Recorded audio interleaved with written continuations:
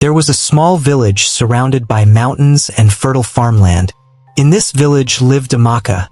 Her father was King David and Amaka was the king's eldest daughter. Now Amaka was known for being a kind-hearted and gentle princess among the villagers. However, she faced a unique challenge. She was unusually large and muscular for a princess, towering over most others in the village like a giant, due to a disease she had from birth that made her grow at an extraordinary rate. From a young age, Amaka's size set her apart from her peers. Despite her gentle nature, her imposing stature intimidated the villagers. As she grew older, her muscular physique became even more pronounced, making her stand out even more in the eyes of the villagers. Due to her intimidating appearance, Amaka struggled to find acceptance among the villagers. Mothers would hurriedly usher their children away from her presence, and young men would avoid her, intimidated by her size. Because of this, Amaka was unable to attract any potential suitors for marriage, because they were all terrified of having someone far bigger and stronger than them as a wife. This was a major problem for Amaka's father, King David, because he had no sons to succeed him when he died, only 2 daughters. Amaka, his eldest daughter, and Precious, his second daughter. So it was crucial that Amaka was married to secure a male heir to the throne. This put Amaka under a lot of pressure to get married and secure the throne for her father, but it was the most difficult thing for her ever because her imposing physique seemed to scare away any potential suitors. Amaka often felt like she was cursed by the devil to be in this kind of difficult situation. But even at that, Amaka remained kind and compassionate, devoting herself to serving her people and caring for the village's needs. However, her loneliness and disappointment in herself weighed heavily on her heart, and she often found solace in going to the forest alone when none of the palace guards were watching to cry her eyes out, and commune with nature whenever she felt sad. One day, as she was in the forest crying, she heard a loud shout that overshadowed her cry. She listened earnestly in hopes of hearing what was making the sound and where it was coming from. "Help, please! Help!" The voice yelled desperately. It was a man's voice, and it is coming from a nearby bush path of the forest, Amaka thought. So she hurriedly rushed towards there, and lo and behold, when she arrived, it was a short, handsome man adorned in hunter attire who was trapped under a tree that fell on him. "How did you get trapped under this tree, strange hunter?" Amaka asked.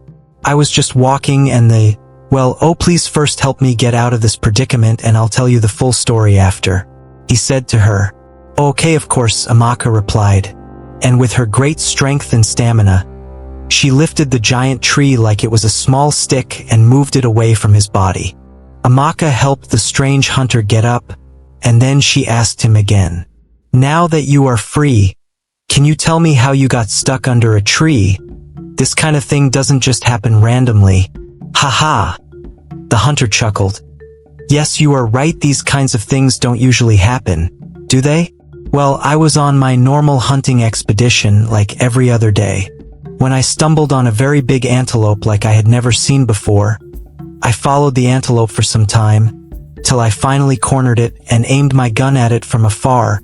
Unfortunately for me, the place I was standing was littered with animal feces, so as I was about to shoot the antelope, my legs slipped in the feces and made a loud noise. This noise startled the antelope and it ran away. I hurriedly chased it, but the antelope accidentally bruised an already weak tree as it was running. I followed the same path the antelope followed as I was chasing it. But unfortunately for me, as I approached the tree, its weight gave in from the bruising by the antelope and fell on me. Funny how I tried to catch the antelope and instead I got caught by a tree," the hunter explained. "Haha, that's a funny story, what an adventure. I bet you have such fun adventures each time you come out to hunt," Amaka said. "Ah yes, many adventures. By the way, what's your name, mighty lady? I owe you my life," the hunter asked. "Oh, it's Amaka, Princess Amaka. And yours?" Amaka asked. "Oh wow, Princess Amaka, of course, why didn't I piece it all together? You are the beautiful giant princess of our land. I knew something felt familiar when I saw you. Your Highness, My name is Dyke, son of Nwake and grandson of Dimpa, the greatest chief priest our land has ever known. Dyke replied, Well, Dyke, how dare you call me a beautiful giant? Are you trying to mock me or what? Amaka responded, No, Amaka, I meant that in a good way. I just stated what I observed. I noticed you're a giant as compared to other people in our village, but also I think you're beautiful. Dyke said sincerely to Amaka. As Amaka heard this from Dyke, she blushed quietly and asked, So you think I'm beautiful? Well, of course. Aren't you aware that you are one of the most beautiful ladies in our land? Dyke asked Amaka. That's the first time I've heard someone call me beautiful. Usually, people make fun of my height and muscular nature. Most guys avoid talking or even looking at me because of my imposing physique. Amaka responded, Well, I think you are beautiful. Those other guys don't know what they are talking about. Dyke said. Amaka began blushing uncontrollably in silence. But Dyke immediately asked, So what are you doing in the forest, by the way? Certainly the princess of the land has not begun hunting for meat by herself, like us peasants. Oh no. I usually come here alone to have some alone time and commune with nature. It's no big deal, and for the record, I don't consider hunters as peasants. You guys are really brave and honorable. Amaka said, Well, to me, it seems like you come to the forest because you feel lonely. Nonetheless, I think you are a kind person. Dyke replied, You are right, Dyke. I usually come here through the secret bush part of the village alone so that no one would see me on the road. And yes, I come here because I am lonely, and the forest is the only place I find solace with the other animals. After all, am I not a beast? Amaka said to Dyke. Dyke immediately replied to her, No. And oh, don't you say that about yourself? Haven't I told you that you are beautiful? Look, from henceforth now, I'll be your friend. I will never judge you on your stature. And most importantly, you won't have to be lonely the next time you come to the forest. As Dyke said that, Amaka's eyes lit up with joy as she realized that she had made her first friend in a while. So Dyke and Amaka spent the remaining day talking and laughing, and Amaka felt a connection she had never experienced before, like someone truly appreciated the real her, overlooking her giant and imposing stature.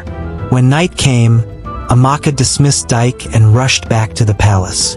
But before then, they had promised to see each other in the forest the following day.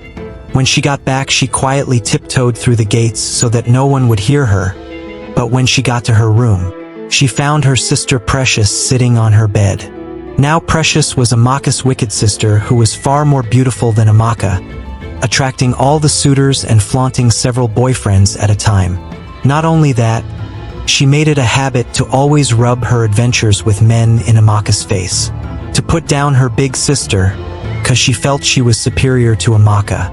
When Precious saw Amaka sneaking back into her room, she startled her with a monologue. Well, hello, sister. How was your day? You seem to have had another mischievous day running around the kingdom. Don't you know you are disgracing our family when you go out and spend time in the forest? What if someone were to see you? A whole princess behaving like an uncultured swine. I mean, it's bad enough that you look like a beast, but at least don't act like one. And let's not get started with how you made Daddy so worried. You better go and tell him you are back and apologize for running away, Precious said. Amaka then replied, Wait. So it seems like you have been keeping an eye on me for some time now. I am unhappy with the way you referred to me as a beast. I have warned you before not to call me that. I would also like to know how you found out that I used to go to the forest and how Daddy came to know about it. Precious replied her, Oh, please, those guards you think are helping you cover up your secrets aren't hard to get information from, especially when you threaten their lives. And why won't I expose you to Daddy? You are disgracing the family's name. I think it's only fair the king knows that the reason his subjects are losing respect for him is because his beast of a daughter is running around the village like a fool. Precious.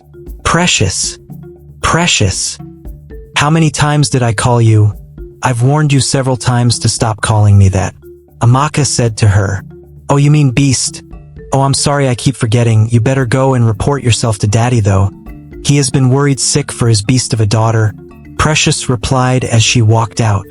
Later on, Amaka went ahead to see her father, King David, and tell him of her whereabouts, as Precious had advised. As Amaka walked towards the king quarters, she was stricken with fear. With every step, she could feel her own heartbeat as she got closer. All she could think of was how much of a disappointment she had been to her father. First, she was unable to attract any suitors for marriage, failing to secure the heritage of the throne in their family, and now this sneaking out issue. Each time she thought of these things, she would get sick to her stomach, but she kept pressing on, and finally arrived at the king quarters. Now, when she arrived at the king's quarters, she and her father, King David, locked eyes briefly as she saw him discussing with one of his advisors late at night. So she waited outside quietly for them to finish their discussion. When they were through, King David called her inside and asked, "My daughter, why do you give me such heart attacks sometimes? You had me so worried. Why have you been sneaking out to the forest during the day? Don't you know you are a princess, for crying out loud?" King David said, "Father, my apologies if I let you down. But yes, I have been sneaking out and going to the forest for quite some time now. I know it's not proper. But Father, the forest is the only place I feel normal and have peace of mind. Because every hour I spend here in the royal palace, I am constantly reminded of how much of a disgrace I am to you, our family, and our kingdom. So Father, I know that you are angry at me, but please understand." Amaka responded, "I'm not angry at you, my daughter." King David immediately replied, "I'm just worried about you. I have no problem with you exploring any part of our vast kingdom. By the way, you will be the one to inherit it once I'm gone. I just don't like the idea of going about unprotected, and worst of all, without informing me, the king. You know you are royalty, and most especially my very beloved daughter. Oh please, Daddy, forgive me. I'm sorry, but please don't stop me from going to the forest. Today I made my first friend in a while, and I plan to go back tomorrow to see him again." "Him? Who is this man friend of yours, Amaka?" King David responded, "Oh, his name is Dyke, son of Nwake and grandson of Dimpba, the greatest chief priest our village has ever known. And he is a noble hunter in our village." Amaka replied, "A hunter, you say? And he is the son of Dimpba, the legendary chief priest. Wow! I'm happy for you, Amaka. It's been ages since you brought a friend. Okay, you have my blessing to go see your friend Dyke tomorrow, but you must take at least one of the palace guards for your safety. Okay?" The king said. Immediately Amaka's eyes lit up with overwhelming joy. "Oh, thank you, Daddy. Don't worry, I'll always take a palace guard from henceforth anytime I'm going to the forest. You won't have to worry about my safety anymore," Amaka said. "Okay, my daughter, there is no problem. Be careful with your new friend, though. I hope he is not dangerous." The king said, "No, Daddy, he is not, I promise. Good night, Daddy, thank you again." Amaka replied to him as she walked out of his quarters filled with joy. Now Precious, her sister, had been listening in on their conversation, and she was unhappy with how things went between Amaka and their father. So as she heard Amaka coming out, she snuck away, back into her room. The following day, Amaka took a palace guard as she promised her father and went to the forest to see Dyke. When they arrived, Dyke was a bit shocked that she brought a palace guard. So he asked her if it was because she thought that he was dangerous, and she felt unsafe with him. No, certainly it's not that," Amaka replied. "It's just that my father found out that I had been coming to the forest without security, and he advised me to go with one this time because I'm royalty. I'm certainly not scared of you, Dyke." When Dyke heard this, his heart cooled down, and they spent the remaining day talking, gisting, and hunting animals together. It turned out that Amaka was naturally gifted in hunting just like Dyke, and they shared similar hobbies, dreams, and values as well. As time went on, Amaka and Dyke kept seeing each other on a daily basis, with each interaction they had being better than the last. This, their newfound friendship, dramatically improved Amaka's mental well-being. Amaka, who was once sad and severely depressed, was now always filled with joy and hopefulness, as she always came back from her trips to the forest happy and refreshed. Everyone in the palace noticed the improvement in Amaka's mood and was happy with it, especially King David. But there was one person in the palace who hated Amaka's newfound joy and hopefulness with passion. Her sister, Precious. Precious always enjoyed when Amaka was sad and lonely because it guaranteed that her ultimate goal would be achieved. You see, since Precious and Amaka were little, she was always jealous of how their parents showered Amaka with extra love and care because of her condition. And from a young age, she has always envied Amaka's birthright of becoming the next ruler of their land when she married. So naturally, as she saw that no man wanted to court Amaka for marriage because of her condition, she naturally flourished in Amaka's tragedy, waiting till when Amaka exceeded her marrying age so that she could marry and become the next ruler of their land, instead of Amaka. But as she noticed that this newfound friendship between Amaka and Dyke had begun blossoming and could lead to love or even marriage, she knew that she was in trouble. All her dreams could come crashing down. I have to act quickly before all my plans are squashed, she thought. So the next morning, after Amaka had gone to see Dyke, she rushed to her father's chambers to confront him. When she arrived, she locked eyes with her father, King David, as he was speaking to his advisors. But unlike Amaka, she didn't wait for him to finish his meeting, but instead, she stormed in. Father, please excuse my intrusion, but I have something of utmost importance to discuss with you," Precious said. "What is so important that you disrespect me and my entire cabinet with your presence unannounced?" King David replied, "Please, Father, it's a matter of life and death." Precious said, "Very well, please, my esteemed elders, bear with me. Let me discuss this with my daughter since she said it's so urgent," the king said as he excused his advisors. When they were alone in the room, the king then asked, "So Precious, what was so important that you disrupted a meeting with my most esteemed advisors?" Precious responded, "Father, like I said, it's a matter of life and death. Father, you are not getting any younger, neither is Amaka or myself, and very soon the throne has to be inherited by a successor when you pass. Amaka has failed to secure a suitor for marriage for many years now, and you know by our traditions she can't inherit the throne without a husband.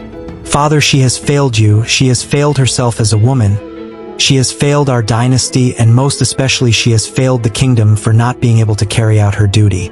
I know it's not her fault that she is a muscular giant ugly beast, but even at that, it doesn't change the fact that she has failed everyone, Father.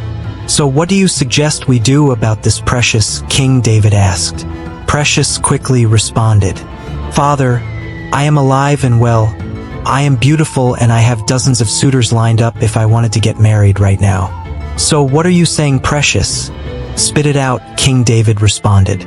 "Father, revoke Amaka's birthright and anoint me as your successor. Let us strike now that the iron is hot before it's too late, Father. For I am your humble servant.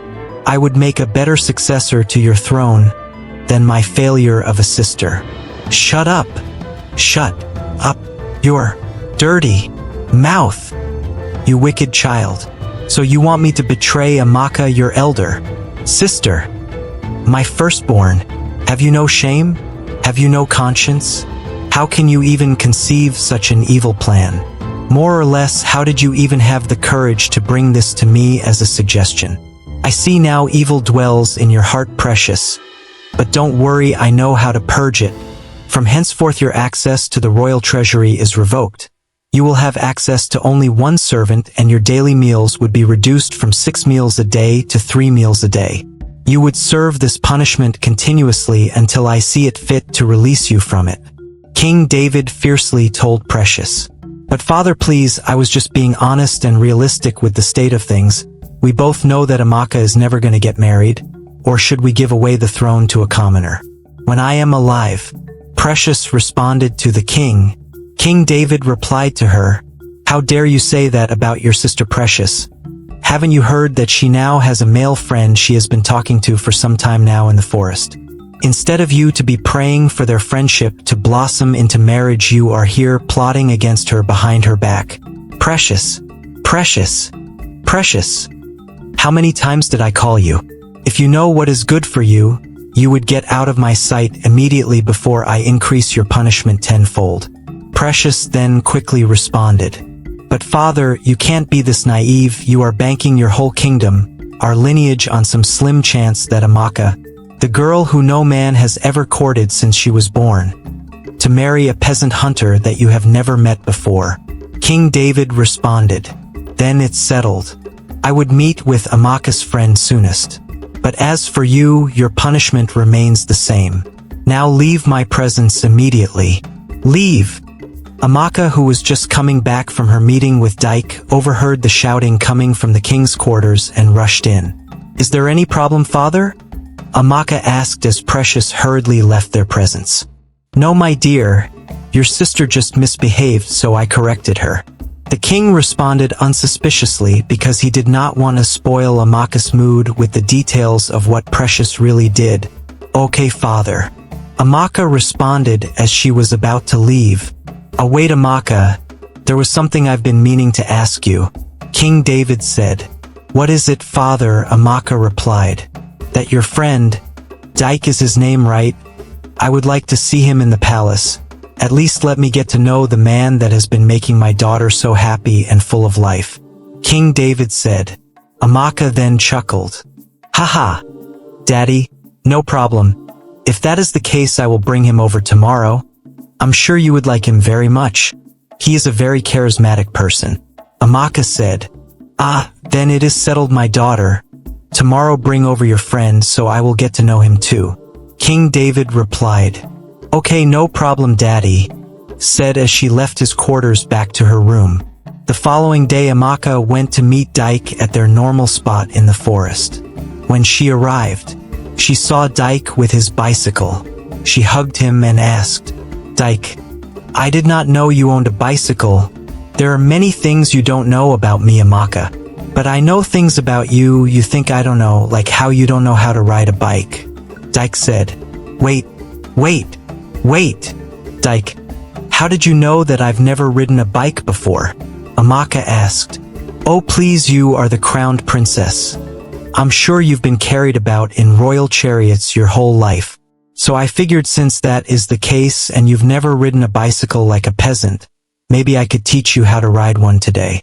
Come on, it would be fun," Dyke said. "Okay, I'm in," Amaka replied. So majority of the day Dyke spent teaching Amaka how to ride and maneuver a bicycle. A point came when, as Amaka was practicing to ride as Dyke held the bike, they both fell on the floor because the bike was unstable. As they fell upon each other and locked eyes and stared into each other's pupils with a burning passion. Dyke then began confessing his feelings to Amaka. "Amaka, these past few months we've spent together have been the best months of my life. You are an incredible person, and I've completely fallen in love with you. Amaka, would you marry me?" Dyke asked Amaka earnestly as he knelt on his 2 feet with a wooden crafted ring. Immediately Amaka began blushing uncontrollably and tears of immense joy began flowing down from her eyes.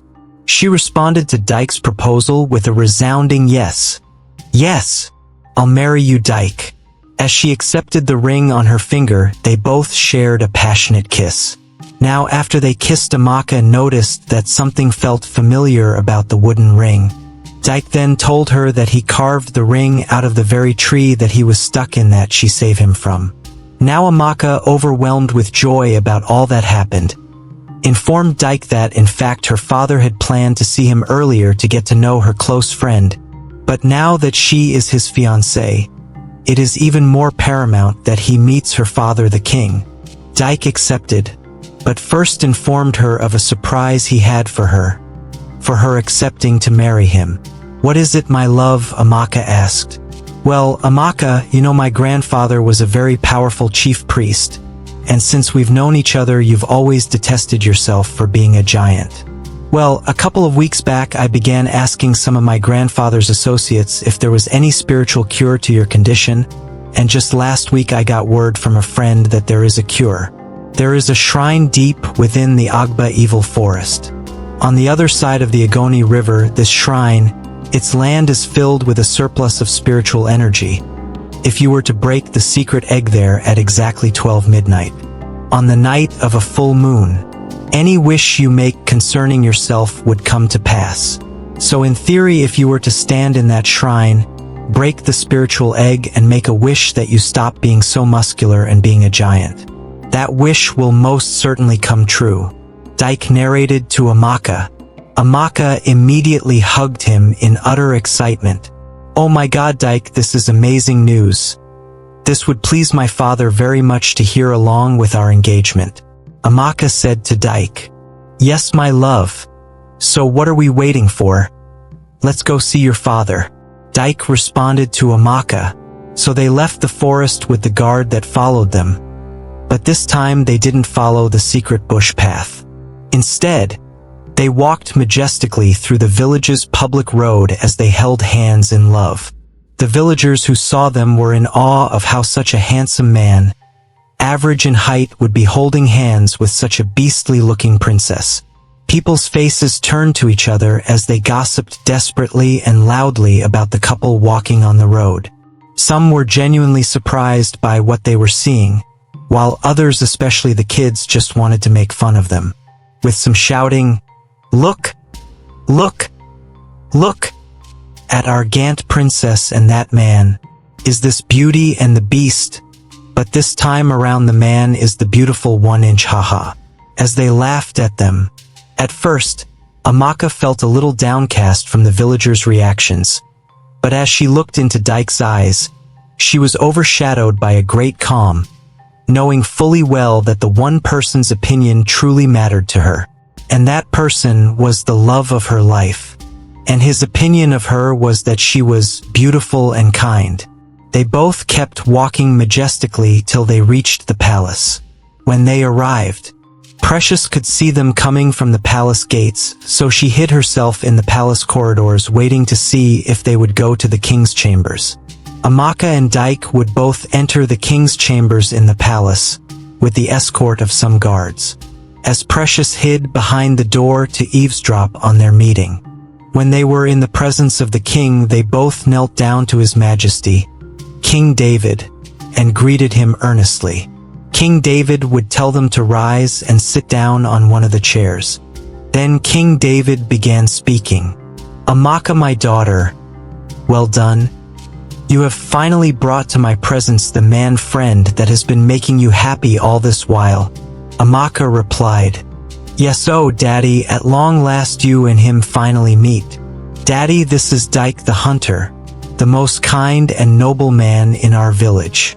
But Daddy, he is no longer my friend, oh." King David then asked, "Amaka, what do you mean? You told me that he was your closest friend." Amaka then replied to her father, "Oh, Daddy, don't worry, I think it's better we hear him explain better."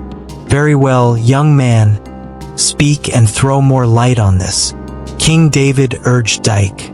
Dyke then began speaking. "Great!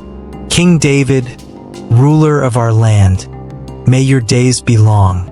Yes, indeed, me and your daughter Amaka were once friends, but today we stopped being friends entirely. Today we became something more. My liege, it is my honor to humbly announce that I asked for your daughter, Amaka, the love of my life's hand, in marriage earlier today, and she accepted my proposal." As soon as he said this, the king busted out in overwhelming tears. He couldn't hold it back even as he tried desperately. The tears were tears of joy for his daughter, Amaka. Dyke tried to comfort him, startled at why he was crying, whether he said anything unpleasant. But then the king started speaking, while still in tears. "It is okay, my son. You have done nothing wrong. This news of you two's engagement just filled my heart with immense joy. Don't worry, you have my full support for both of your unions. Me and my entire cabinet will see to it that you both have a befitting royal wedding." Amaka then responded to her father, "Thank you, Daddy. Thank you. Thank you. Thank you." But Dyke chipped in with more good news for the king. "My liege, this is not the only good news I bring. As you know, your daughter was stricken with a disease that made her grow into a giant and become muscular.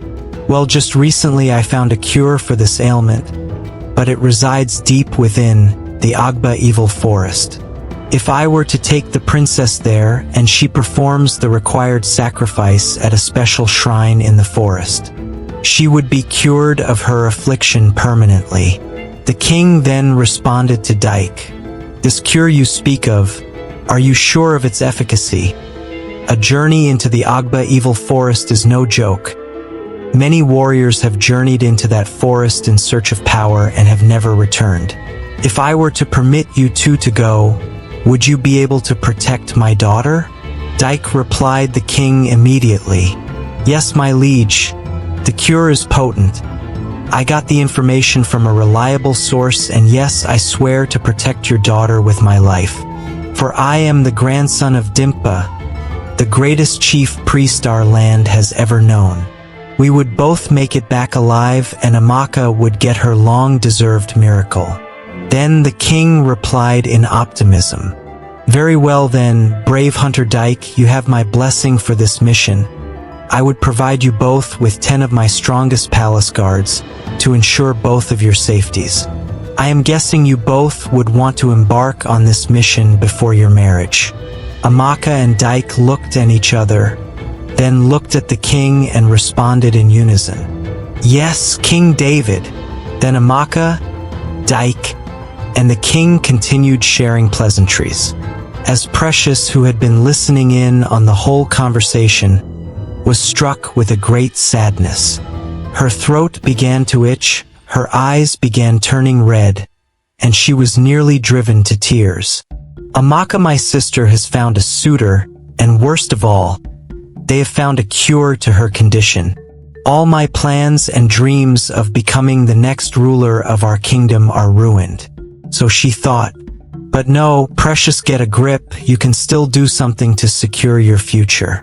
But you have to act fast," she said to herself. While she was still talking, Amaka and Dyke walked out of the king's quarters and passed where she was standing in the corridor. Dyke, being a gentleman, greeted her, but she ignored him and sighed, walking out of their presence like they were long-time enemies. This was the first sign that Precious had declared war on their union. But Amaka and Dyke were oblivious to this. The next morning, Precious sneaked out of the palace to visit her friend Elizabeth, whose auntie was one of the dreaded witches of the neighboring kingdom. Precious asked Elizabeth to take her to her auntie, as she was ready to pay any sacrifice to ensure that Amaka and Dyke's union failed. That morning, while in her house, Elizabeth screamed, "Precious! Precious! Why would you want to do that to your own sister, your own blood? This isn't right." "Shut up," Precious immediately responded. "Did I ask you for your opinion? Who gave you the right to judge me?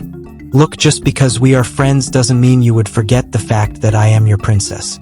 Elizabeth then responded in a defeated voice, "I know, my liege, and I'm not trying to disrespect you, but killing your sister feels a bit much if you ask me. She is your sister after all." Precious then responded, "How dare you call that thing my sister?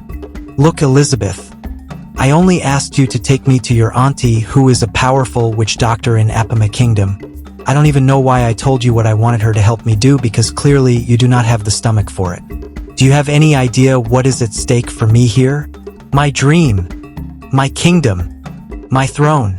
All is at stake for me because my beast of a sister somehow won the lottery and found a foolish hunter who would love her ugly, muscular, beastly body. Never. I won't be defeated so easily. Elizabeth, would you help me or not?" "But Princess Precious," Elizabeth responded. "No buts," Precious said immediately. "When you came to me 7 years ago to help your parents kickstart their poultry business so your family won't starve to death, did I say any buts?" Elizabeth then responded, "But Princess, we pay you 70% of all revenue generated from that business." Precious then responded, "So what are you saying, Elizabeth? How does that have to do with anything? Or do you want me to shut your parents' whole business down? You know I can do it."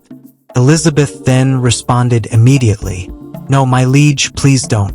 So would you take me to go see Agatha, your auntie, the most powerful witch doctor in all the 7 neighboring kingdoms? Elizabeth then responded as she bowed her head. Yes, my liege, I will.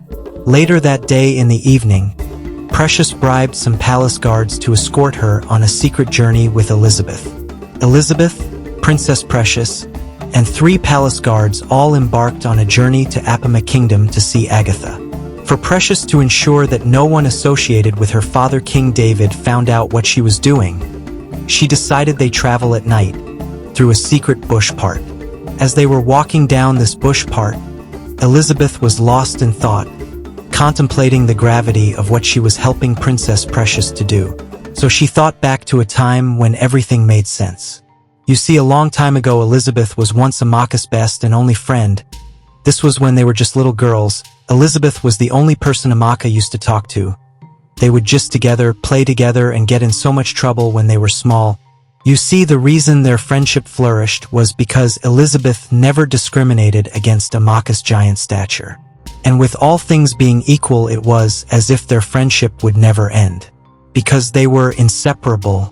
So much so that some villagers even began thinking that King David had 3 daughters because of how frequently Elizabeth visited the royal palace to see Amaka. During this time, though, Precious, who always hated seeing her big sister Amaka happy, was infuriated by how happy and hopeful their friendship was making Amaka, because it endangered her ultimate plan of stealing the throne from Amaka. So she devised a wicked plan to destroy their friendship once and for all, and ensure Amaka's loneliness and misery. You see, at that time when Elizabeth was just a little girl, her family was struggling financially. Her whole family had just relocated away from their former village in Apama Kingdom, and they hurriedly came to King David's village without any of their belongings. They basically had to start life from scratch. You could imagine. Luckily for her family, though, a friend of Elizabeth's father was willing to lend a piece of land to their family, so that they could cultivate it and at least see something to eat daily. So usually during the day when Elizabeth isn't playing with Amaka in the palace, she spent most of her time with her family at the farm earning her daily meal. Precious knew this about Elizabeth's family and decided to exploit it for her own agenda. One day, Princess Precious executed a cunning plan to hire a group of thieves and savages to go in the night to steal and uproot crops planted by Elizabeth's family on their farmland. The first time this happened, it threw Elizabeth's family off balance, and within a month they were able to recuperate what they had lost from the thieves. But it took a ton of hard work. But Precious, being persistent, sent the thieves again the following month to steal their crops again. This back and forth would go on for months till eventually, Elizabeth's father's friend had no choice but to take back the land and sell it off to a nobleman, who could afford to hire guards to guard it against thieves. This left Elizabeth's family without a source of income or even food, and they had to resort to begging to survive. One day during these times, Elizabeth visited the royal palace in tears. She was unbelievably hungry and tired because she had been begging all day without any luck. So she made up her mind to ask her friend Amaka for help. Even though she promised not to use their friendship to ask Amaka for royal favors because she was the crowned princess. When she arrived at the palace gates, she approached one of the guards and asked, "Please, noble guard, I am looking for Princess Amaka. I am her friend." "Friend?" The guard responded, "Princess Amaka doesn't have any friends, and certainly if she did, it would not be the likes of you, a poor, dirty, hungry peasant." Elizabeth then immediately responded, "But it's true, I am her friend. I have been visiting this very palace for months now because me and Princess Amaka are friends. I have even seen you guards a couple of times when I used to come to visit her. Or is it you don't recognize me because I am so lean out of hunger? It's me, Elizabeth. Please let me in, I have something to discuss with Princess Amaka." As soon as Elizabeth finished talking, the guard rubbed his head in remembrance. Oh, Elizabeth, that's right, Princess Amaka's only friend. Now you come. I now remember. Thank goodness, now can you let me in?" Elizabeth asked. Then the guard responded, "We the guards were given strict orders not to allow you anywhere near Princess Amaka, so step back before we strike you." "What? Why?" Elizabeth immediately exclaimed, Whose orders, if I may ask? Well, Princess Amaka's orders, of course. And if I were to advise you, you should leave here before the princess sees you, the guards immediately replied. What? Why? I don't understand. Princess Amaka would never. Would never what? The guard immediately interrupted Elizabeth. Would never distance herself from a filthy peasant like you? Oh please, peasant, who by the way just wants to get her filthy hands on some of her royal wealth. Elizabeth then responded, what do you mean? How? Shush your mouth, child, the guard screamed. Elizabeth immediately kept quiet in fear. That's right, we know why you are here, so you can save the bullshit. Everyone and their mothers have heard the series of misfortune that has befallen your family. And so has Princess Amaka. She saw how pathetic and inferior your family had become now that you guys have no farmland to cultivate, and she wants nothing to do with you anymore. As soon as Elizabeth heard this, she fell to her knees in tears and heartbreak, refusing to accept what the guards were telling her. That's a lie. Amaka would never do that to me, Elizabeth said. The guard then responded, who did you think told us to tell you this? Look, we are just messengers and an extension of the will of the royal family. As Elizabeth heard this, she busted out in loud tears. This is when the guards now physically grabbed her and were about to throw her out of the palace gates because she was making a nuisance. Not until Princess Precious conveniently walked out the gate with her entourage. Immediately Princess Precious arrived, she immediately reprimanded the guards. Stop! Stop! I said, do you know who you want to throw out of the palace? That is Elizabeth, Princess Amaka's most beloved friend. Immediately the guards heard Princess Precious's voice. They were gripped with fear and they immediately stopped manhandling Elizabeth. One of the guards then responded to Princess Precious. But your grace, we were under strict orders not to allow this maiden into the palace. Precious then immediately responded. Under strict orders from who?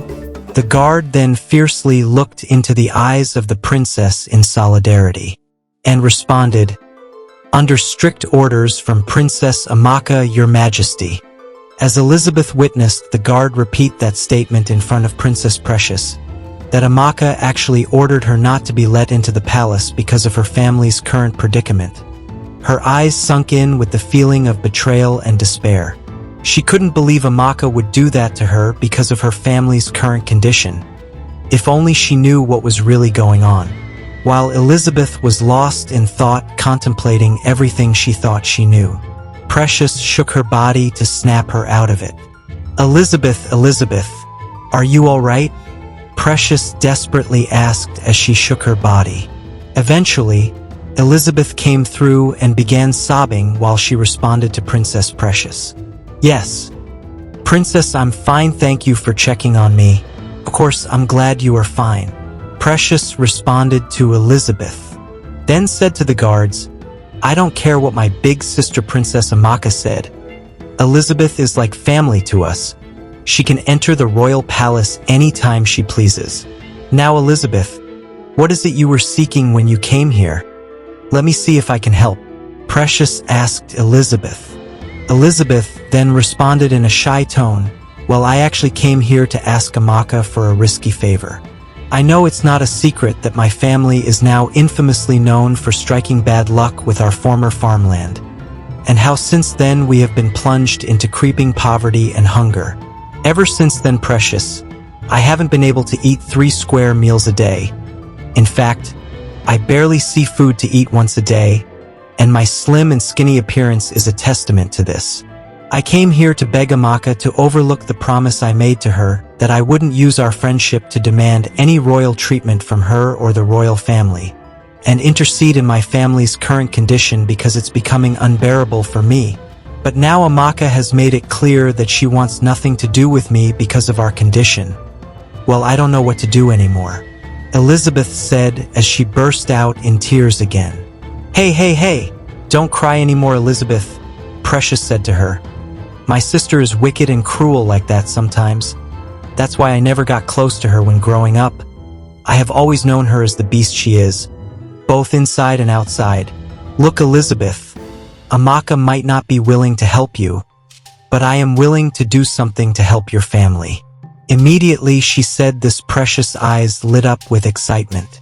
Do you mean that? Elizabeth asked. Of course, Elizabeth, you are like family to us in this palace, Precious responded. Look, I'll tell you what, since a lucrative business for your family is the issue, I can loan your dad a huge sum of money to open a poultry farm. You know, chickens are rare in this village, so your dad can sell them and make stupid money for your family. What do you say, Elizabeth? Precious asked ecstatically. Oh my God. Oh my God. Princess Precious, you would really do that for me? Elizabeth asked in tears of joy. Yes, Elizabeth, yes, just like I said, you are like family to me, to this palace, and family helps family. Precious said to Elizabeth. Thank you, thank you, thank you. May the gods bless you, Princess Precious. My family will forever be in your debt. Elizabeth responded to Amaka's offer in utter gratitude. Precious then hurriedly responded. Well, no, Elizabeth, your family doesn't have to be in debt to me. Just you will, Precious said. I don't understand, Precious, Elizabeth responded. What is there not to understand? If I give your family this life-changing business, you would have to do something for me. You see, I scratch your back, you scratch mine, Precious strongly said. What is it, Precious? I'll do anything you ask of me that's in my power, Elizabeth responded. Very well, I want you to cut off all friendship ties with my sister Amaka. From this day henceforth, don't talk to her, hang out with her, or even entertain her presence. I want you to treat her like the beast she is and be done with her. Can you do that for me, Elizabeth? Precious mischievously asked. My liege, if I can speak freely, what you are asking of me feels like treachery. I mean, Amaka is my oldest and longest friend. She is my best friend. I know her sudden attitude towards me in my current condition is horrible, but even at that, still feels wrong cutting her off like that, Elizabeth told Precious. Precious then responded immediately, like what? Cutting you off like what? Look, your problem is that you still think of my big, ugly, muscular sister as your friend. You don't know if she has already classified you as a liability. Open your eyes, Elizabeth. Indiana, the darkest hours, true friendship is tested. And from the events of today, I would say you guys' friendship failed, so stop trying to be a good friend and... But Princess Precious, please understand, Elizabeth immediately interrupted. But what? Now that's enough. I don't want to hear another word from your mouth. You are going to do what I asked whether you like it or not, or else I would reverse my decision to help your family. Because if you can't see that Amaka, my sister, isn't friendship worthy after all this, then I can't help you anymore. So, do we have a deal? My princess, yes, course we have. I would do as you asked and end my friendship with Amaka. I don't know what came over me. But please do not take back your offer to help my family, Elizabeth said to Precious in a scared voice. There, now you come. From henceforth I am your only friend from this palace. Is that clear? Precious replied Elizabeth. Yes, your highness, Elizabeth said to Precious. Now as they finished talking, Precious stretched out her hand and ordered for her royal maids to come forward. She ordered them to take Elizabeth, Indiana. Maids, take Elizabeth to my royal cook. Let they prepare a meal for her befitting of a princess. She must be extremely hungry after all this standing, she said. So then Elizabeth was taken into the palace, leaving only Princess Precious and the guards in front of the gate. When Elizabeth was out of sight, Precious began laughing mischievously. Her plan to fool Elizabeth into breaking up her friendship with Amaka was successful.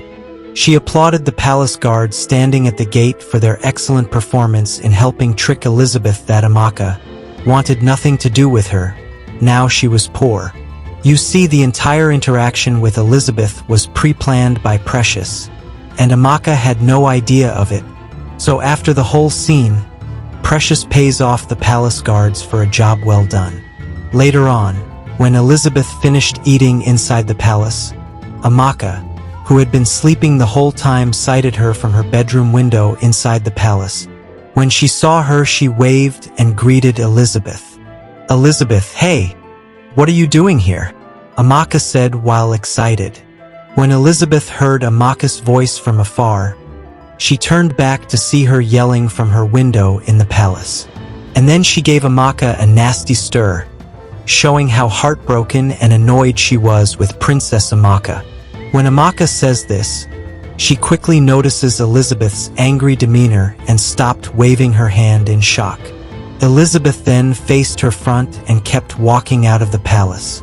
Until this day, that was the last time Elizabeth and Amaka spoke, because of Precious's deceit, as Elizabeth was lost in thought, recalling her history with the royal family. Princess Precious opted to snap her out immediately. "Elizabeth, Elizabeth, wake up." Elizabeth stuttered as Precious shouted at her. What? I'm here. I can hear you," she responded. "Ah, finally, you are back from Wonderland. I have been calling your name for over 10 minutes. What are you thinking of, by the way? Don't you know that we are approaching the most dangerous side of the secret bush part? Get your head straight, this part is said to be filled with vicious wolves."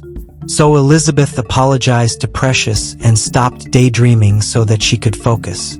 They would continue their journey for hours in the night, navigating the bush part and moving as quietly as they approached the den of the wolves. But suddenly it happened. The time was exactly 2:46 a.m. and they were just at the doorstep of the wolf den, when Precious accidentally tripped on a creeping branch and made a loud noise. Immediately after this happened, the guards, Elizabeth, and Precious all stopped moving to see if the noise alerted any wolves of their presence.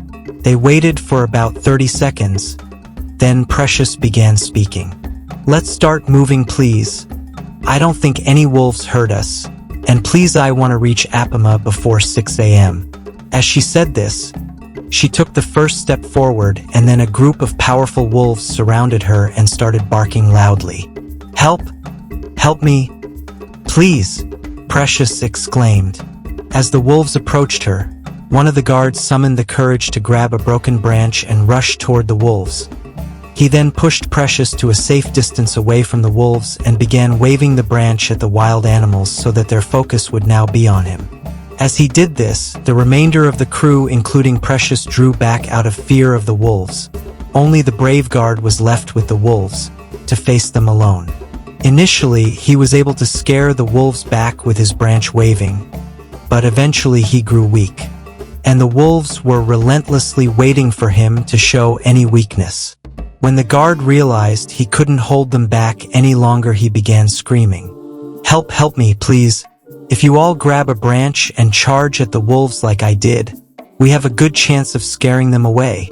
As he said this, the wolves began coming closer to him as his hand grew very tired. Elizabeth immediately said, "Come on, everyone, grab a branch, let's help him before it's too late." All the remaining guards did as she said and grabbed a branch ready to charge at the wolves to save the one guard. Except for Precious, though, she was gripped with fear, and as she saw the whole crew was about to charge toward the wolves, she shouted, "Stop! You all should stop!" They all stopped immediately and asked Precious why. She then began talking. "Are you all foolish? If we all go, there is a good chance none of us would survive this, so just stop and think for a second before charging in heroism. But what about the trapped guard? If we waste too much time, he would be done for." Elizabeth replied, "Precious. If the wolves get him, then so be it," Precious replied. Elizabeth's face was gripped with shock. She now said out of instant anger, "But Princess, he is the one who just saved you. How can you now start saying this when he is the one in trouble?" Precious immediately responded, "Shut up, shut up. As so what, he saved me, that's his job, to lay down his life for me, and he is about to take it a step further now, by using his life to buy us time to escape. Now, everyone put down your branches and let's go around the wolves immediately, that's an order." As she said this, Everyone dropped their branches reluctantly and began walking around the one guard fighting off wolves. As he saw they were leaving him, he began screaming, "Help! Help! Please don't leave me. I'm begging please." With tears in his eyes, he grew ever tired of waving his branch. Precious then instructed the whole crew, "Don't look back at him. Just keep moving. We still have some distance to cover before we arrive at Apama." So everyone except Precious hid their face in shame from looking at the helpless guard. And as they were walking, they gradually began hearing the wolves devour him. Their hearts were gripped with horror as they spent over an hour listening to the cries of a dying man who was getting devoured by wolves. The night was like it would never end. But in time, the guard gave in to the strength of the wolves and his life left his body. The rest of the crew from henceforth were silent for the rest of the journey as they were ashamed of how they abandoned their comrade to die for selfish reasons. Except for Princess Precious though, in fact, as for her, she was full of energy as they drew ever closer to their destination. Eventually, at exactly 4:30 a.m., they arrived at the forest of Zagata.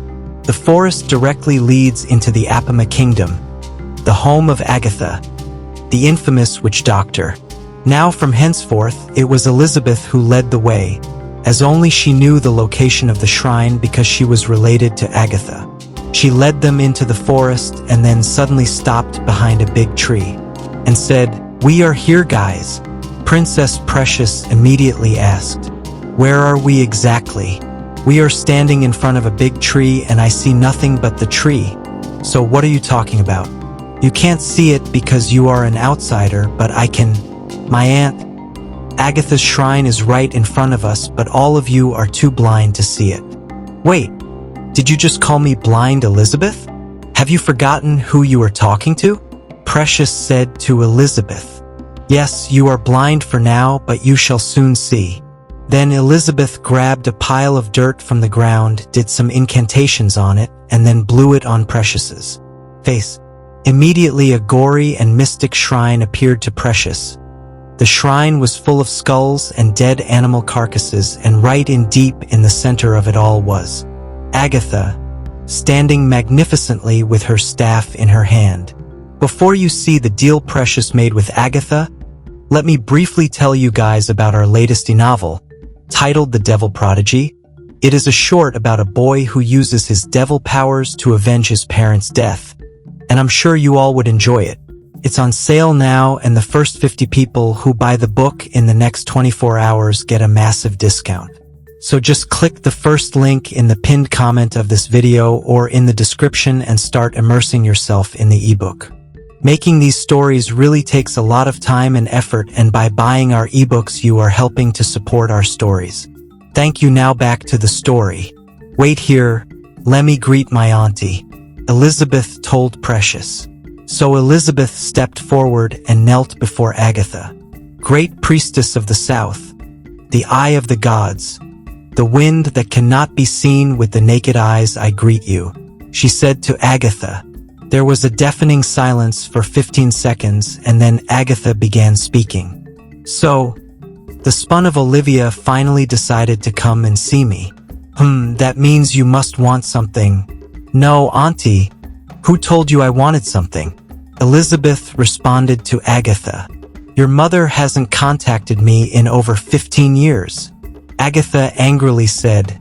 "So of course you would only come to me when you want something. Do you want to trick the great Agatha?" "No, auntie.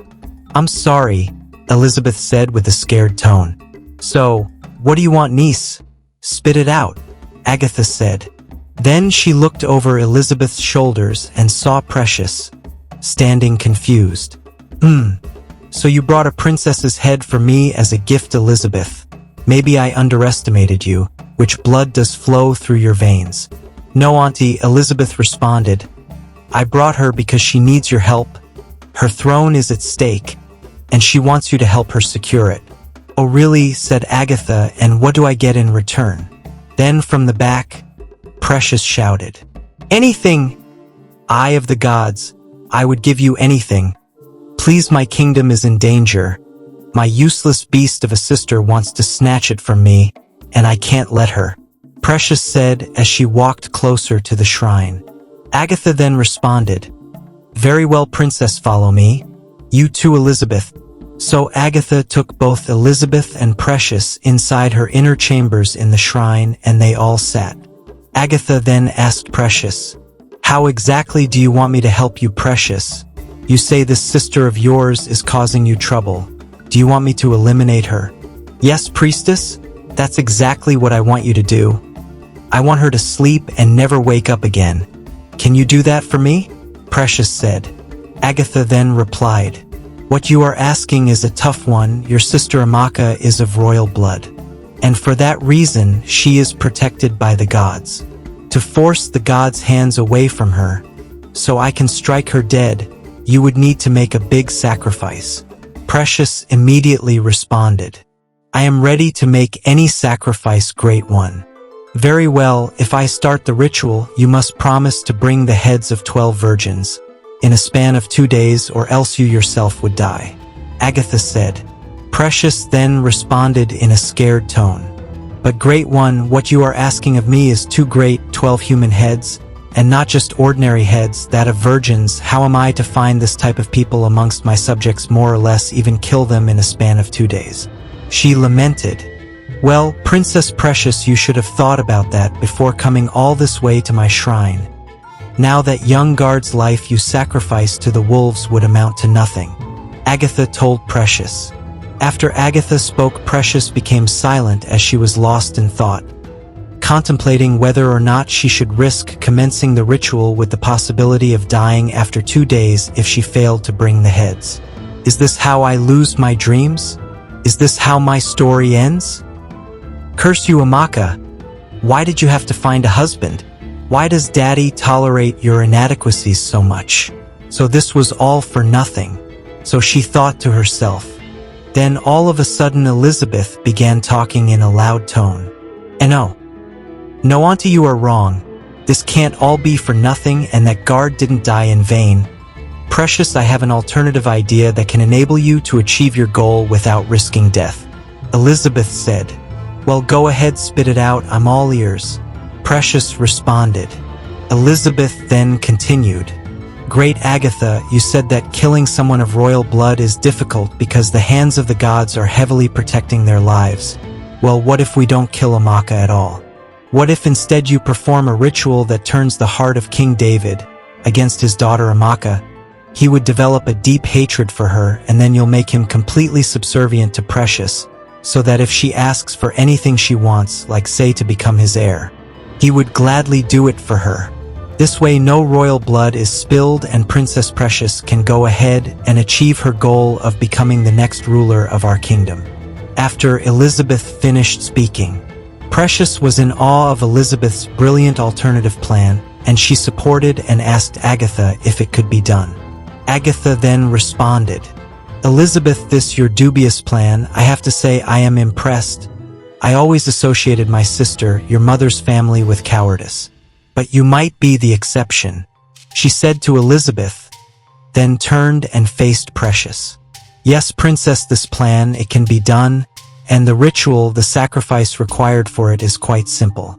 To bend the heart of the king and sway it in your favor, you would need to bring me 2 human heads within a span of 24 hours immediately after I commence the ritual, or else you yourself, Princess Precious, would run mad."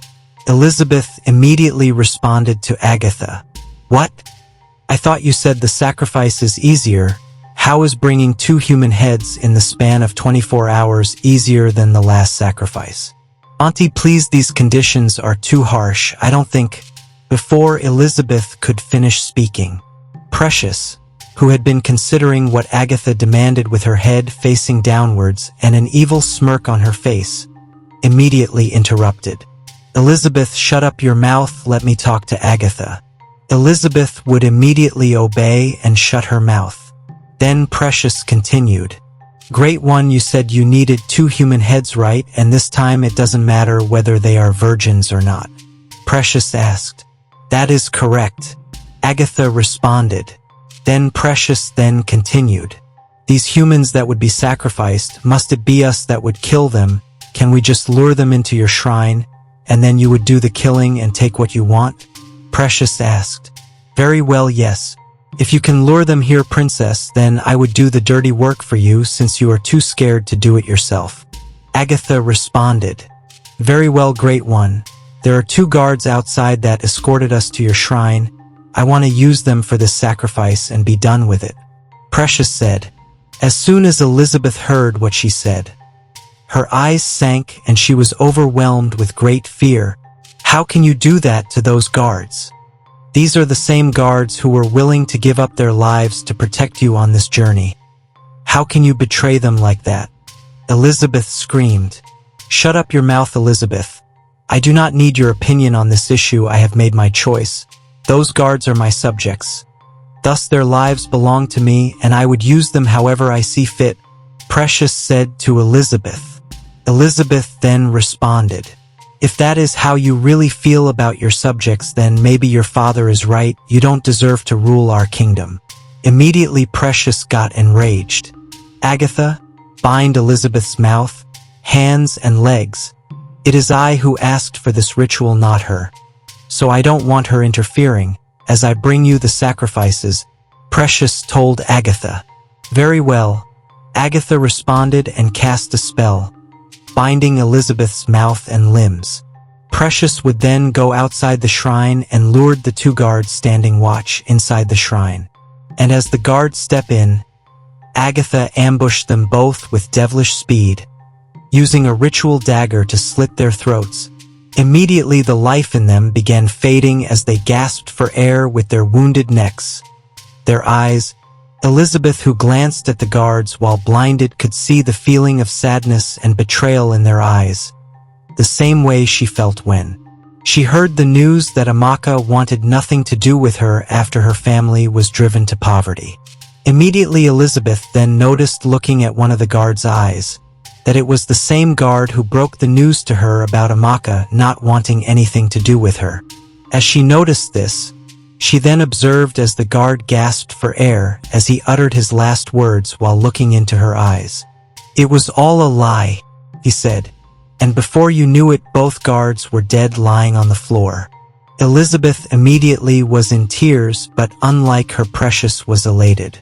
Afterward, she happily helped Agatha sever the heads from the guard's body, and both Precious and Agatha completed the ritual without Elizabeth, who cried throughout the night mourning the fallen guards.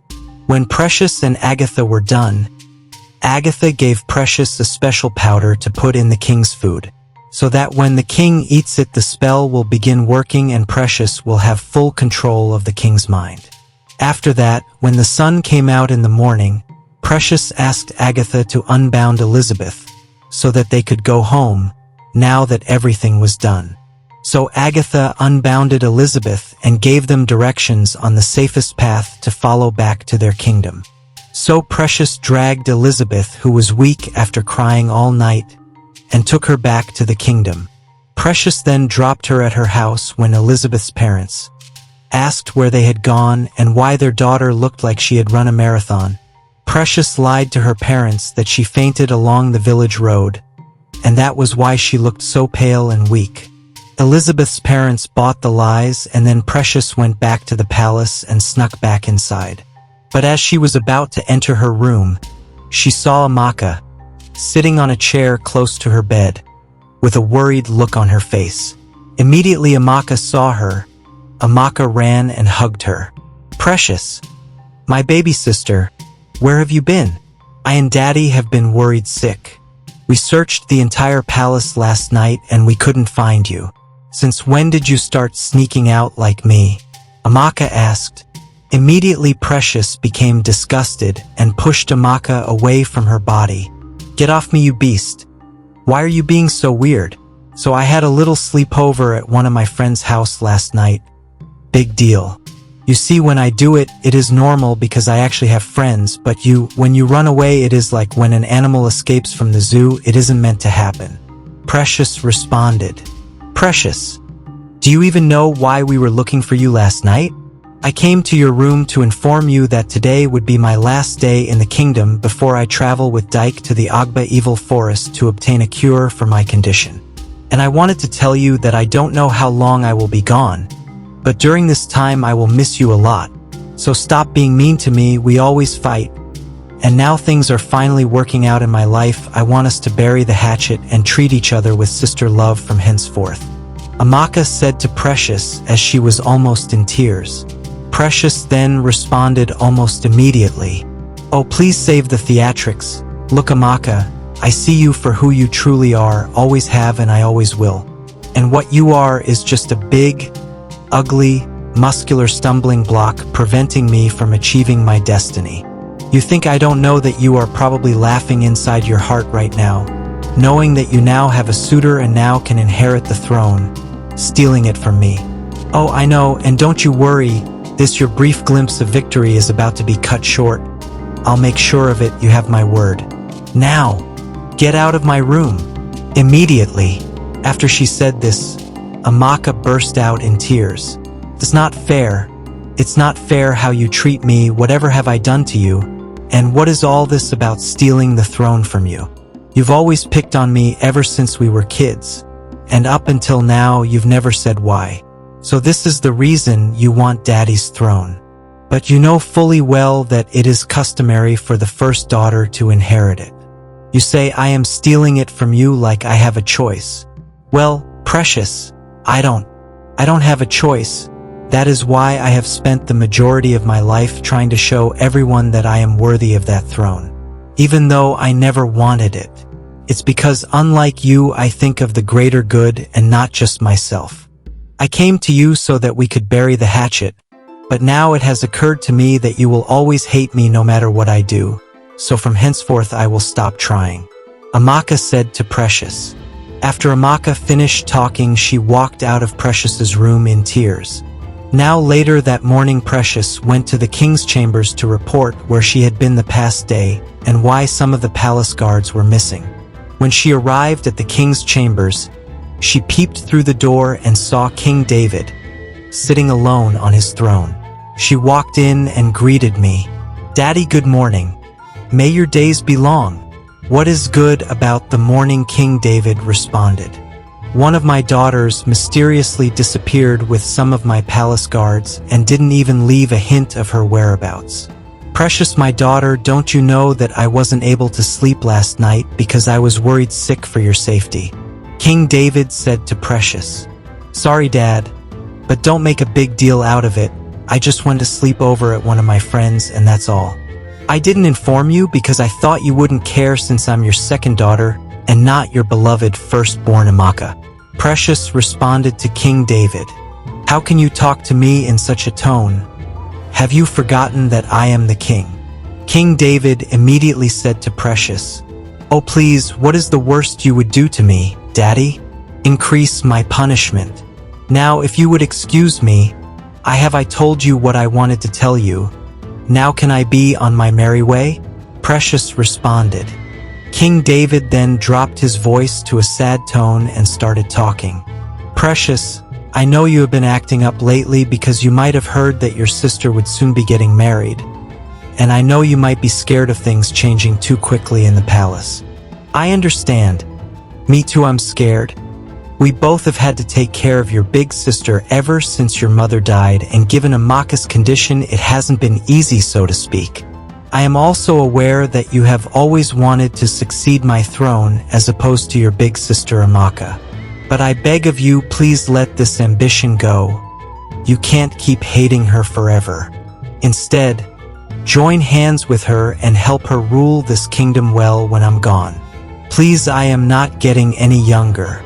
When Precious heard this, she quietly smiled and in a fake cheerful tone responded to King David. Okay, Daddy, I have heard you and I understand you just want the best for both us. I promise from henceforth I will make things right with my sister and try my best to make you happy. Is that okay? Oh, Precious, that would be wonderful. I'm so glad you have finally come to your senses. In fact, I am lifting the punishment I gave you prior. I think you have earned as much. Kind David said. "Oh really? Thank you, Daddy. And in that case, allow me to make one last farewell dinner for Amaka so that we can all sit down and eat as a family one last time before she embarks on her journey." Precious asked King David. King David then paused for a while contemplating Amaka's offer. But they agreed. "Oh, why not? Please go ahead and make the dinner so that we can get this happy family back on track." King David said ignorantly. Precious then responded, "Of course, Daddy," and left his presents back to her room. If only King David knew what he had agreed to.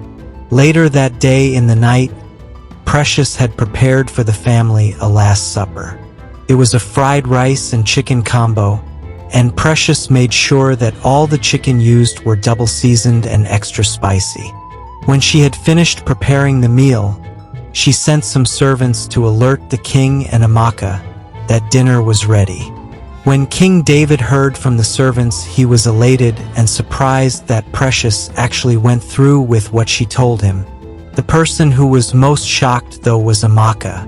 When the servants informed her of the last supper Precious had prepared, she asked in a surprised tone, "Precious, my younger sister, prepare a send-off supper for me? What is she up to now? I won't believe it until I see it." So Amaka reluctantly prepared and went to the royal dining room, only to see that indeed Precious did prepare dinner for the family. And it was rice and chicken, her favorite. Amaka, in a confused state, went ahead to sit down on the table. She helped herself to some rice and chicken. But before she started eating, she said to Precious, "Precious, this is all lovely, but I can't help to wonder why. Earlier today when I came to your room, you almost bit my head off. And now you are cooking a world-class dinner as a farewell package for me before I embark on my journey with my fiancé. I'm sorry, but I'm finding it difficult to buy this your sudden transformation." Precious then replied to her, "Well, what can I say? After you left my room, I had time to think about what you said.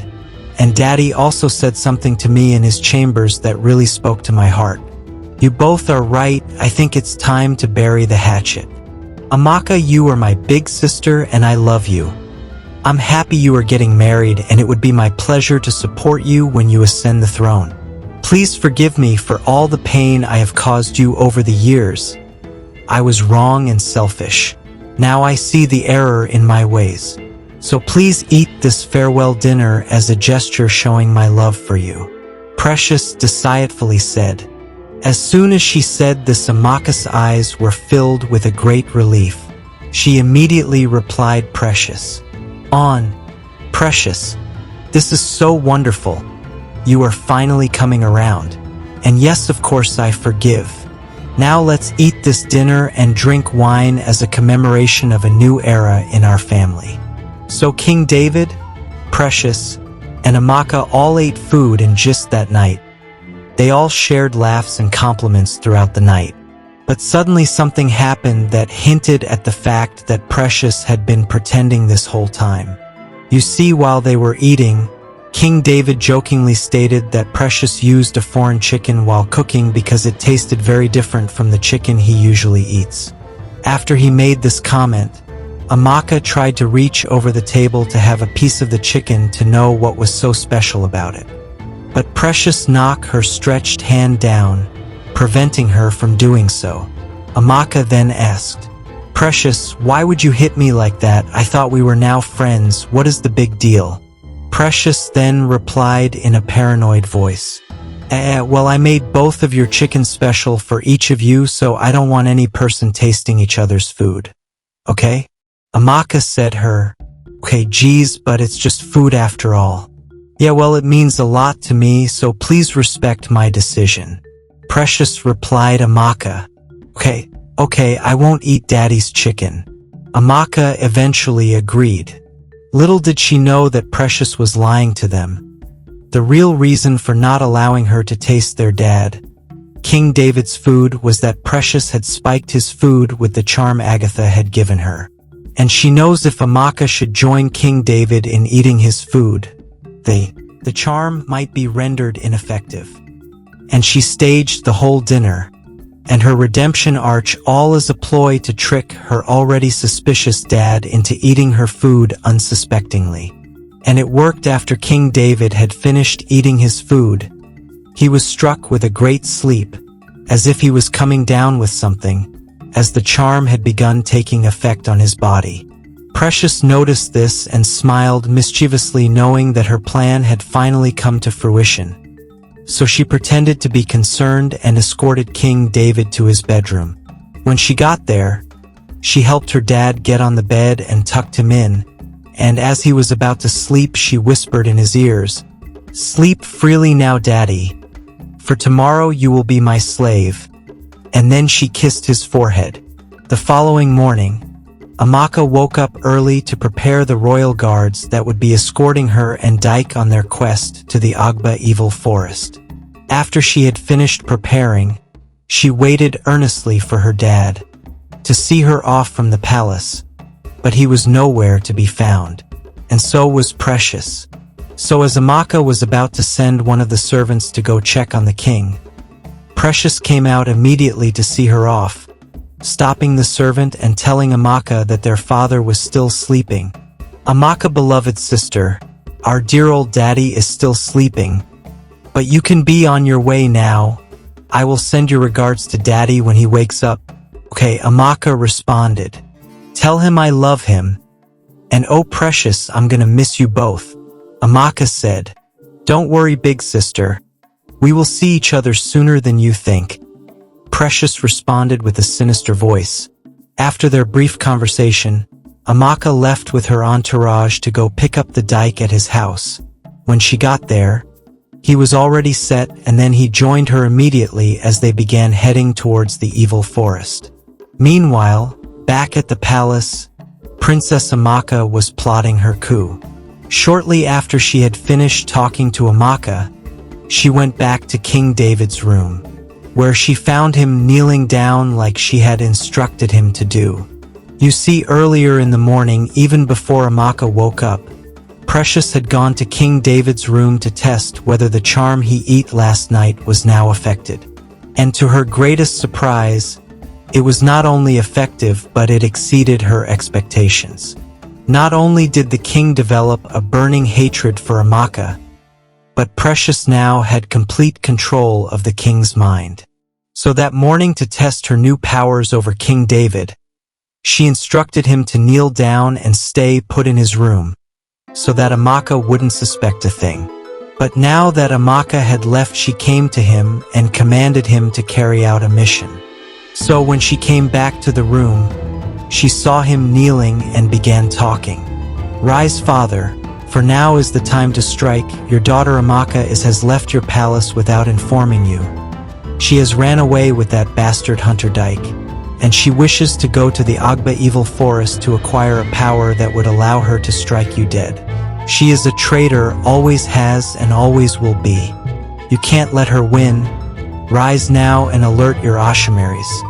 Send them to go and arrest the traitor and secure your throne."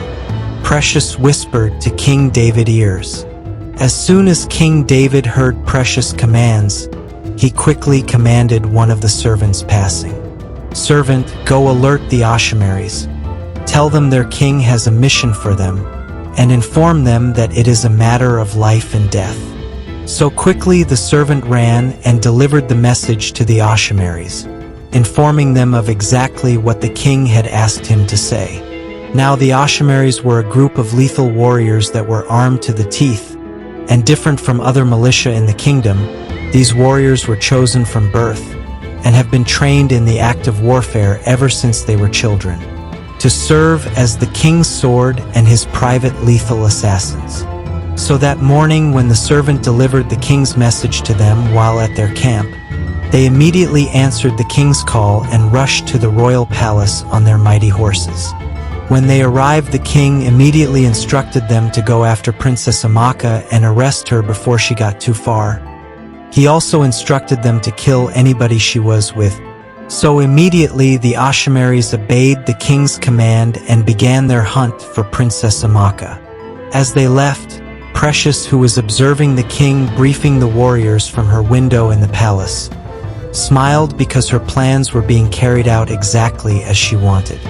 Now later that day in the evening, Amaka, Dyke, and the royal entourage were closing in on the river that demarcated their kingdom and the Agba evil forest.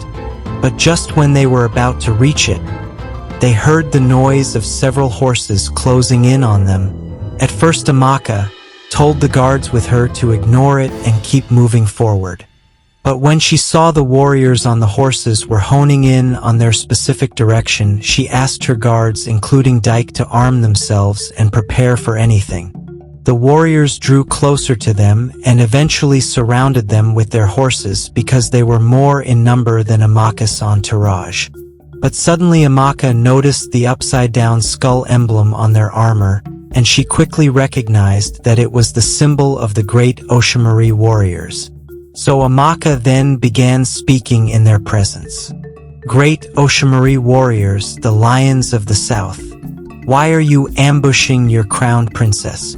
The leader of the Oshimaris then responded to Amaka. "Princess Amaka, by order of King David, you are under arrest for treason against your kingdom." "What are you talking about? I didn't commit any treasonable act against my kingdom, and what you're saying is obviously bullshit, cause my dad would never arrest me." Amaka immediately responded to them. She then turned to the guards that were with her and ordered them, "Royal guards, subdue this impostor," she commanded. In a matter of seconds, the Oshimari warriors and her royal guards engaged in an epic battle. But as quickly as the battle began, it ended as quick as the Oshimaris wasted no time in slaying all the royal guards that attacked them in just a few minutes, showing clearly how powerful and terrifying they are, leaving only Dyke and Princess Amaka alive. As Amaka saw the deceased bodies of her slain guards, she was driven to a pang of great sadness and anger, and in that moment her mind went blank. All she could think, see, and feel was rage. So with her muscular physique and unnatural strength, she charged at the Oshimaris to avenge her fallen guards. As Amaka charged toward the Oshimaris with deadly force, she began beating several of the militia men to a pulp. All of the Oshimaris were in awe of Amaka's brutal vigor in battle. The kind, ever-loving Amaka was gone.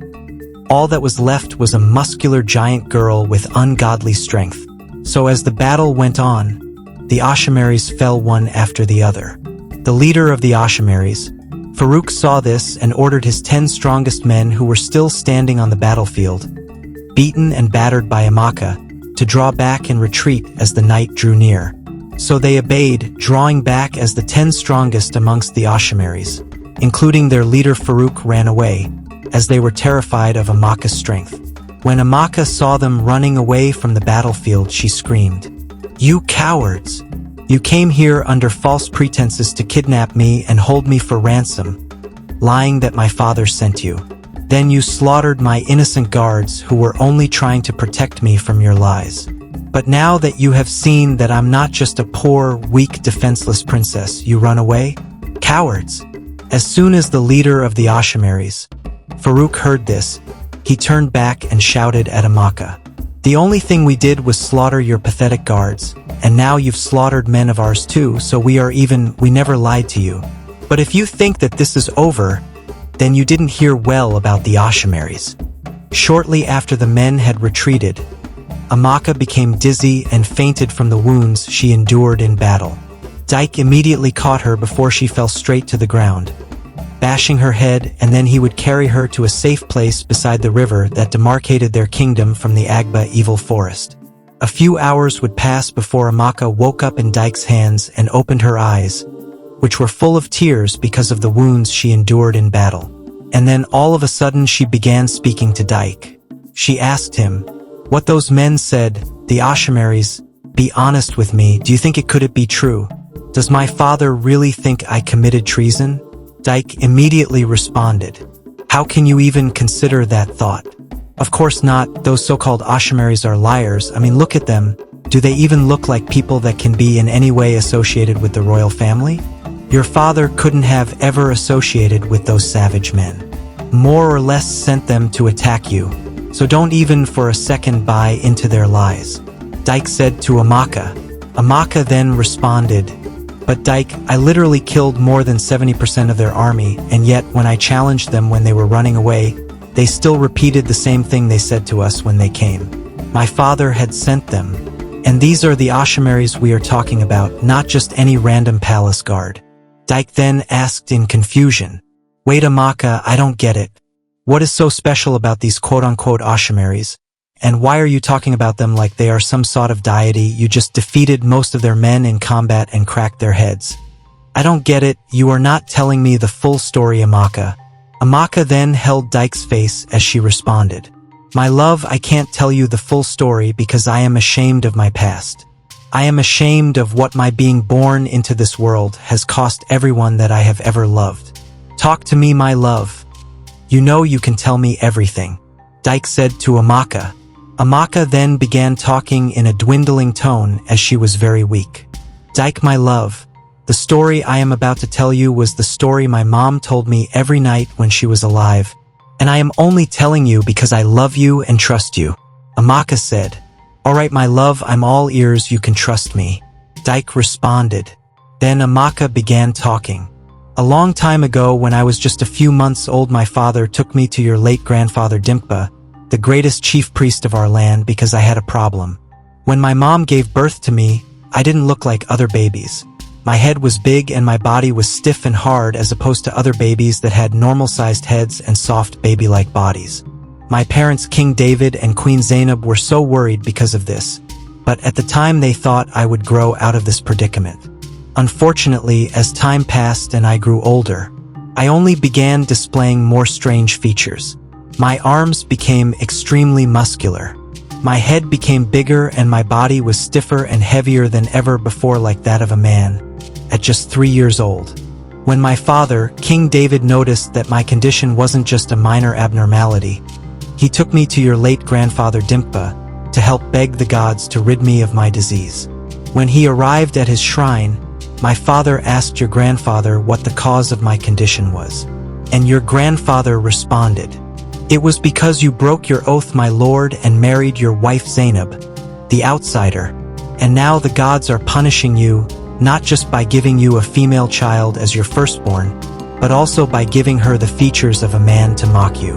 My father, King David, then pleaded with Dimpa, "But a great one, can't anything be done to save my poor child?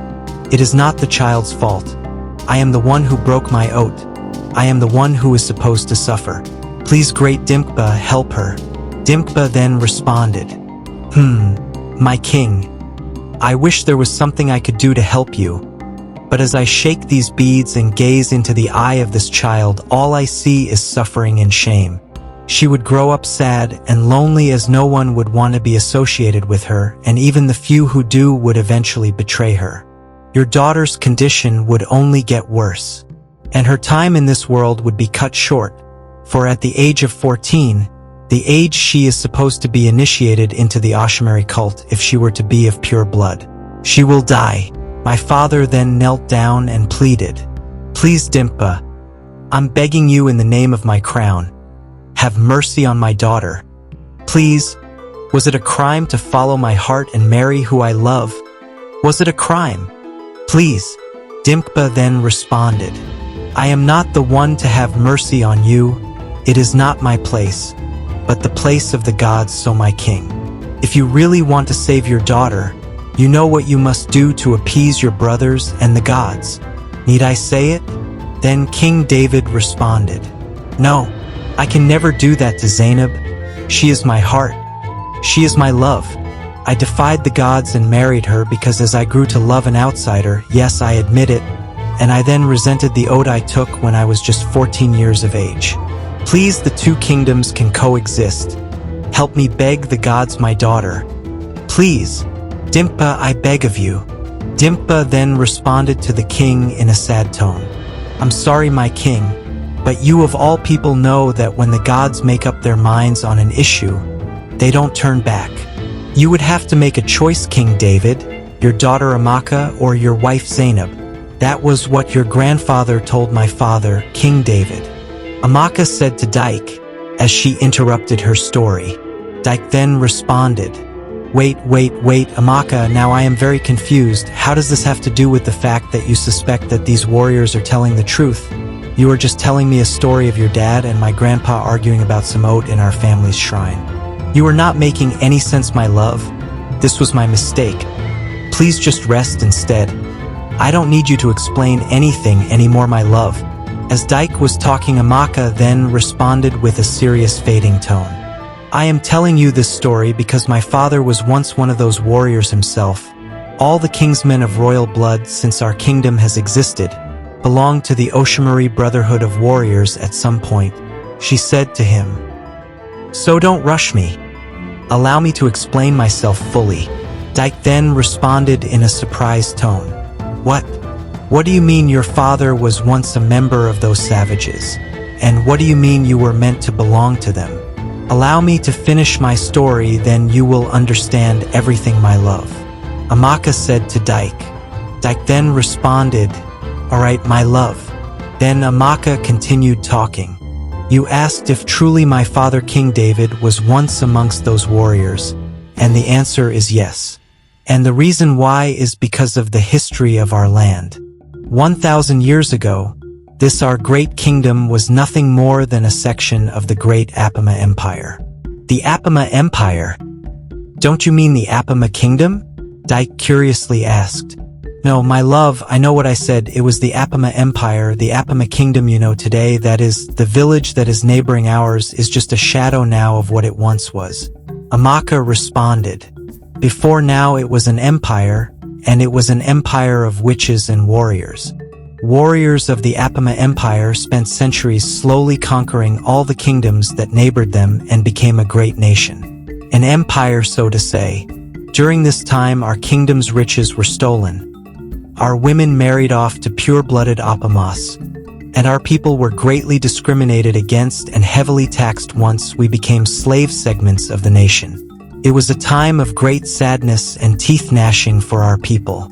But our people more than ever had faith that one day we would be free of the tyranny of the Apamas, and they were as proud and noble as ever. So they began sorting a way to defeat their oppressors.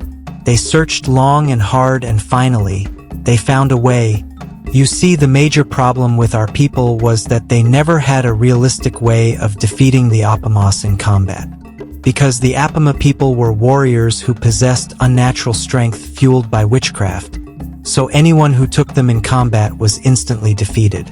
Our people knew this, so they went to acquire power of their own. Every night, all the men of our section would gather around, in front of our village square, and cry to the gods begging for strength in battle.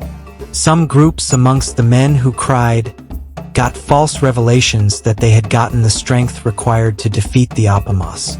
So those ones would go ahead and form private resistance groups that challenged the leadership of the Apama warriors in our land.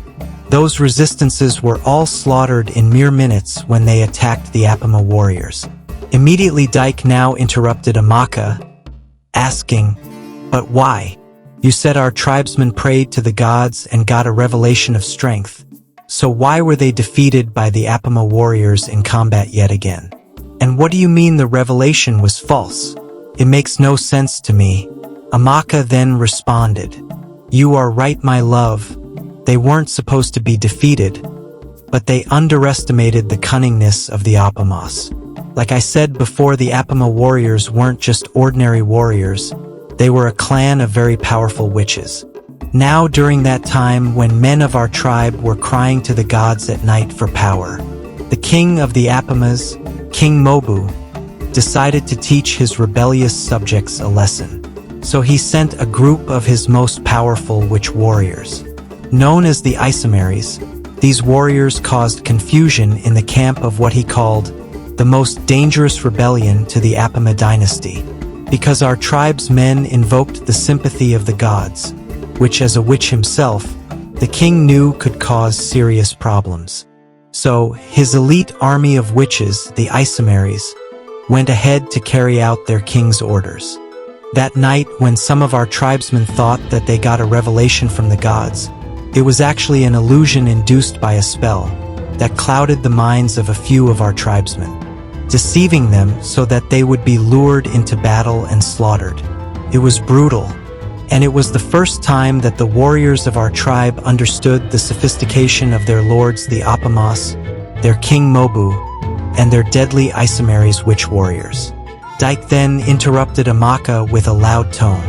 Wait, Isamari warriors? That sounds just like what you called those guys that attacked us. What did you call them again? Right, the Oshamari warriors. What's up with that? Dyke asked curiously. Amaka then responded. You are right again, my love, the two names are connected. But please let me finish my story so that you'll understand everything well. Alright, sweetheart, go ahead. Dyke responded. So Amaka continued. Now after that show of strength by King Mobu, our tribesmen became discouraged and almost lost hope of ever escaping the hands of their oppressors. 'Cause any time they wanted to appeal to the gods for power in order to challenge the Apamos, their Isamaries would always use witchcraft to cause confusion in our camps and tip the scales in their favor. This continued for many years until your family happened, sweetheart. Amaka said to Dyke and then paused. Dyke then looked at her in confusion and asked slowly, What do you mean my family happened? I'm saying there was one man in our tribe who had recently discovered an ability he had to not be susceptible to the witchcraft of the Apamos. The man's name was Odimba, and he was your great-great-great-grandfather. As soon as Dyke heard this, he paused in shock, and then whispered to Amaka, Odimba, the first seer. My grandfather had those words engraved on his shrine. Amaka then responded, Yes, he was the first chief priest of our land, and he was the reason we gained our freedom. Dyke then asked, But how? How did this my ancestor, Odimba, help do what others that came before him didn't? And how was he not susceptible to the witchcraft of the Apamos? Cool down with the questions, Dyke. I haven't finished my story, Amaka jokingly said. Then she continued, This your ancestor Odimba, his ability to resist the witchcraft of the Apama was discovered when he was just a teenager. You see, your ancestor Odimba was actually born a sickler just like me, but his condition was far worse, so my mom said. As a child, he could barely walk, talk, or even eat food well. He was a nightmare for his parents, who had to consistently work overtime to provide for their disabled son. But here is the thing, his parents, his father in particular, was one of the commanders of a section of the warriors who at some point were fooled by the illusions of the Isamaries, and were led into battle to be slaughtered. One day Odimba's father and some of the resistance went on a mission to assassinate some top officials in the Apama leadership. Before they got anywhere close to these officials, most of his men were slaughtered, as was the usual routine of Isamaries versus the resistance. All that was left was Odimba's father and two of his inner circle men. And all three of them fled the scene to escape the brutal witch warriors. Two of the men ran into the bushes nearby to escape and were instantly killed. But Odimba's father ran back to his home so that he could see his wife and teenage son one more time. When he rushed into the house, his wife was outside preparing food for the family, and Odimba was in the living room, playing with some random beads. As he entered hurriedly went to the living room, the Isamaries were right at his back, and out of fear for his life, he hugged his son farewell as tears ran through his eyes. But at that exact moment, Odimba's eyes glowed, and the doors of the house were shut. The Isamaries used every spell and every trick they had to try to get into Odimba's house.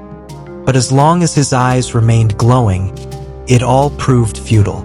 When the Isamaries noticed what was going on, they fled his house in awe, for they had never seen a more powerful witch doctor than them, and worst of all, from our kingdom.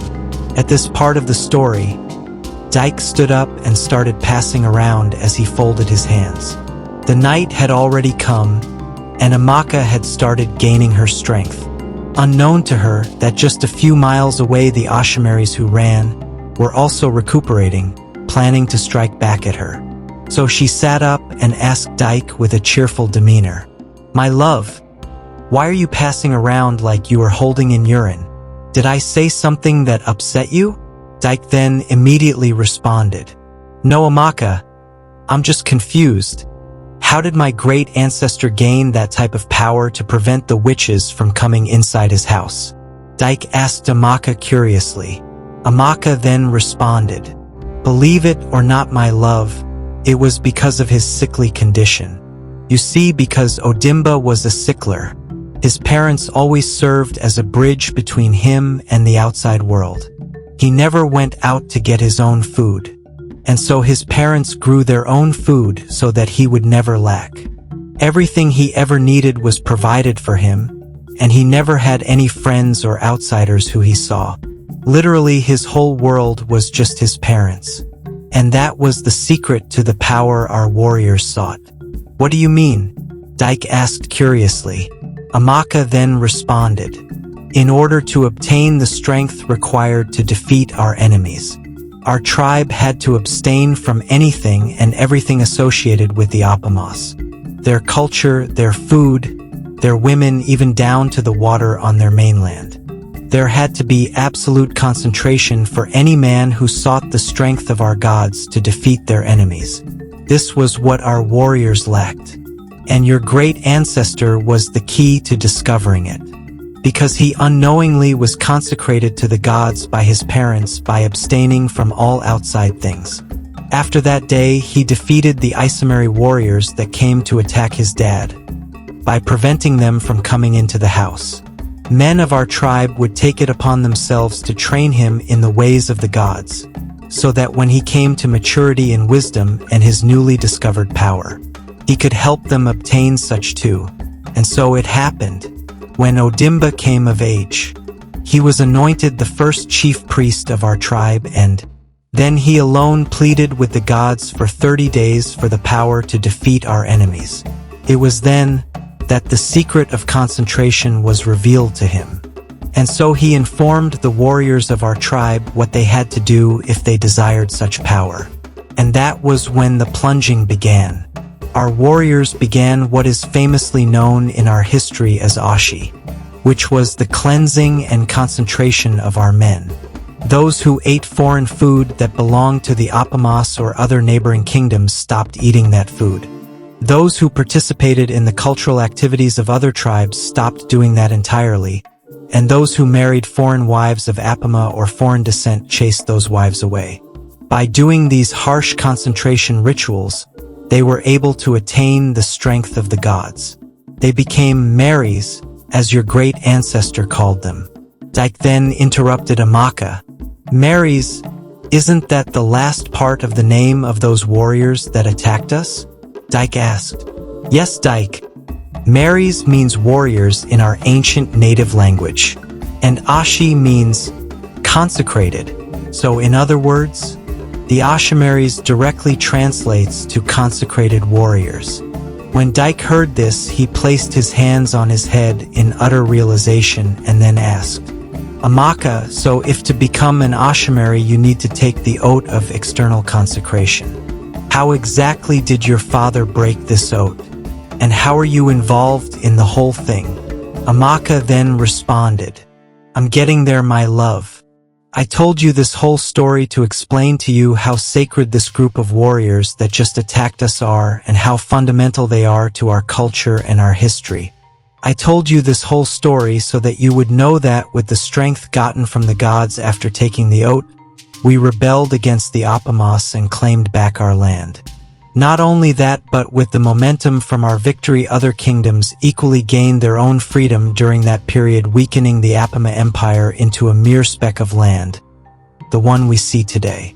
And after the war that gave us freedom, these brave warriors, the Ashimaris, decided to set up a new revolutionary government, crowning their leader Akan, my great ancestor, as the king of the entire tribe. And so began my family dynasty." Dyke then interrupted Amaka and asked loudly in a harsh tone, "Amaka, please, I'm tired of this history lesson. All I asked you was why you could ever think your father sent these men against you.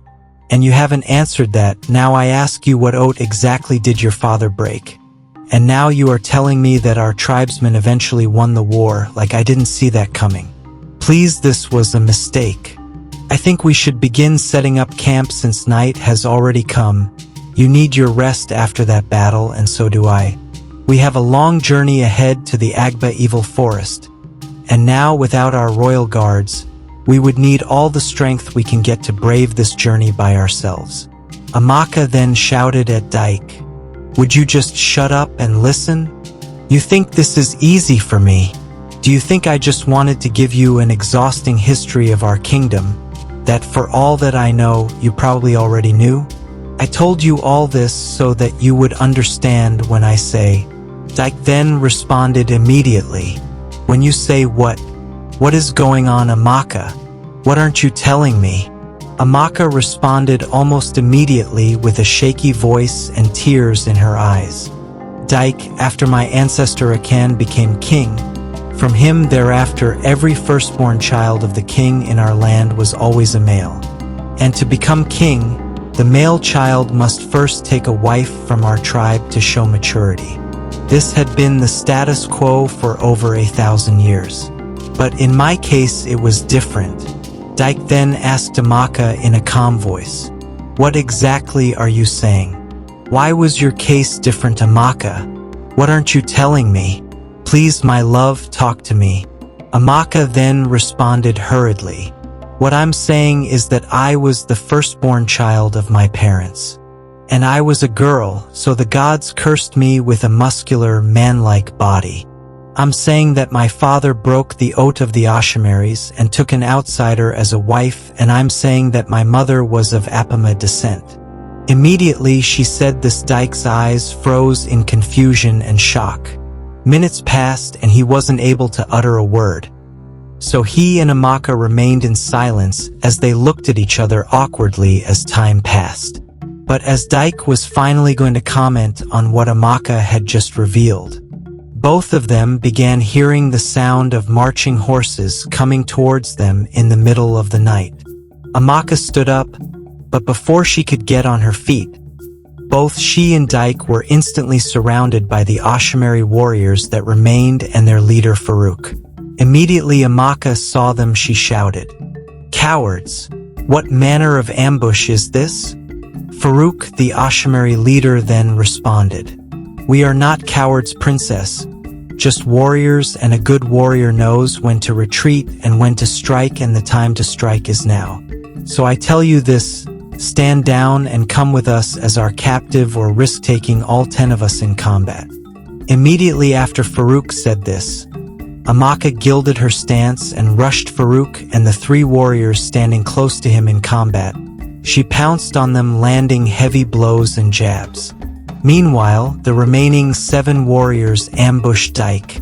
Dyke was able to stun 2 of them by shooting them with his gun, but eventually, they got the better of him and struck him down, piercing his sides with their swords and shooting his left leg.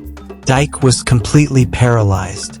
And at the same moment, Amaka had gotten the better of Farouk and his 3 warriors. The 3 warriors that were with him were defeated and on the ground, while Amaka was directly on top of Farouk's body, as she pressed his neck. "Why are you doing this? What is your goal? Did my father really send you?" she yelled as she pressed his neck. Farouk then responded in a faint tone, as he was loosing his breath, "I already told you, this is your father's wish. You of all people should know that the Ashamaris are no liars. So if you really respect your dad, King David, you will turn yourself in." As soon as Farouk finished talking, Amaka immediately pushed herself away from his body in realization. But before she could have a chance to think, she heard Dyke's voice as he groaned in pain at her back. So she turned and saw him being manhandled by the 7 warriors that ambushed him. So Amaka shouted, "Release him now, you better release him now, or else." "Or else what?" The warrior that was holding Dyke's body responded, I know you think you are some sort of monster who can take all of us one. But I bet your little boyfriend isn't as strong. You see, as we are talking now, the man is losing a ton of blood. And I bet that in his state now, one punch from me would permanently put him in the ground. So if you want your little boyfriend to see tomorrow's sunlight, you should surrender now and let us take you as our prisoner back to your father, or else. Amaka then responded immediately, "And what makes you think I would follow you?" She then immediately resumed pressing the neck of Farouk, as she spoke to them in an authoritative tone. "Look, take a good look at your so-called leader. I defeated him and 3 of your brothers in mere seconds. That just goes to show you the height of my power. Now I would make a one-time offer to you. I'll let Farouk go and then you hand me Dyke and the Ashamaris would live to fight another day. Or you take what is behind door number 2, you lay another finger on Dyke, and I kill all of you and end the brotherhood here and now. So what is it gonna be?" Amaka asked fiercely. The warrior holding Dyke's nearly unconscious body began laughing and then responded in a condescending voice. "You think you can defeat all 7 of us because you are some sort of hybrid? Think again. Our leaders are replaceable, but I bet your precious boyfriend Dyke isn't. How long did it take you to find a man who would love your ugly, disgusting muscular body? Years, I would presume. Yeah. The look on your face says it all. There is no way you are letting him die over some gamble. So why don't you go ahead and do what you have to do to our leader, and we would go ahead and do what we have to your little boyfriend." As Amaka heard the words from the warrior's mouth, she was gripped with fear for Dyke's safety, so she surrendered. "Alright, you win, please let Dyke go and I'll release your leader too, and come with you as your prisoner." When Dyke heard this, in a faint voice he screamed, "No, Amaka, don't do this. Whatever beating they want to give me, I can take it. For all we know, these guys are hired assassins who would do and say anything to get the job done. Please, Amaka, don't follow them." Amaka then responded in a sad voice, "I have to, my love. I can't risk your safety. I have to go with the..." So Amaka stopped leaning on Farouk's body and then stepped aside and knelt down, surrendering herself to the warriors. The warriors then flung Dyke away and immediately rushed Amaka, bounding her in heavy chains as they subdued her. They now placed her on a horse, and then carried Farouk's faint body and also placed in on a horse and rode off into the moonlight, leaving Dyke alone on the road at night, beaten and barked.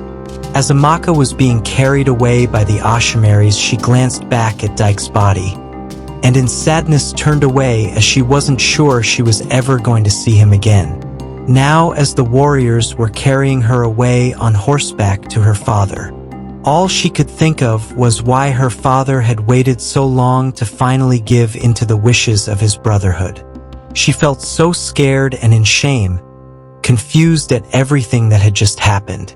But in due time she accepted her faith and opted to first look her father in the eye when she was brought back and confirm if all the Ashamaris were saying was true.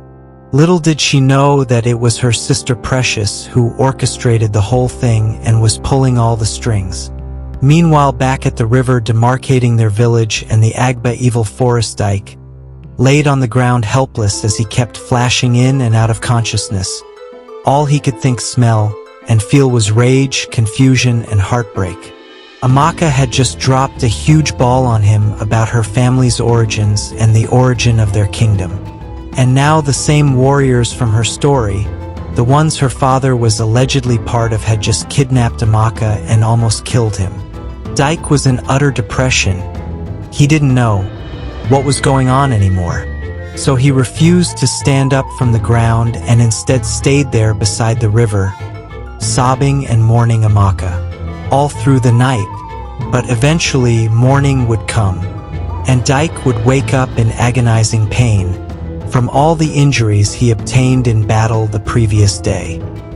He would start making loud cries as he couldn't get his body up, 'cause the injuries had started fusing and realizing puss His crying went on for several minutes until he heard a loud shout coming from someone at the other side of the river. The person shouted, "Who is that? Who is making that loud noise this early morning? You are really scaring me, please. Are you in the right state of mind? I hope you are not mentally ill," the person said. Dyke then responded immediately, "Please help me. I'm not mentally ill. I am just severely injured. Please, no one I know is around to help me because no one usually comes anywhere near this river." Then the person replied, "Okay, but where are you in the first place? I can't even see you. All I can hear is your voice." Dyke then noticed that the person's voice sounded very feminine, like that of a young maiden, so he asked, "Wait, are you a lady strange?" The person then replied, "Yes, I am. What does that matter?" She asked, "Nothing." Dyke immediately replied, "I was just curious since your voice sounded very feminine. You asked where I was. Well, wherever you are, just take your right and follow the sound of my voice. Then when you reach the biggest tree you can find, stop and check the back." Dyke yelled, "Okay," the lady responded, and followed Dyke's instructions precisely. And when she reached the tree, she saw Dyke, beaten and bruised beyond what she had imagined. Immediately Dyke saw her. He noticed how beautiful she was, but because he was still a bit noxious from all the blows he took to his head, he mistook the lady for Amaka, and then exclaimed, "My love, Amaka, you came back to me?" Then the lady replied, "No. Oh, I'm not Amaka. My name is Elizabeth." As Dyke heard what she said, he began drifting into unconsciousness as the words Elizabeth, Elizabeth, Elizabeth echoed in his mind as he went unconscious. As this was happening far back at the royal palace, that very morning Amaka was brought in chains. The Ashamaris dragged her through the palace courts like a cow waiting to be slaughtered, and then took her to the royal chambers inside the place, where she stood up to face her father, King David, in chains. Then Amaka raised her head and started talking.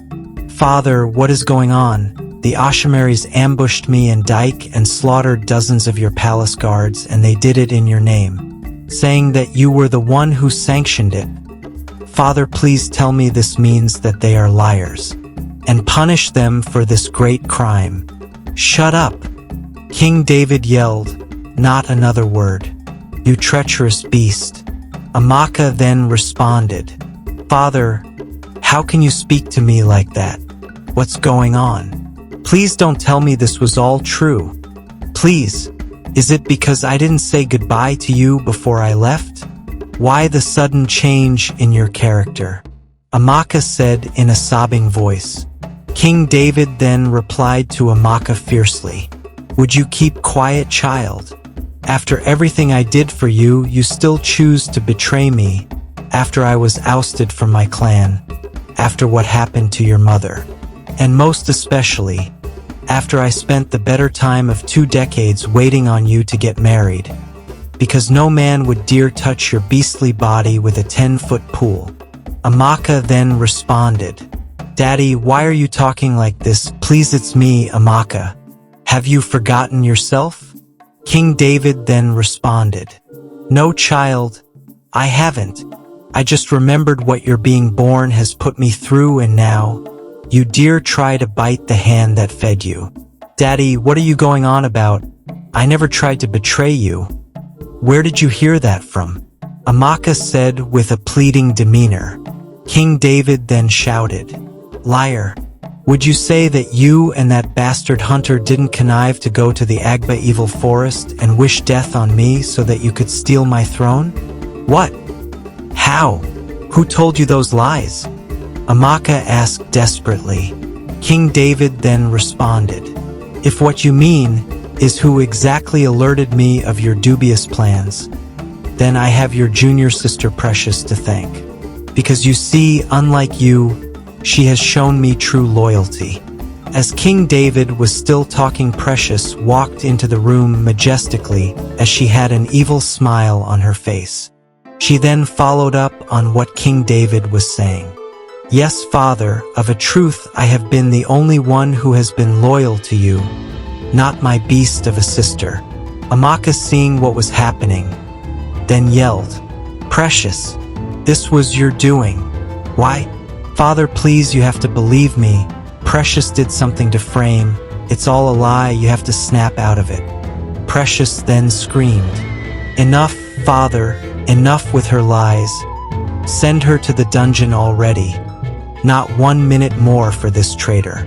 King David then responded in a fierce voice, Very well, my Ashamaris, please take my treacherous daughter to the royal dungeon. Lock her up and throw away the keys. I don't want to see her ugly face ever again. As soon as he said this, Amaka began crying, Daddy, please, please, don't do this to me. It's Precious. It's always been Precious, she exclaimed as the Ashamaris took her to the royal dungeon and locked her in one of the cells. When she got there, she began crying profusely about her entire predicament and wondered how her life took a complete 180 in just a couple of hours. At that very moment in the cell, she remembered that she abandoned Dyke on the road close to the Agba evil forest and prayed that he made it out alive, even with his injuries notwithstanding. Unknown to her that her former friend Elizabeth came to his rescue. You see, early in the morning after Dyke fainted from exhaustion, Elizabeth took him to her house to treat him of his wounds. When she got home, her parents saw her supporting the body of a young man as she helped carry him to the front of her house. Elizabeth's parents, who were just about to leave for her poultry farm, inquired, Elizabeth, what are you doing and who is this you brought to our house? Elizabeth's father asked her, and she responded, Father, I found this man lying dead just a few miles away from our house, and I couldn't help but bring him back to see if there was any way I could help him so that he wouldn't die. Elizabeth's father then asked, So let me get this straight, you found this random man on the road, beaten and battered from God knows what, and then all of a sudden you want to bring him home and become his personal nurse? Yes, Daddy, that's what I'm saying, Elizabeth responded. Her father then immediately replied to her, Are you out of your mind, Elizabeth?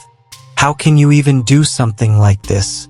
Elizabeth then responded, Father, please, ever since I came back that night, I felt extremely guilty. I haven't found a way to begin forgiving myself. So please, maybe this is a chance for me to make amends. Maybe by helping this man, I can obtain forgiveness from the gods. Elizabeth's father then replied to her in a condescending voice, Oh, please, Elizabeth, this again. We told you that this story about killing palace guards is just a figment of your imagination. That night all that happened is that you fainted and Princess Precious brought you back, as the good friend she is. So stop going on about how she forced you to commit abominable acts. Elizabeth then quickly responded, And Father, if you believe anything that evil princess told you, then you are a bigger fool than Princess Precious makes you for father. Her mother then replied to her, That's enough, Elizabeth. You are out of line. How dare you talk to your father like that, and how dare you talk about your princess like that too? Look, the royal family gave us everything we have today, the food we eat, and the clothes we wear. If not for them, especially Princess Precious, we would still be begging on the streets. And you want to throw all of that away because of some crazy dream you had while you fainted and a dying stranger you found from God knows where? I knew you weren't that smart, but I didn't think you could be this naive. Elizabeth then immediately responded, I'm not Niave, mother. I know what happened to me, it was no dream. And the fact you guys aren't even willing to consider my story because our family owes Elizabeth for our current financial strength just tells me you guys sold your soul a long time ago to that girl. Her mother then responded in shock. Like I said, Elizabeth, enough is enough. As you can see, me and your father are going to the farm. You can do whatever you want with this battered man. But by the time we get home in the evening, we don't want to see him anywhere near our house." Elizabeth's mother said as she and Elizabeth's father left for their poultry farm. Elizabeth would then carry Dyke into her home and begin attending to his wounds. During this time, Dyke would be asleep. But towards evening, he woke up in a burst of emotions as he could smell something cooking. As he woke up, he exclaimed, "Where am I?" Dyke would ask as he woke up all by himself in the parlor of a house he did not know, covered in medicinal patches and herbal treatments. He forced himself to get up and then exclaims again, "Hello, hello, is anyone home? Please, how did I get here?" Immediately Elizabeth heard his voice. She rushed out of the kitchen. "Dyke, thank God you are finally awake. How are you feeling now?" she desperately asked. Dyke then immediately responded, "I'm fine, and who are you exactly?" "It's me, Elizabeth, the girl you met beside the Agba River. Don't tell me you've forgotten." Dyke then replied to her, "Elizabeth, you say I can't remember much from yesterday. But yeah, I think I remember saying your name a few times. How do I know you again?" Elizabeth then replied to him, "You don't, we actually met for the first time a few hours ago, when I found you all beaten and bruised." Dyke then gave a faint sigh and responded, "Oh, I see, that checks out, I guess, given that injuries are still all over my body. By the way, I've been meaning to ask you since we never got around to it when we met. How exactly did you get these injuries on your body?" Elizabeth earnestly asked. Dyke now responded in a chivalrous tone, "Don't worry about how I got them. Just know that I'm grateful you took me in and attended to my wounds. You are avoiding my question. I think I deserve to know what happened since literally just saved your life." Elizabeth insisted. Dyke now caved and started talking. "Okay, you win. I was traveling to the Agba Evil Forest with the love of my life, Princess Amaka, when a group of giant hefty men on horses attacked us. They ambushed us and slaughtered all of Princess Amaka's royal guards." "Wait, Princess Amaka? Wait, did you just call her the love of your life?" Elizabeth suddenly interrupted Dyke. Dyke then responded, "Yes, I did. And she is indeed the love of my life. Any problems?" he asked. "No, there isn't. And what did you say your name was again?" Elizabeth asked. "I never got to tell you, it's Dyke," he replied. Elizabeth then asked again, "You wouldn't happen to be a hunter, would you?" Dyke then responded, "Well, as a matter of fact, I am a hunter." "How did you know, Elizabeth?" "I'm just a hunch," Elizabeth quickly replied. "Don't worry, you can continue your story," she said jokingly.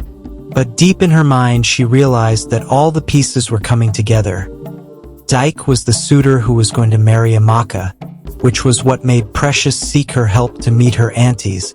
But she wasn't sure this attack on them was orchestrated by Precious, so she kept listening to Dyke. Dyke then continued his story. Luckily, Princess Amaka was able to unleash her deadly strength on the warriors, defeating the majority of them and sending the rest running.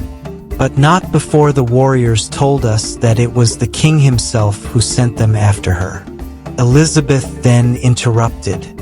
"Wait, are you telling me that King David sent bounty hunters after his own daughter? That's a serious allegation, Dyke. It's treason at best and inconceivable at worst." Dyke then replied, "I know, I didn't believe it myself, but then Amaka started believing what they said and then started telling me a long story of our kingdom's history. And now I don't know." Elizabeth then asked again, "Dyke, are you sure that the bounty hunters that came after you and Princess Amaka said for a fact that they were acting in accordance with the king's orders?" "Yes, Elizabeth, that is exactly what I'm saying." As Elizabeth heard this, her mind quickly went back to the time she and Precious spent at her Aunt Agatha's shrine and the ritual she recommended to Precious to take over the king's mind. But she wasn't sure, so she sat there pondering in thought about what Precious had been doing since they returned and if everything is connected. But the injuries, if Amaka defeated the bounty hunters, how come the injuries on her lover Dyke? Why was he alone by the river helpless? And whatever happened to Amaka? Elizabeth thought to herself, so she asked Dyke openly. Dyke, something doesn't add up. How did you get your injuries, and why were you all alone almost dying when I found you, since you said Amaka defeated the bounty hunters? Dyke then replied, well, that was because later that day in the night when me and Amaka were reminiscing on what had just happened to us near the river, all of a sudden the bounty hunters that escaped previously returned for a second time to ambush us. Elizabeth then interrupted. But surely Amaka must have still dealt with them, even given that they were less in number than before, right? Dyke then responded, you are right, she should have, and she was in the process of doing that. Not until some of the men ambushed me and held me hostage, torturing me and threatening Amaka that they would put me down if she didn't surrender. Dyke then began sobbing stoically. My love Amaka felt like she had no choice and then surrendered to them in exchange for my life. And that was the last time I saw her. It's all my fault, Dyke said in a sad tone. Elizabeth then responded to Dyke with a shameful demeanor. No, Dyke. It's my fault. What? What do you mean?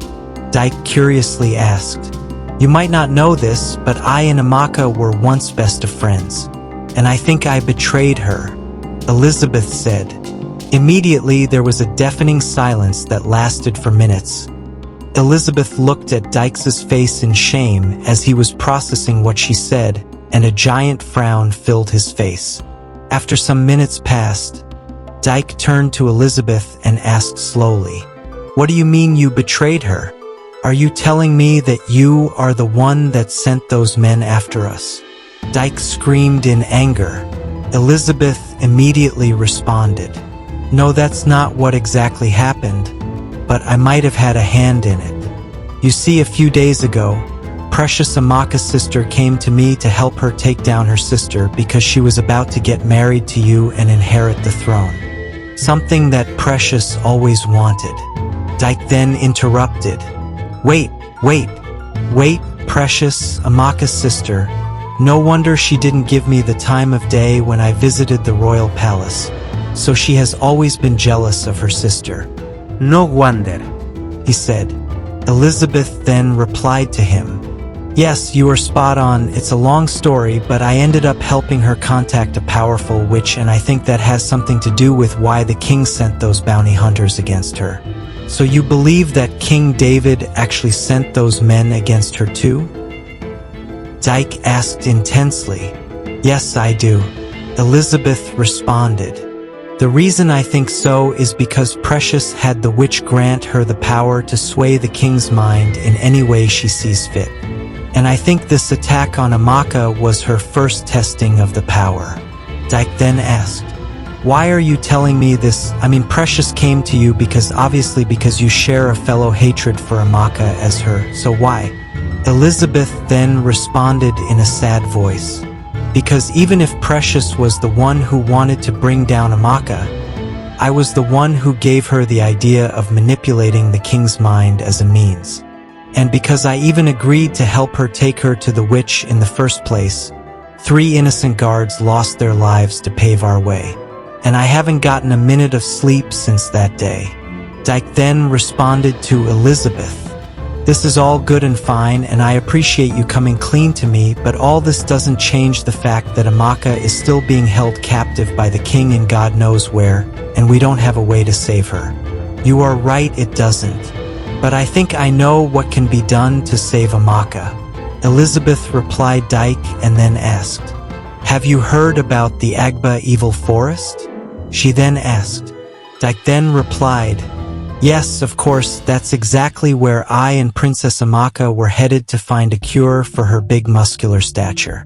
There is a shrine there that has the power to grant any wish. Wait, that genius, so you plan that we go there and make a wish to break the king's enchantment by Precious? Elizabeth then responded, yes, exactly. But we have to act fast before the king unknowingly does something to Amaka that he will regret. Okay. Dyke said as he got up and began warming up his body to leave.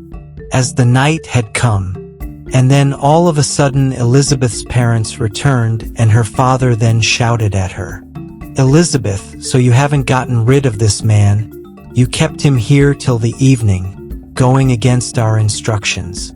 "Dad, I couldn't send him away before he finished recovering. Please, if only you cared about other people the way you cared about the royal family and Princess Precious, Dad."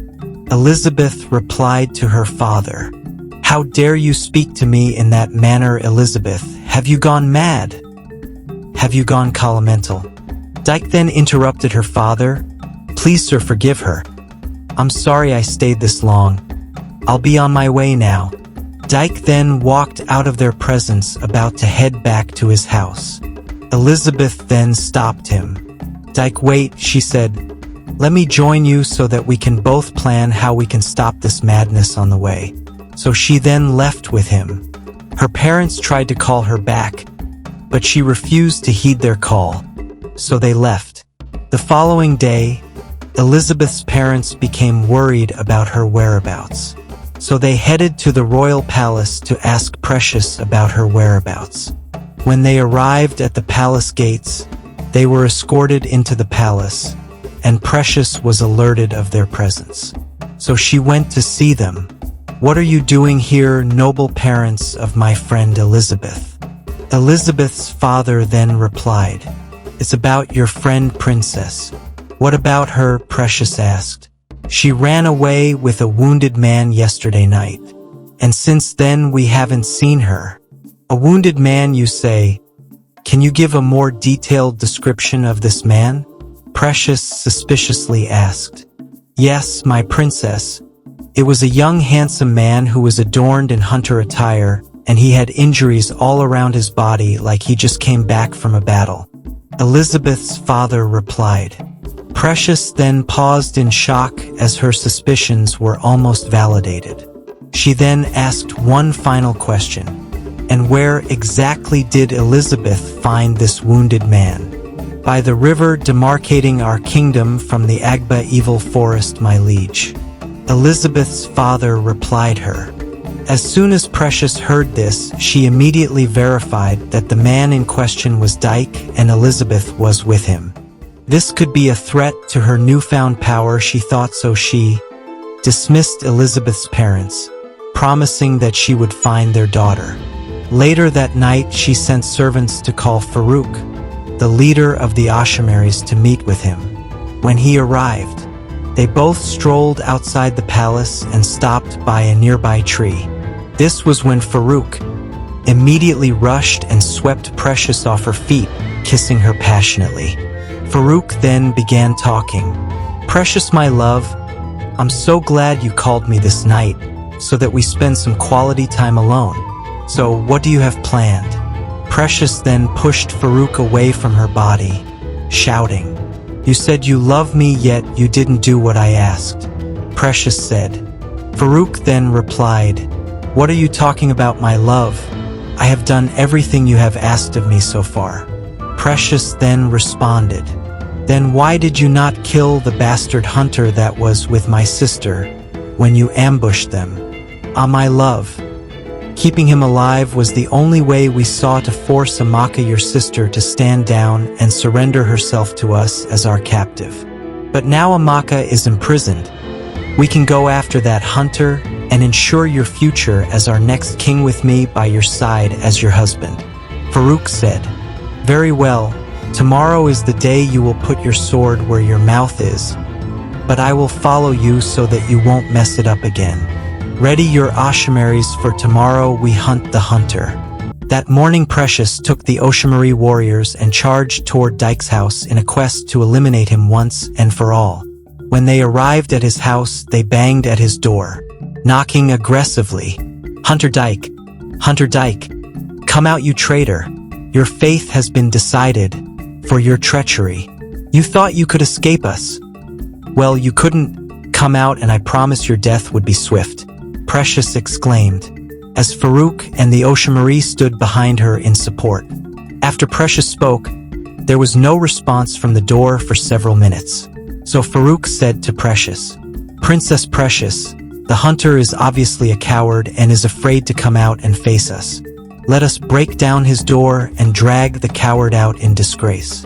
"All right, we would do just that," Precious responded. So with their great strength, Farouk and the Ashamaris broke down Dyke's door and raided the inner chambers of his house. They did this for several minutes only to find nothing inside. Not a single soul. Indeed, Dyke wasn't at home when they were knocking.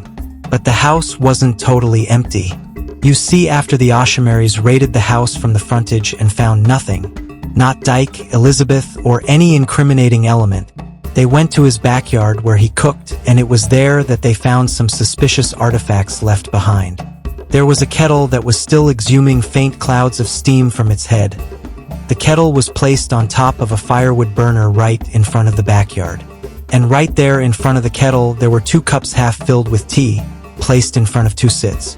When Precious saw this, she immediately got down from her horse to go and investigate the matter. She touched the body of the kettle and that of the cups and noticed that they were still warm to the touch. She then exclaimed loudly, "They knew! They knew! Who knew?" Farouk asked in confusion, "What are you talking about?" Precious then responded, "Dyke and Elizabeth. They both knew we were coming and probably fled the scene as soon as they could." "How could you possibly know that?" Farouk asked. "Well, dummy, there are 2 teacups that are still warm and a firewood cooker that still has red coals on it. What else do you think?" Precious responded, Oh, now I see. But how did they even know that we were coming?" Farouk asked Precious. Precious then responded, "That is an excellent question. I only told you about this plan last night, and then you informed your warriors. So only one of 2 things happened. Your warriors are all traitors, or I'm a fool for trusting you with this plan, because you in fact are the traitor." "Come on, Princess, don't be like that. They could have discovered that we were coming from a wide variety of sources. We don't exactly do quiet entries, you know. They could have heard our footsteps as we were coming and ran away." Farouk responded to Precious, "Excuses, excuses, excuses. We had 1 shot to take down my sister's lover with the element of surprise, and as far as I am concerned, our failure is your fault." As both Precious and Farouk were yelling at each other, one of the Oshamari warriors heard a faint sound coming from something in front of Dyke's backyard, like the sound of someone wheezing coming from a close distance. He paused and glared over the side the noise was coming from, but couldn't pinpoint where it was from. Right in his front in the backyard, there was a cooking hut, a well, and a couple of tiny bamboo shades where foodstuffs were stored. The noise seemed to be coming from one of these places, but he didn't know exactly where. Then he heard it again. "Shuz! Shuz! Eliza!" As soon as he heard this, his suspicions were confirmed. He alerted Princess Precious and Farouk. "Excuse me, Your Highness, Leader Farouk, but I think I hear something or someone close by," the warrior said. "Hear what? What are you blabbing about?" Princess Precious rudely interrupted. "Well, I think I hear them, Dyke and Elizabeth. Maybe they are hiding somewhere in Dyke's backyard." The warrior responded to Precious. "But we've already searched his entire house, yet we found nothing, not a trace of them." Farouk said to the warrior. "You are correct, great leader," the warrior responded, "but remember, we never checked the outside. If you recall, we found 2 teacups that were still warm and burning charcoal that was yet to go off. That could only mean one thing. And what would that be, wise warrior?" Precious asked in a sarcastic voice. "It could mean that if at all they left and they knew we were coming, they didn't get the information on time and they probably didn't have enough time to evade the scene." "So what are you saying?" Farouk asked. "I'm saying that they could be hiding somewhere close and might not have left the compound at all," the warrior replied. Farouk. As soon as Precious understood the analysis made by the warrior, she quickly instructed, "Well, what are you all waiting for? Start searching the foolish hunter's yard." So all the warriors, including Farouk and Precious, began searching Dyke's backyard rigorously. They searched the entire compound, knocking down the cooking hut and the bamboo shelters. And with each search, they were eliminating possible locations where Dyke and Elizabeth could have been hiding. As this was happening, Dyke and Elizabeth were hearing the tremors that were induced by Elizabeth and the Oshimari warriors pacing around Dyke's compound. And the reason they could perceive this was because they were literally 100 feet below the surface, underground, floating in the water, and trying their best not to move or make the slightest sounds, in order not to give their location away. Now you see the day before Precious and the Oshimari warriors raid Dyke's house. Elizabeth had followed Dyke home to prepare for the journey to the Agba Evil Forest. When they both arrived at his house, Dyke quickly went in to change to his casual clothes, so he could go to the kitchen and prepare food for Elizabeth, his guest. While he did this, Elizabeth sat calmly just beside his house as she observed how old and crooked it looked, like it had been around for a while. As she was still staring around, observing his compound, Dyke came out with a cup full of warm water and a plate filled with cola nuts, as a welcome appetizer. Immediately Elizabeth saw what Dyke brought. She pretended not to be interested, saying, "Oh, Dyke, this is so thoughtful, but you didn't have to bring this for me. I am already full." As Dyke heard this, he chuckled and responded to her, "Oh, please, Elizabeth, drop the home training aside and eat. I know you are not really full, you are just saying so to be polite. Or have you forgotten that I spent the better part of today talking with you at your house?" After Elizabeth heard what Dyke said, she equally chuckled and then blushed. She then responded, Okay, you got me, but tell me you wouldn't have done the same if you were in my shoes." Dyke immediately looked at Elizabeth with a stoic face and smirked. He then responded, "Well, if it were me, I actually would have immediately rushed any food that is given to me for free. You see, as a hunter, you learn to cherish the slightest food you can find because you don't know when the next meal will come."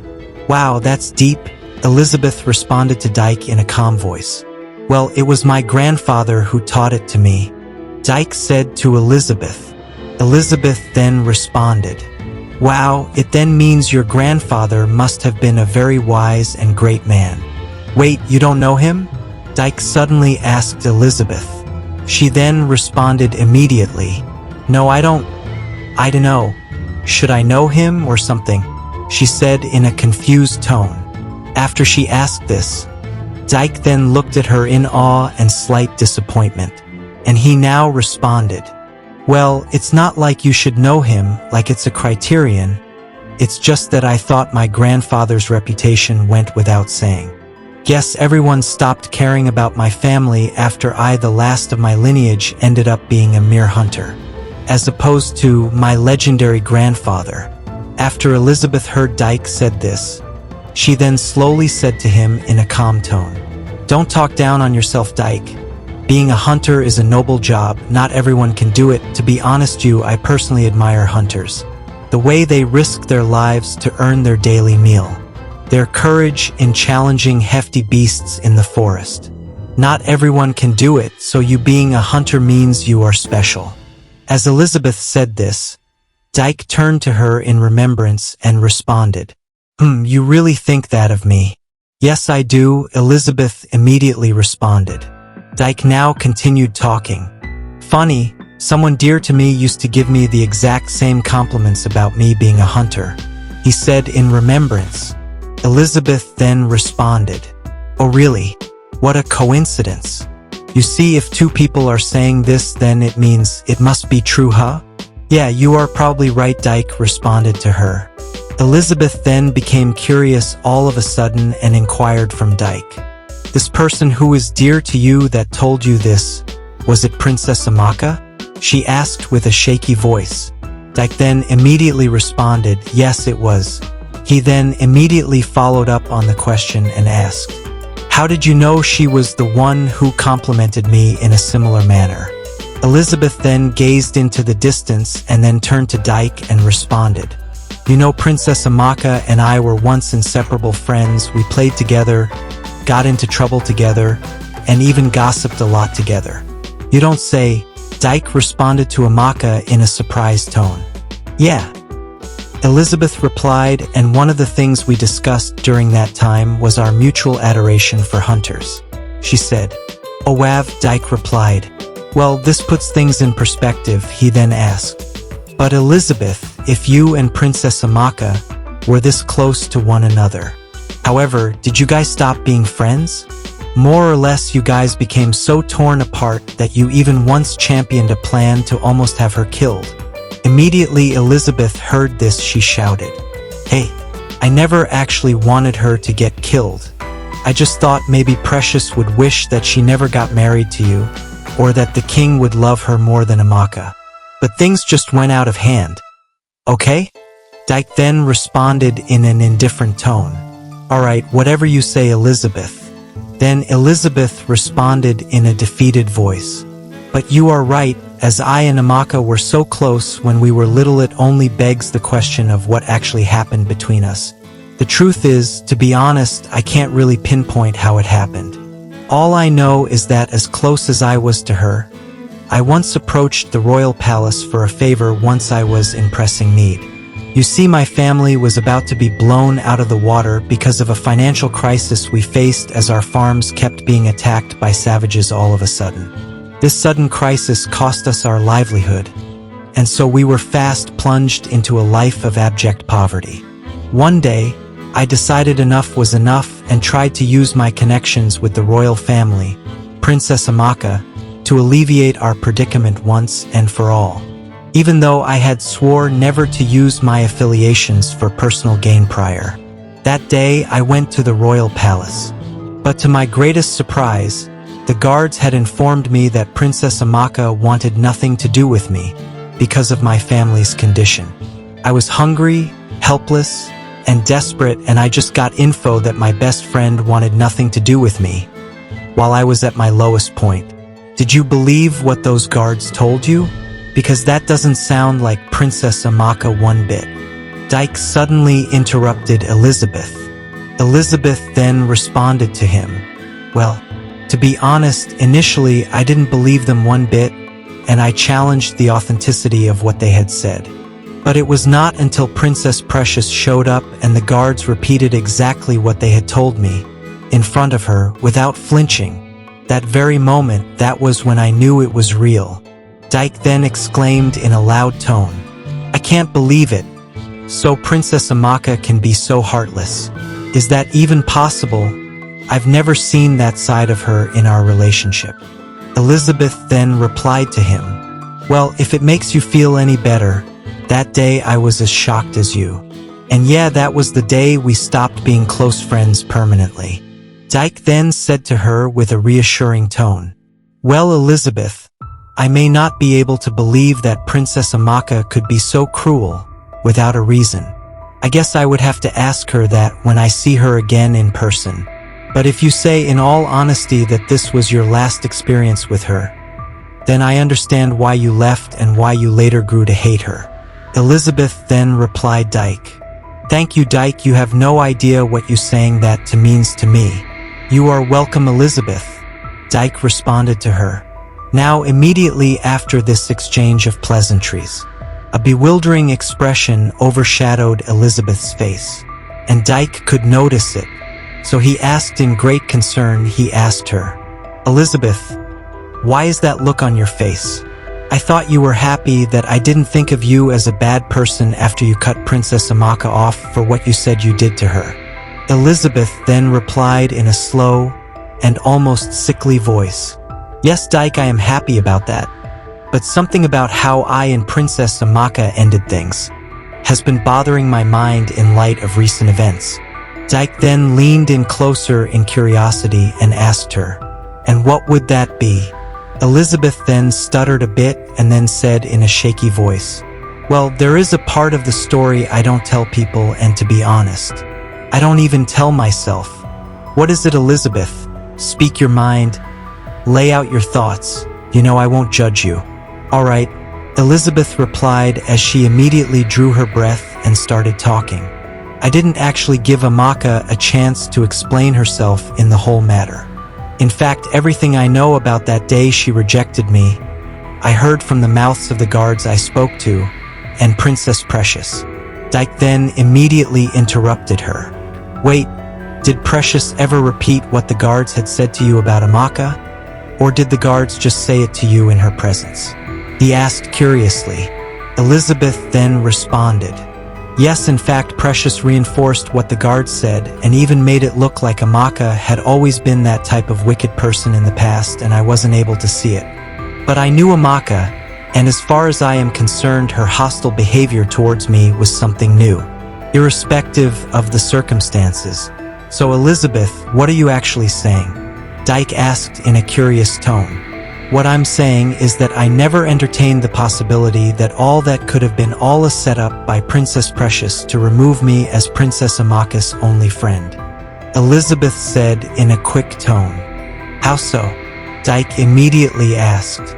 Why would she do all that just to make her senior sister lonely? Elizabeth then responded. That day after Precious briefed me on how wicked Amaka was, she promised to do what Princess Amaka allegedly could not and solve my family's problem once and for all.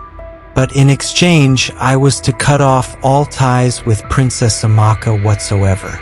It was like a transactional affair. My family problem would be solved, but only if I cut off my closest friend. I literally was boxed into a corner both physically, emotionally, and financially. I didn't even have time to think. It was actually surreal. And ever since then, I became the pet of Princess Precious. And so did my parents. We became subservient to her. Because, well, she was the one who saved us from poverty. But after hearing what that guard said before he died, I could only wonder, was it all a... Dyke then immediately interrupted her. What guard? What are you talking about? Elizabeth was immediately stricken with shame as she began sobbing. It's all my fault. It was all my fault. She cried as Dyke watched her in utter confusion. Dyke then awkwardly burst out into uncontrollable laughter. Ha ha ho ha ha. Oh God. Not this again. Ha ha ha. As this was happening, Elizabeth was gripped with shock and discomfort. She looked up to Dyke's face only to see him laughing hysterically, but couldn't understand what exactly was making him laugh. She then asked him in great concern, "You think this is funny? Unbelievable. Here I am pouring out my heart to you, and you are over there having the time of your life. I hope I made your evening at least," she exclaimed. Dyke then turned to her, while still laughing out loud, and responded, "No, Elizabeth, ha ha ha, I'm not laughing at you. Then what in God's name is cracking you up at this very moment?" Elizabeth responded to Dyke in a harsh tone.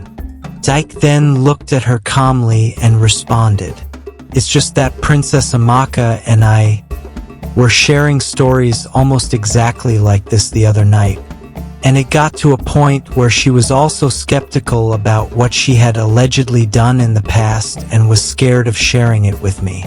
It's actually crazy how much you and Princess Amaka are alike." Elizabeth then looked at Dyke and then forced a smile through her frown and responded to him, "Well, I guess we are. So what was it about that guard that you were saying?" Dyke then asked her. Elizabeth then responded, "Well, that day Princess Precious and I went to my witch Aunt Agatha, the most powerful witch doctor in all the neighboring kingdoms, to cast a spell against Princess Amaka. We were met with an unforeseen hurdle. You see, Princess Precious initially wanted to kill her sister once and for all, preventing her from ascending the throne at all. Unfortunately for Princess Precious, the gods frowned upon striking dead a member of the royal family, with royal blood flowing through their veins. But Precious was persistent, and so my aunt gave her a way to still carry out the ritual. And so to strike down her senior sister, Princess Amaka, even with her royal blood. So my aunt requested the heads of 12 virgins within a span of 2 days, as sacrifice for the ritual, to force the hands of the gods." "That is crazy," Dyke interrupted abruptly, with a childlike voice. Yeah, it really was, Elizabeth responded to him. It was so crazy that even Princess Precious was unable to go ahead with the ritual. Now, personally, in spite of any past qualms I had with Princess Amaka, I never wanted to see her die. So I brought forth an alternate plan before Precious came up with another rash plan against her sister. I was the one who suggested the plan to shift the king's heart from loving Amaka to Precious. What? Dyke exclaimed.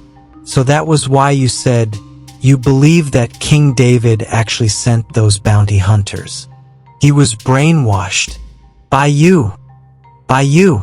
And Princess Amaka. Calm down, Dyke. I already feel like trash for what I did. And I thought you said you won't judge me for things I did in my past. Well, yeah, I said I won't judge you. But with what you are saying now, it basically means you were actively involved in why Amaka is wasting away in God knows where now. Because you gave her witch of a sister the brilliant idea to turn her father's love against her. How can you be so cruel? Dyke shouted at Elizabeth Indiana, a loud, combative voice. Immediately, Elizabeth burst out into genuine sorrowful tears. I know. I am a terrible person. I know I deserve to be thrown to the wolves for what I and my family have done. But please just tolerate my presence for a short while, so I can help save Princess Amaka and atone for my sins. Please, Dyke, I beg of you, don't cast me away. You are my only hope of redemption. She said this as she grabbed Dyke's legs as she was still crying. Dyke then drew in a deep breath and, while looking down at her, asked her in a calm, stoic voice, "Earlier when we met, you said that because of your actions, the 3 guards who escorted you were all dead because of what you did. What did you mean by that? Answer me now, so I can consider forgiving you when I know all the sins you have committed." Elizabeth, while still sobbing at his feet, responded to him. After I suggested the plan to sway the king's heart in favor of Precious, Agatha demanded 2 human heads to carry out the sacrifice. And that was when it happened. Princess Precious showed me her true color there and then. She offered the 2 guards that escorted us to her shrine to be used as the sacrifice for the ritual. She lured them in unsuspiciously and then led them to Agatha to be slaughtered. I tried to stop her, but my aunt conspired with Princess Precious and bound me in chains. I watched as the guards fell one after the other, and at that moment, as the second guard was about to die, he muttered to me that it was all a lie. At first, I was thrown off by what he meant by that, but looking closely at his face for a second time, I realized that he was the same guard that stopped me at the gates of the palace. That day, I ended things with Princess Amaka. He was the one who told me Princess Amaka wanted nothing to do with me, and then he repeated the same things he told me in front of Princess Precious.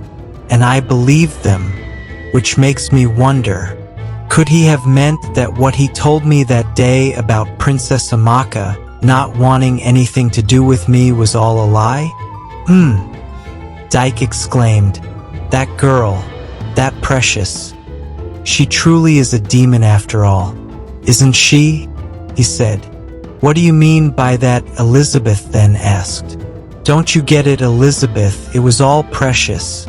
It has always been Precious. She was the one who sent those savages to infiltrate and destroy your farm so that your family would become poor. She was the one who bribed the palace guards to lie to you about Princess Amaka's reaction to your family's condition.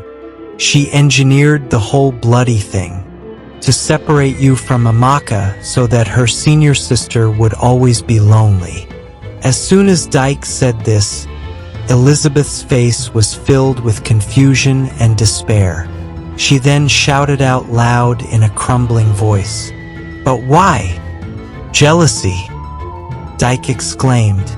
Some people are just born with the disease of jealousy, and it consumes them their whole lives. I believe Princess Precious is one of those people. Killing human beings, manipulation, hatred. It's all out there in black and blue. Elizabeth then interrupted Dyke's monologue. Then we have to stop her, she shouted. And how exactly do you suggest we do that, huh? Dyke immediately asked her. Well, we can tell the villagers that she has brainwashed the king and is holding the crowned princess hostage. Elizabeth responded to Dyke. Dyke shook his head in disappointment and then said to her in a sarcastic voice, "And do you think they would believe peasants like us, accusing a member of the royal family of such grievous acts? We would be lucky if they wouldn't feed us to lions for that type of treason. So what are we going to do about Princess Precious? If she is left unchecked, she can destroy the whole kingdom. Or even worse," Elizabeth said to Dyke. Dyke then responded, "We would do the only thing we can do. We would do everything positive to save Princess Amaka from the clutches of her sister, by breaking the spell from the king's heart in the Agba evil forest. We would do whatever it takes, and hope to God that when free, my love Princess Amaka would be able to put a stop to her sister's madness once and for all," Dyke said in a reassuring tone. Elizabeth then glared at him in admiration, and then commented, "Now I see why Princess Amaka fell head over heels for you. You are so confident and recurring," she said as she stood up. "Really?" Dyke responded. "I always thought it was because of my dazzling looks." "Haha," he chuckled. Elizabeth then stared at him in slight annoyance and rolled her eyes. Dyke then busted out in laughter. "This girl, why are you always so dramatic?" "Haha," he chuckled even more. He then came to an abrupt end to his laughter and then looked at Elizabeth intensely and started talking. "Elizabeth, I'm sorry the way I yelled at you earlier, even though I promised that I wouldn't overreact. I was just surprised by the whole thing. A part of me hoped that you were never involved in betraying Amaka because I've come to know you as a kind person." "Really, and why is that?" Elizabeth asked. "Well, for starters, you saved me from nearly biting the dust back at the river separating our village and the Agba evil forest. You took care of me at your house, a stranger for that matter. That shows me that you have good in your heart. Tons of them. And I'll be naive to overlook all these good things I've seen from you and judge you solely on the mistakes that you have made in the past." Dyke responded to Elizabeth. "Thank you, Dyke," Elizabeth responded to him. "I needed to hear this, especially coming from you. Alright, enough with the patting ourselves on the back. If we want to save my love Princess Amaka, we have to draft out a solid plan of maneuvering the harsh terrains of the Agba evil forest, especially as we are going to be going on this journey alone, right?" Elizabeth yelled in correspondence. "All right," Dyke said. "First, we would have come up with a plan to pass through the Sea of Serpents." Dyke mumbled as they discussed all night on how they were going to brave the journey that lies ahead of them. After they finished discussing, they both went to sleep.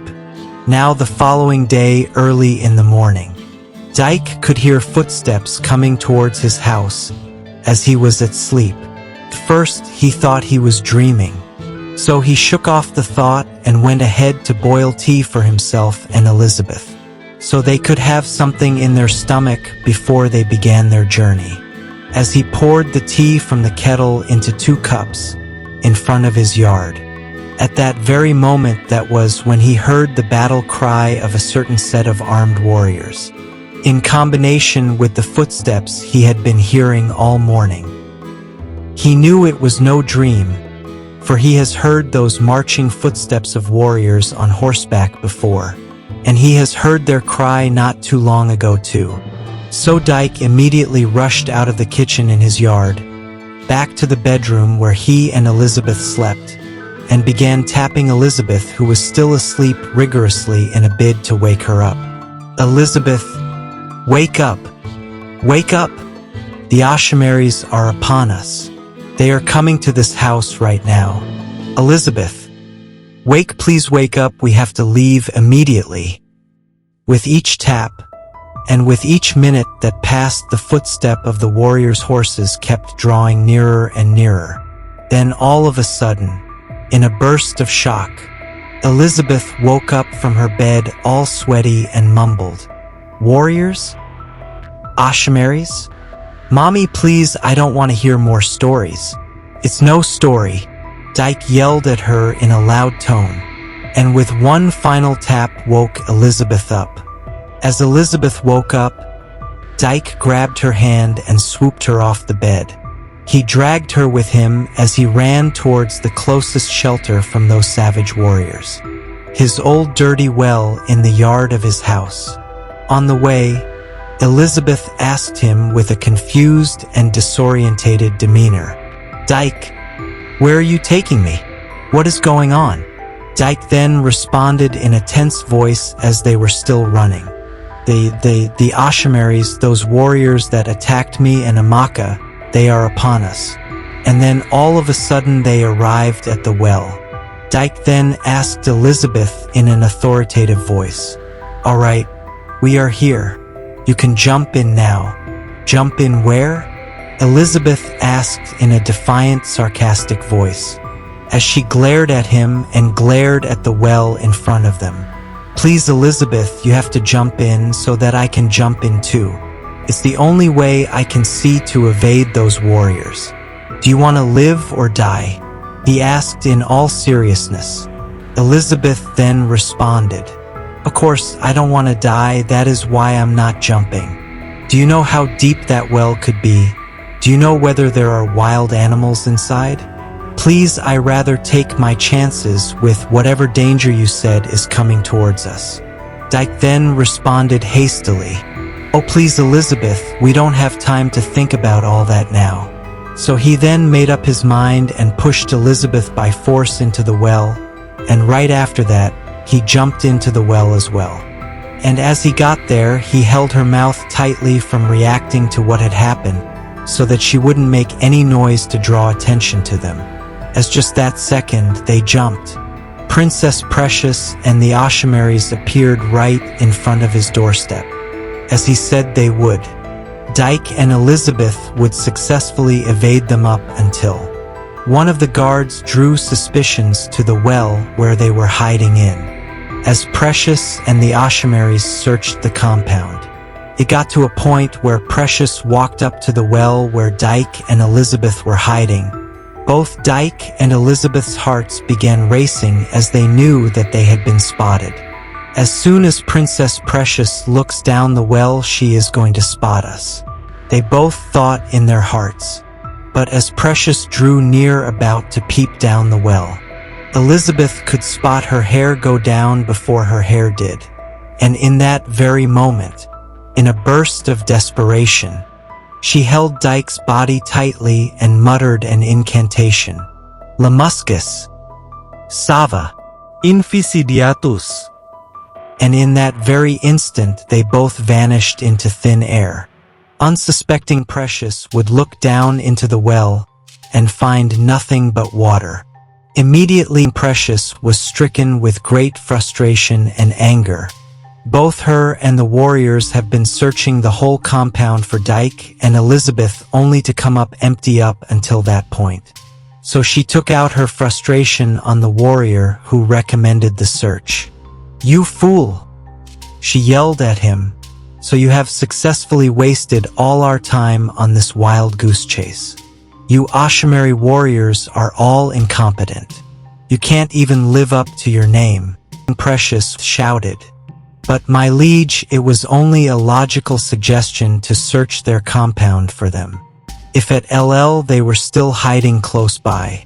The warrior tried to defend himself. "Shut up," Precious silenced him. "You uncultured swine. How dare you talk to you princess and future ruler like that? You Ashamaris all make me sick. All of you. Get out of my sight. All of you, leave. I'll find those traitors myself," she said as she cast them away. Shortly after this, all the Ashimari warriors departed the scene of Dyke House, back to their camp, as Princess Precious sped off on her horse back to the royal palace. As all this was happening, Farouk, the leader of the Ashimaris, followed Precious back to the palace without her permission. And he had observed how she lashed out at his warriors, and he could sense that she was frustrated and needed his company. So he continued to trail her on horseback as they both rode towards the royal palace. When they arrived at the palace gates, Farouk called her name out loud, while he gasped for his breath. "Princess Precious, my love, why are you angry? Why did you lash out at my warriors like that? That was cruel and unnecessary. Those warriors were all putting in their best, and you just spat in their faces like they were just joking around. How dare you?" Farouk asked in genuine anger. "How dare I?" Precious asked in utter surprise. "You had one mission, and one mission only: get Princess Amaka and wipe out whoever she was with. You wiped out the palace guards, you didn't spare any one of them. But that bastard Hunter, the one person I hate almost as much as my beast of a sister, you let him escape. Now he has aligned with that traitor Elizabeth. Only God knows what they are up to. Their working together could jeopardize everything I have worked so hard for." Then all of a sudden, out of nowhere, Princess Precious burst out into genuine tears. Farouk then immediately rushed and held her passionately in a bid to calm her down. He then asked, "My love, why are you crying? Nothing has happened yet. You have your sister locked up. The hunter is on the run, and the king is in your grasp. Please just set your heart to rest." Precious then looked up at Farouk and then responded, "I would rest when I have the hunter's head on a silver plate. Farouk, my love, if you truly love me, you would promise me that you won't rest either until that happens." "Precious, but..." Farouk responded to Precious in a shaky voice. "No buts, my love. You said you love me, right? Now promise me you would do anything you can to kill that bastard Hunter and my traitor of a friend Elizabeth. Whatever it takes." Farouk then responded in a deep, forced tone. "All right, my love, whatever it takes. I'm glad," Precious responded. "Now wait for me here, let me go and make sure my sister is rotting hopelessly in that palace cell. All right? All right, my love." So Farouk stayed put at the palace gates and kept himself busy by conversing with the palace guards, while Precious proceeded into the palace prisons to taunt her sister. Meanwhile, as all this was happening, Elizabeth and Dyke were miles away, at the river demarcating their village and the Agba evil forest, and they got into a heated argument about what had happened back at the well at Dyke's house. "What in heaven's name did you do to me, Elizabeth? Answer me. What are you? Who are you, in fact? You are not talking. Why are you not talking?" Dyke exclaimed in a loud voice. "It's not that easy for me, Dyke. Please just calm down." Elizabeth equally responded to him in a loud tone. "Calm down?" Dyke replied in a sarcastic voice. "In the short time that we have known each other, you have dropped bombshells upon bombshells upon bombshells. And to be honest, I have accepted all your rough edges. But now, I just basically teleported from the well in my house to this lake demarcating our village and the Agba evil forest, in mere seconds, because you muttered some gibberish at the last second. And now I'm here, you are looking at me and I am looking at you. And you can't even muster up an explanation for what had just happened, and you expect me to be calm?" Dyke said to Elizabeth in a harsh and endearing tone. "All right, I'll explain myself, but please, we are here in front of the Agba evil forest. Let's start moving. I can explain on the way." As soon as she said this, Dyke walked past her with scary speed and started heading towards the forest alone. He then yelled from afar, "You better start talking." Elizabeth then replied to him in a sharp tone, "Hey, please, wait up," as she ran after him. As they walked into the forest, the evening had come, and everywhere started becoming dark. Dyke kept walking into the forest at full speed, but Elizabeth kept trailing him from behind, trying to catch up with him at some point, but to no avail. As she walked fast, all she could think of was her past, her family, and the real reason they had to leave the Apama kingdom. Burdened by all these thoughts, she opted to shift her focus to Precious. What is she up to now? Elizabeth thought hardly. If it weren't for that wicked girl, none of this would have happened. Meanwhile, as she thought deeply about the plans and whereabouts of Princess Precious, miles away back at the royal palace, Precious was on her way down the palace stairs to the dungeon that held her elder sister Amaka. That my fool of a sister. They must have planned this, her and that foolish hunter. I feel something brewing in my gut. The calm before the storm. No, I know it. Let me go and make it clear to her that she is never going to see the light of the day, no matter what they had in plan.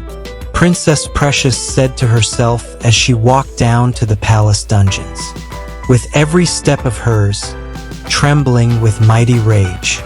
Her sister, Princess Amaka, who had been in a trance-like state, bound in chains, could hear the clinging of her royal shoes and immediately woke up. Could that be my father? She asked herself. No, those footsteps are too timid for my hefty father. It must be a lady's shoe of some sort. But that clinging, like gold embedded into the sole of the shoe.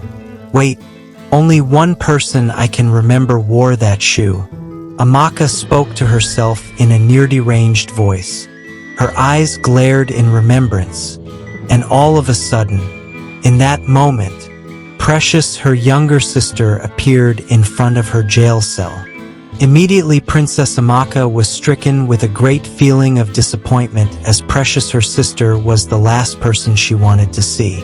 While Precious stared down at her sister, Amaka bound in chains, with an expression of disgust written all over her face.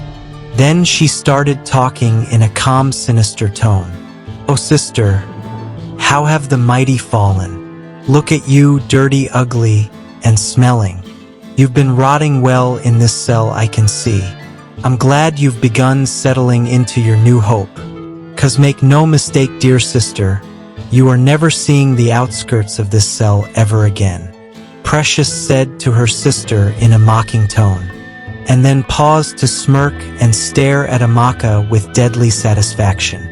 Then all of a sudden, Amaka, who had been looking down to the floor all this while, too angry to look her evil little sister in the face, began whispering slowly in an airy voice. "You monster," Amaka whispered. "What have I ever done to you to deserve all this? Ever since we were little, I have always prioritized your happiness over mine, Precious. You were perfect, slim, non-muscular, and beautiful. You were everything I wanted to be. So I cherished you, I protected you. Only for you to turn into this. Your greed and jealousy have consumed you. Oh please," Precious interrupted in a rude tone. "Please stop this, your song and dance of me being jealous of you. I think we are all tired of hearing you go on and on about how jealous I am of you, when really, as you just admitted, you have been the one who has always been jealous of me, as you've just clearly stated now. What are you doing here, Precious? Here to gloat, here to wallow in what you think is victory?" Princess Amaka asked in an unbothered, condescending voice. It was as if she had lost all emotions and all her kind, bubbling energy. She continued to speak to Precious, as Precious looked at her in shock. "Well, if you came here to gloat, well, please do it quickly and get out of my sight. I no longer wish to see you in my life again." 'cause I'm done with you. Permanently, since the love I thought we shared as sisters in spite of our differences always meant nothing to you, even though I always hoped deep down it didn't. Then I think it's time we both start acting accordingly to each other. Now you little devil, get out of my sight. Monster. Princess Amaka yelled at Precious like she wanted to devour her, with her eyes filled with a newfound hatred for her baby sister. Her eyes were glittering bright red and filled with dampened tears, as she yelled with veins in her throat. It was a transformative moment for Amaka, where she finally realized that there was no redeeming her beloved sister. But in that moment, Princess Precious went from being shocked to bursting out in evil laughter. Ha ha ha. Oh, this is hilarious. Ha ha ha. You just made my day, Amaka. Ha ha ha. Then Amaka turned to her in shock and disgust and asked her slowly, "Do you think this is funny? Huh? You think all this is funny to you? You bastard. I knew it. What more do you expect from the devil incarnate herself? On. Big sister. Stop it, you are making me blush. Ha ha ha." Princess Precious replied to Amaka with mocking laughter. She then began talking. "I have waited all these years for you to finally say those words to me. I hate you. I have waited for you to say those words to me because that is exactly how I feel about you. You sit there in your disgraceful state, judging me, thinking by spewing out some makeshift insults that it would get me in some kind of emotional frenzy. And what? I'll get emotional and release you. Think again." As she said this, Amaka's facial expression went from pure anger to having some glimmers of fear as Precious spoke. Precious had seemed to deflect all the emotions from the monologue that Princess Amaka just went on, and it threw Princess Amaka off, realizing how cold and emotionless her little sister was. But Precious wasn't done just yet. She kept talking. "Oh, Amaka, my foolish sister. You have always not been that bright, right from when we were kids. But somehow, Mommy and Daddy loved you more than I. They treated you like a special little gem. You are delusional, Precious. You hear me? You are delusional. That never happened." Princess Amaka immediately interrupted. Shut up your dirty mouth. How would you know? When you were always playing the little Miss Damsel in the distress act for Mommy and Daddy. Do you know how that feels, being born as the second child and literally being the second place in my family's heart? And the painful part is that if you were better than me, I would have understood. But you were not. You were big, ugly, and muscular. I was beautiful and charming. You were hated and rejected by most people, especially men, while I was loved and adored by everyone, even my adversaries. But yet you were still the star child. Princess Amaka then hastily interrupted Precious's monologue. "You fool, your eyes are closed 'cause you don't want to see the truth," she replied. Precious, "How dare you?" Precious immediately responded to her with a shout. Princess Amaka then replied, "How dare I what? Look you in the eye and say the truth to your face. Have you ever stopped to consider that the reason Mommy and Daddy paid special attention to me was because I wasn't meeting up with you?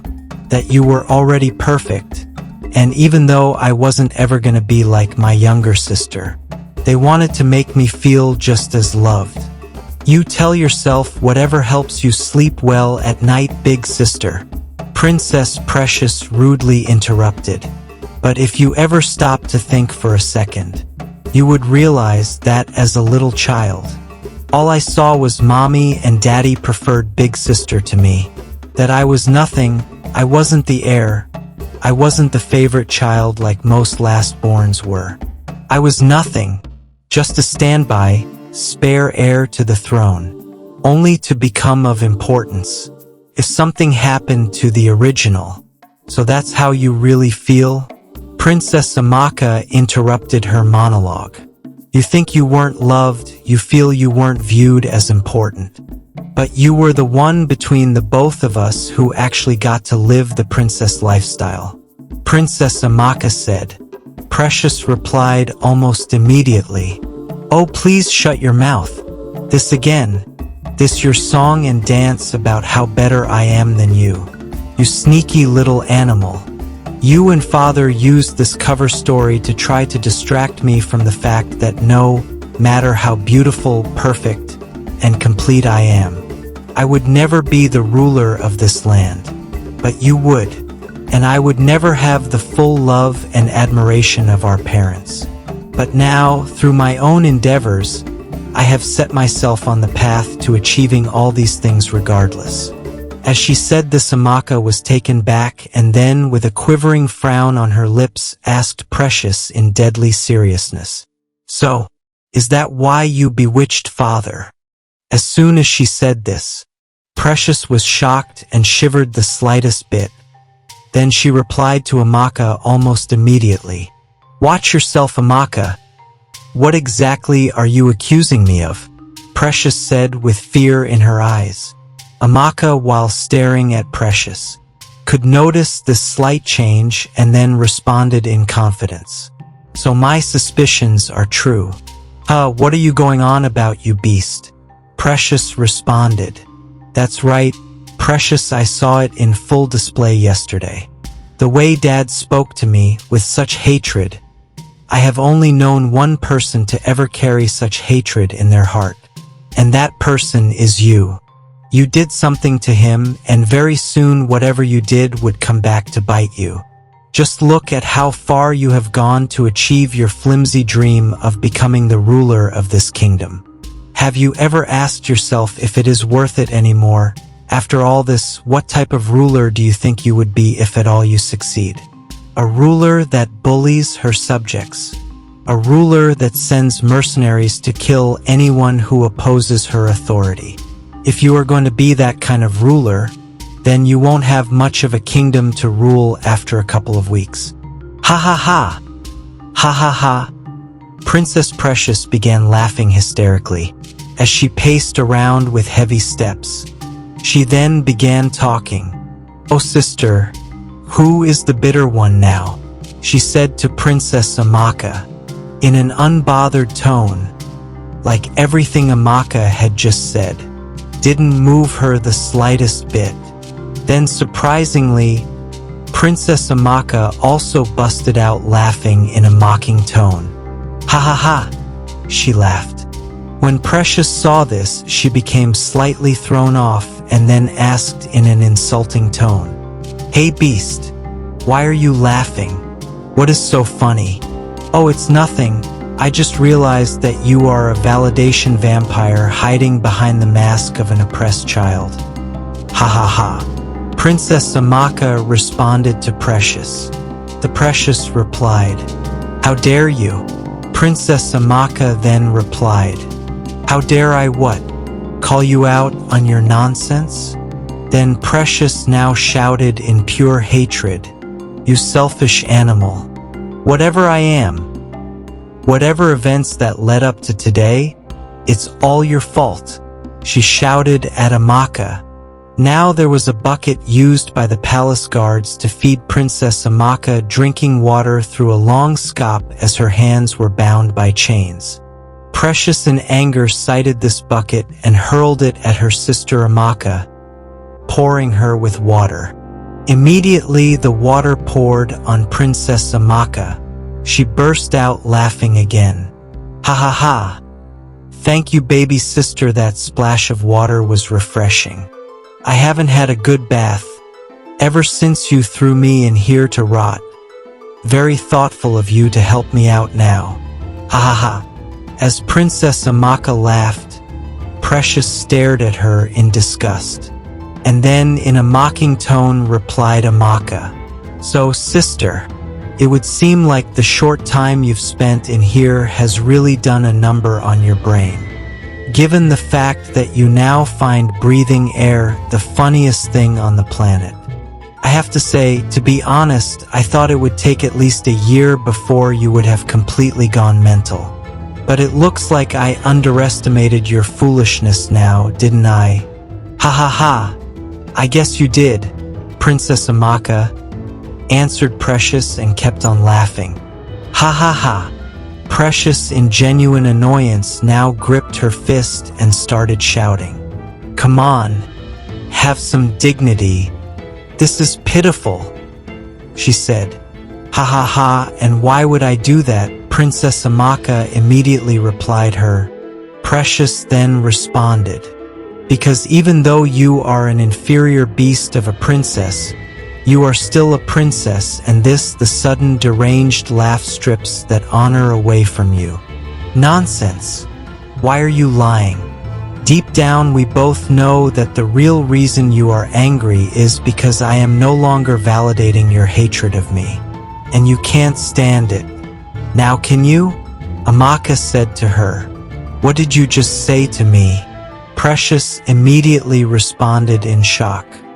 Then Princess Amaka raised her head, looked up to her, with a sinister smirk on her face, and kept talking.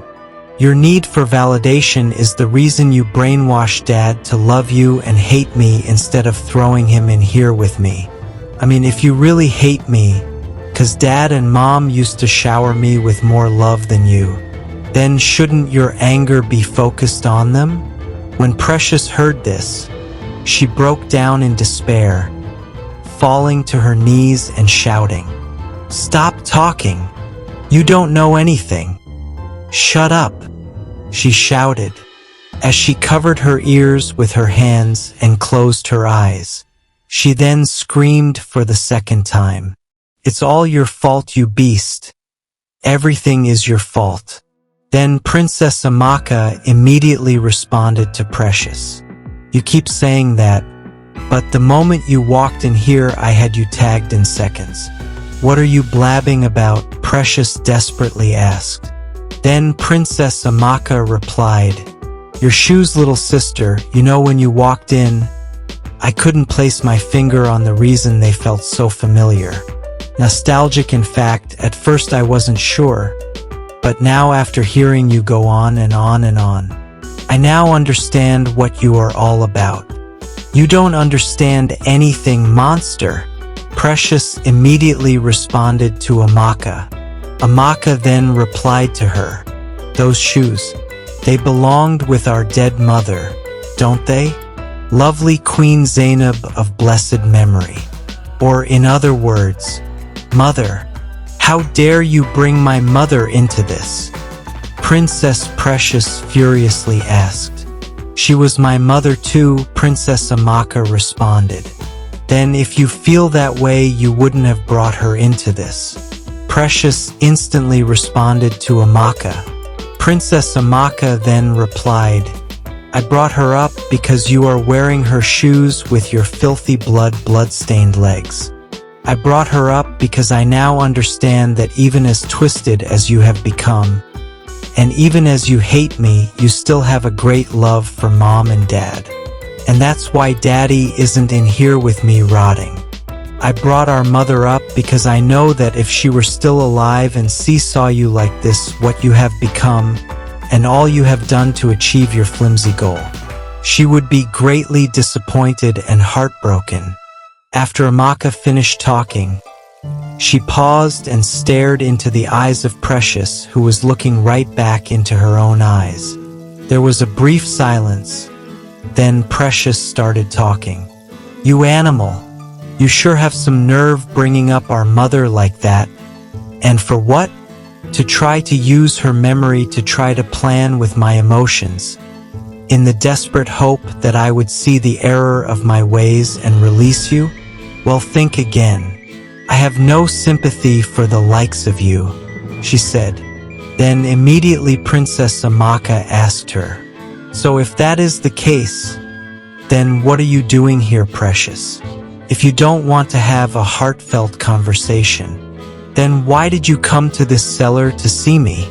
Why have you engaged me in this long, unfulfilling banter for minutes now? What exactly are you doing here? Almost immediately Precious looked at Amaka with an aggrieved face and then began talking. Do you really want to know? The reason I came here is to remind you that I'm out here and you are inside that cell, and that is never going to change. The reason I am here is to tell you that I have killed your little boyfriend Dyke, thus extinguishing any hopes of love you had. No, it can't be. You couldn't have. You monster. Princess Amaka shouted almost immediately and began sobbing. Yes, that's right, he is gone. Princess Precious replied to her sister's groans. And then she continued her monologue. I came here to remind you that this is how things are always going to be. You are going to be. I am always going to be better than you, always going to be smarter, faster. You never had a chance of being the ruler of our land, because I have always existed. Princess Amaka, who had been sobbing for her lover Dyke's supposed death, couldn't stomach Princess Precious's yapping anymore and then began shouting, "Get out! Get out! Get out of my sight, you evil monster!" she exclaimed. Then Precious retaliated and also screamed, "Keep your mouth shut, you animal! You are the one in chains here, you wild animal! And for your information, so that we get everything on the record, I am not the evil one here. You are. You always have been the problem. And I am sick and tired of you always trying to take the moral high ground with our squabbles when you are the sole reason why Mom died. What did you just say to me? Have you gone delusional, you evil girl? What are you even talking about? And how am I the reason why Mom died?" Princess Amaka forced out questions through her mouth that was extremely dry from wailing at Precious. Precious then replied to her, "I don't believe it. So Daddy never told you? And I guess you never cared to find out what really happened. The night Mom died." As she said this, Princess Amaka was stunned by her words, and she was trapped in the feeling between anger, sorrow, and confusion. But Princess Precious would continue talking to her regardless. "Well, since this would be the last time I would be coming down to this hellhole to see you, I rather do you my last respects and inform you of what really happened that night. That night on your 13th birthday, that was when it all happened." As Princess Amaka heard the words of Precious, in that very moment, all she could feel was hatred, but she paid keen attention to what Precious was saying. Precious would continue talking.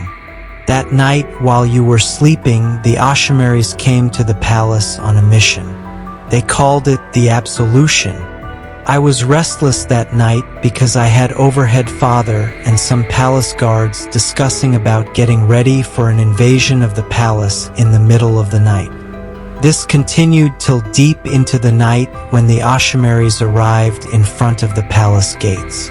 Almost immediately, Father rushed out of the palace to confront them, and they all got into a heated argument.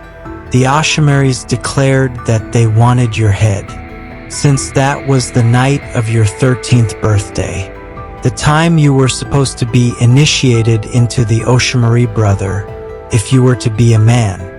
Father had tried to bargain with them to spare your life, at some point even offering to die in your place. But the warriors refused. They pushed Father, King David, aside and marched into the palace gates. I could see Father from my bedroom window that night screaming an order to the palace guards to defend the entrance to the palace at all costs. "Defend those walls until the last man, my servants," Father screamed. And almost immediately, the Ashamaris and the palace guards got into a huge battle, right in front of the palace entrance. Unfortunately, this battle would only last for a few minutes, as I witnessed the Ashamari warriors lay waste to the palace guards like they were mere chickens. That was when I knew that those weren't ordinary warriors. They were something else.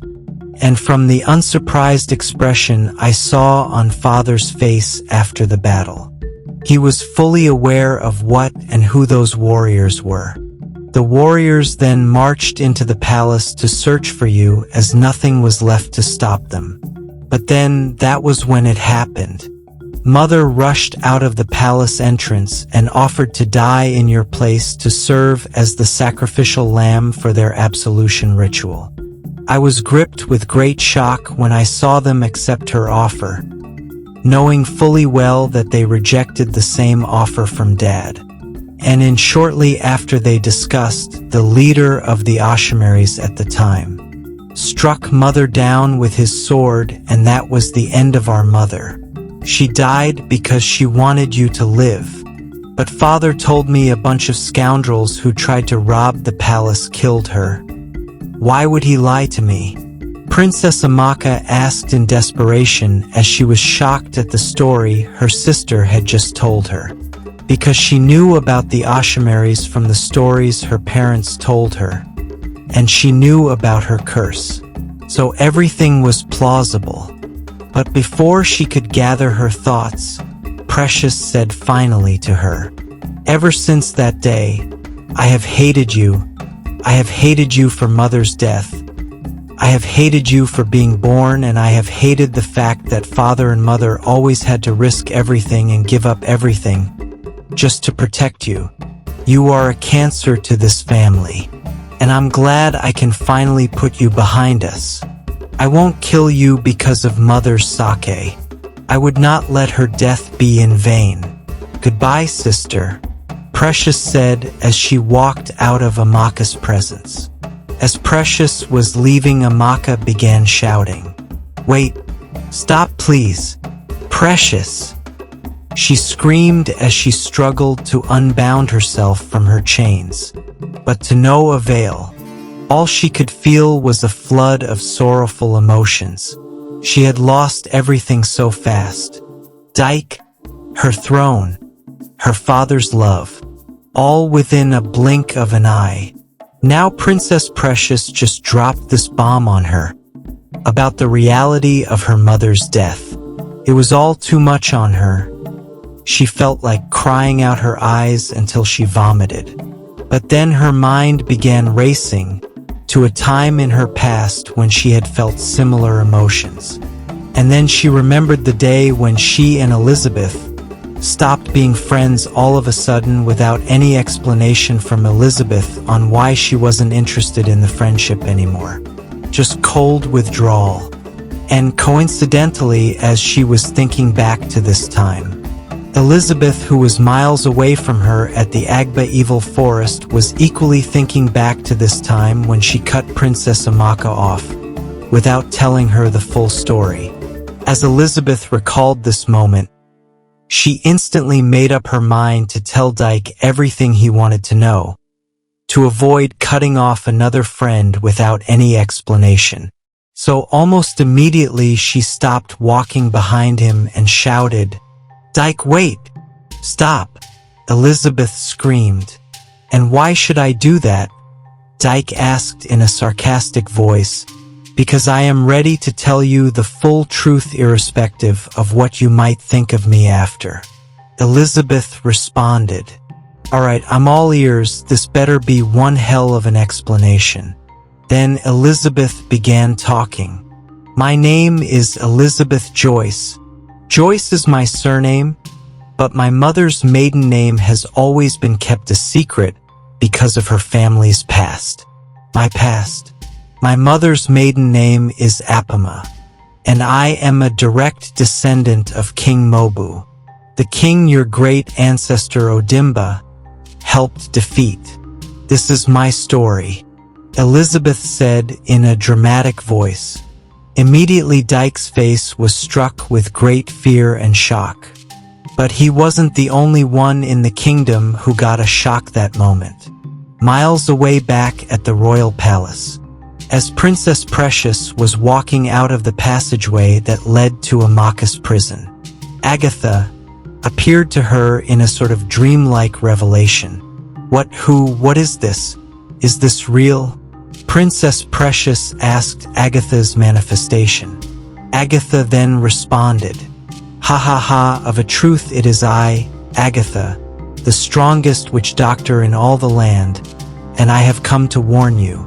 My niece Elizabeth is on her way with a hunter to deep inside the Agba evil forest." "Aha, so that's where she is," Precious responded. "But isn't that the same forest my sister Amaka and Dyke the hunter were going to find Amaka a cure before I stopped them with the Ashimaries?" She said to herself, but shrugged it off and then with a suspicious demeanor asked Agatha, "But great Agatha, why did you go through all this trouble to give me this information? How does telling me the location of your niece benefit you? Or am I missing something?" Precious asked. Agatha then laughed in an evil tone. "Ha ha ha ha. Foolish princess, my niece and the hunter are on a mission to find the sacred shrine of eggs, deep in the Agba evil forest. If they are successful, they would be able to wish away my enchantment on your father the king, and you would be instantly exposed. You must stop them, Precious, or else. Stop them. Stop them. Stop them," Agatha said as her manifestation disappeared into thin air. Immediately Princess Precious was gripped with fear because of Agatha's warning. She ran straight to Farouk, informing him that she needs him to gather his Ashimari warriors so they could all go in pursuit of Elizabeth and Dyke. But Farouk explained to her why gathering his warriors won't be possible and suggested that only 2 of them go. Precious agreed, so Farouk went to ready the horses for their departure. Just a few minutes later, Farouk approached silently, leading 2 sleek horses saddled and ready. His footsteps were barely audible against the cobblestone, a testament to his years of training as an Ashimari warrior. "Your Highness," he said, his voice steady yet tinged with concern. "The horses are prepared. Are you certain you wish to depart immediately? Dawn is but a few hours away."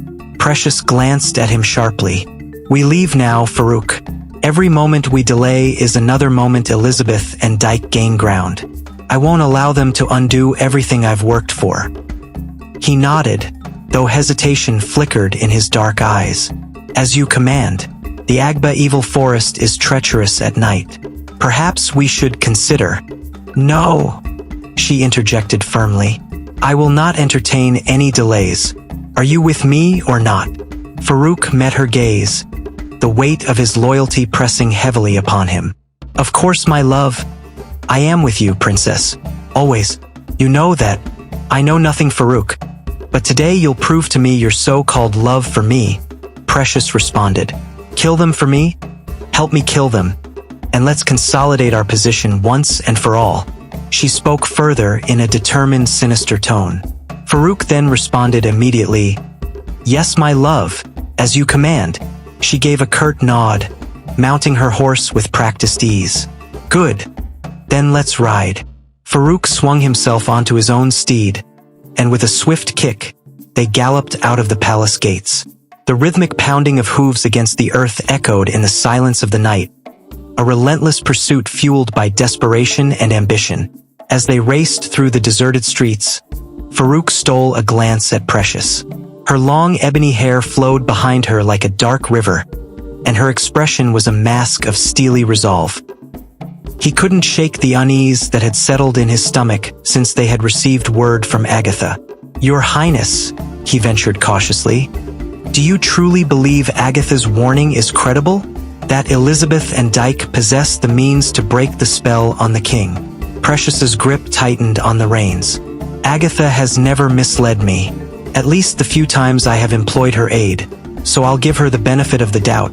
If she says they can undo the enchantment, then we must prevent them from doing that at all costs."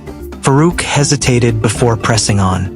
"But if the spell is broken and the king returns to his senses, perhaps it would be an opportunity to—" "Opportunity for what?" she snapped, her eyes flashing dangerously. "For him to cast me aside once more in favor of Amaka? To strip me of the power I've rightfully claimed?" "Forgive me," Farouk said quickly. I only meant that reconciliation might be possible. Reconciliation is a fantasy for the weak-hearted, she retorted coldly. I have no intention of relinquishing my position. Farouk fell silent, his mind churning with unspoken thoughts. The landscape blurred past them, fields giving way to dense woodlands, as they sped toward the ominous silhouette of the Agba evil forest on the horizon. After a while, he tried again. Princess, may I speak freely? She arched an eyebrow but kept her gaze ahead. Since when have you needed permission? He took a deep breath.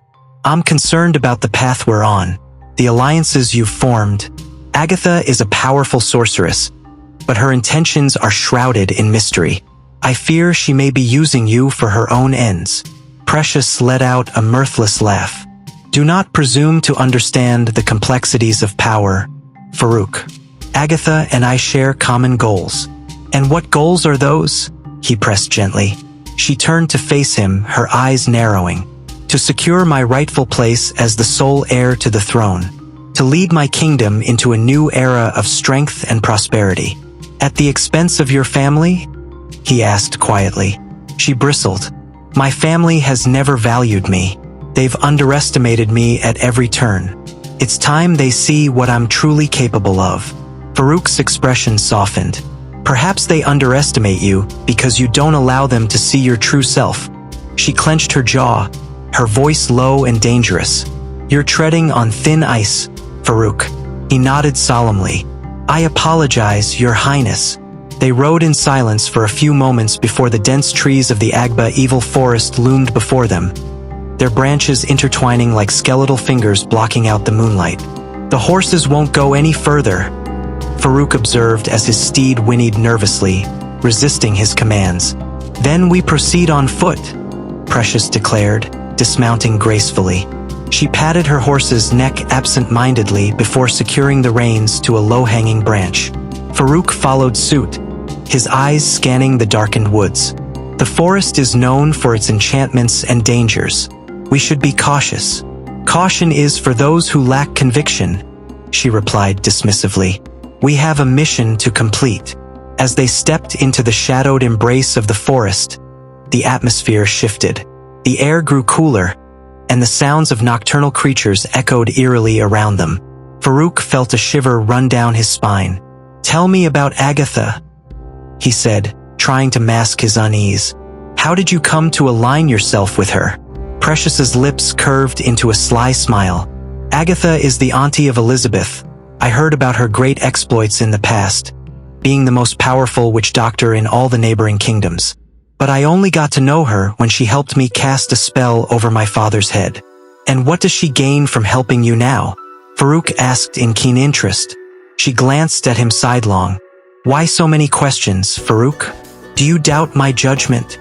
Not at all, he replied quickly. I merely wish to understand the full scope of our alliances. Agatha seeks to restore the glory of the Apama lineage. She told me as much after we incapacitated her niece after I made a sacrifice in her shrine. Precious explained. Our goals align in that regard. Farouk's brow furrowed. The Apama lineage? You mean the people of the neighboring kingdom? We learned about them during our training as Ashamaris. Apparently, the bloodlines in the village that were a threat to us were all wiped out. Farouk commented. Not entirely, Precious responded cryptically. Powerful bloodlines have a way of enduring. They continued deeper into the forest, the canopy above growing denser until only slivers of moonlight pierced through. Strange plants glowed faintly along the path, casting an otherworldly illumination. Farouk couldn't shake the feeling of being watched. This place, it feels alive. That's because it is, Precious remarked. The forest is imbued with ancient magic. He paused, placing a hand on the hilt of his sword. Perhaps we should reconsider. If the forest itself is enchanted, we could be at a disadvantage. She rolled her eyes. Afraid of a few old spells? I expected more from you. It's not fear, he clarified. It's prudence. She waved a hand dismissively. We press on. As they walked, whispers seemed to float on the breeze, indistinct and haunting. Farouk strained to catch the words but could only make out fragments. Turn back. Danger. Sacrifice. Did you hear that? He asked, stopping in his tracks. Precious continued ahead. Ignore it. The forest plays tricks to deter the weak-willed. He hurried to catch up. But what if it's a warning? She shot him an annoyed glance. If you're so frightened, perhaps you should return to the palace. He squared his shoulders.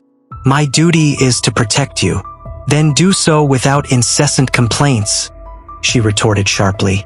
Farouk fell silent, though his unease only grew. He recalled tales from his childhood about the Agba evil forest. Stories of travelers who entered and were never seen again, of spirits that lured the unwary to their doom. Your Highness, he began tentatively. Have you considered that the forest might demand a price for our passage? She smirked. Let it demand. I am prepared to pay. He studied her profile, noting the determined set of her jaw. And what price are you willing to pay? Whatever it takes, she replied coldly. Meanwhile, deep within the forest, Elizabeth and Dyke moved cautiously along a narrow path lined with ancient trees whose bark was etched with mysterious runes. The soft glow emanating from the symbols bathed the path in a gentle light. Dyke's thoughts were a tumult of confusion and mistrust. He glanced at Elizabeth, her facial expression serene yet guarded. What Elizabeth had told him earlier was still ringing in his head. My name is Elizabeth Joyce. Joyce is my surname, but my mother's maiden name has always been kept a secret because of her family's past. My past. My mother's maiden name is Apama, and I am a direct descendant of King Mobu, the king your great ancestor Odimba helped defeat. This is my story. He couldn't believe it.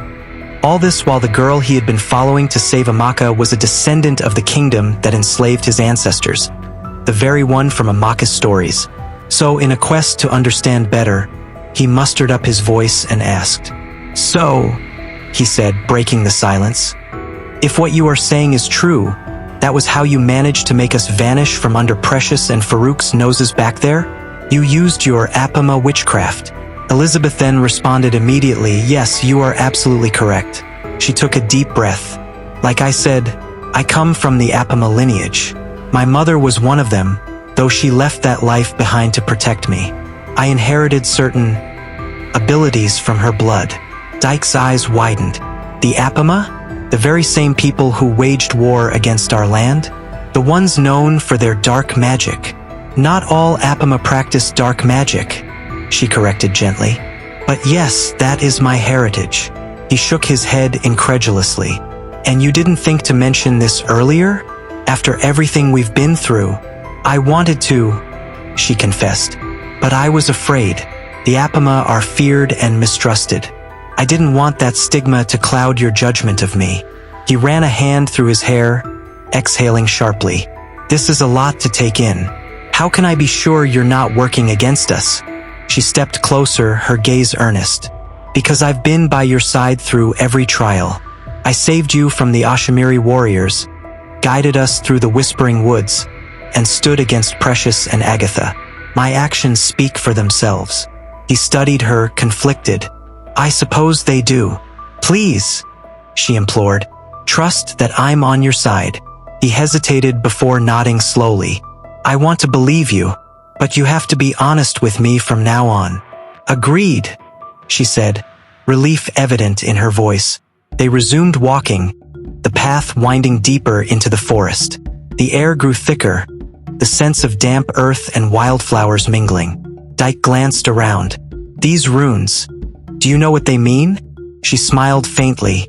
They're ancient symbols of protection and guidance. The forest recognizes me as kin. Convenient, he remarked. She ignored the hint of sarcasm. It means we have a safer passage, at least for now. He kicked a loose stone along the path.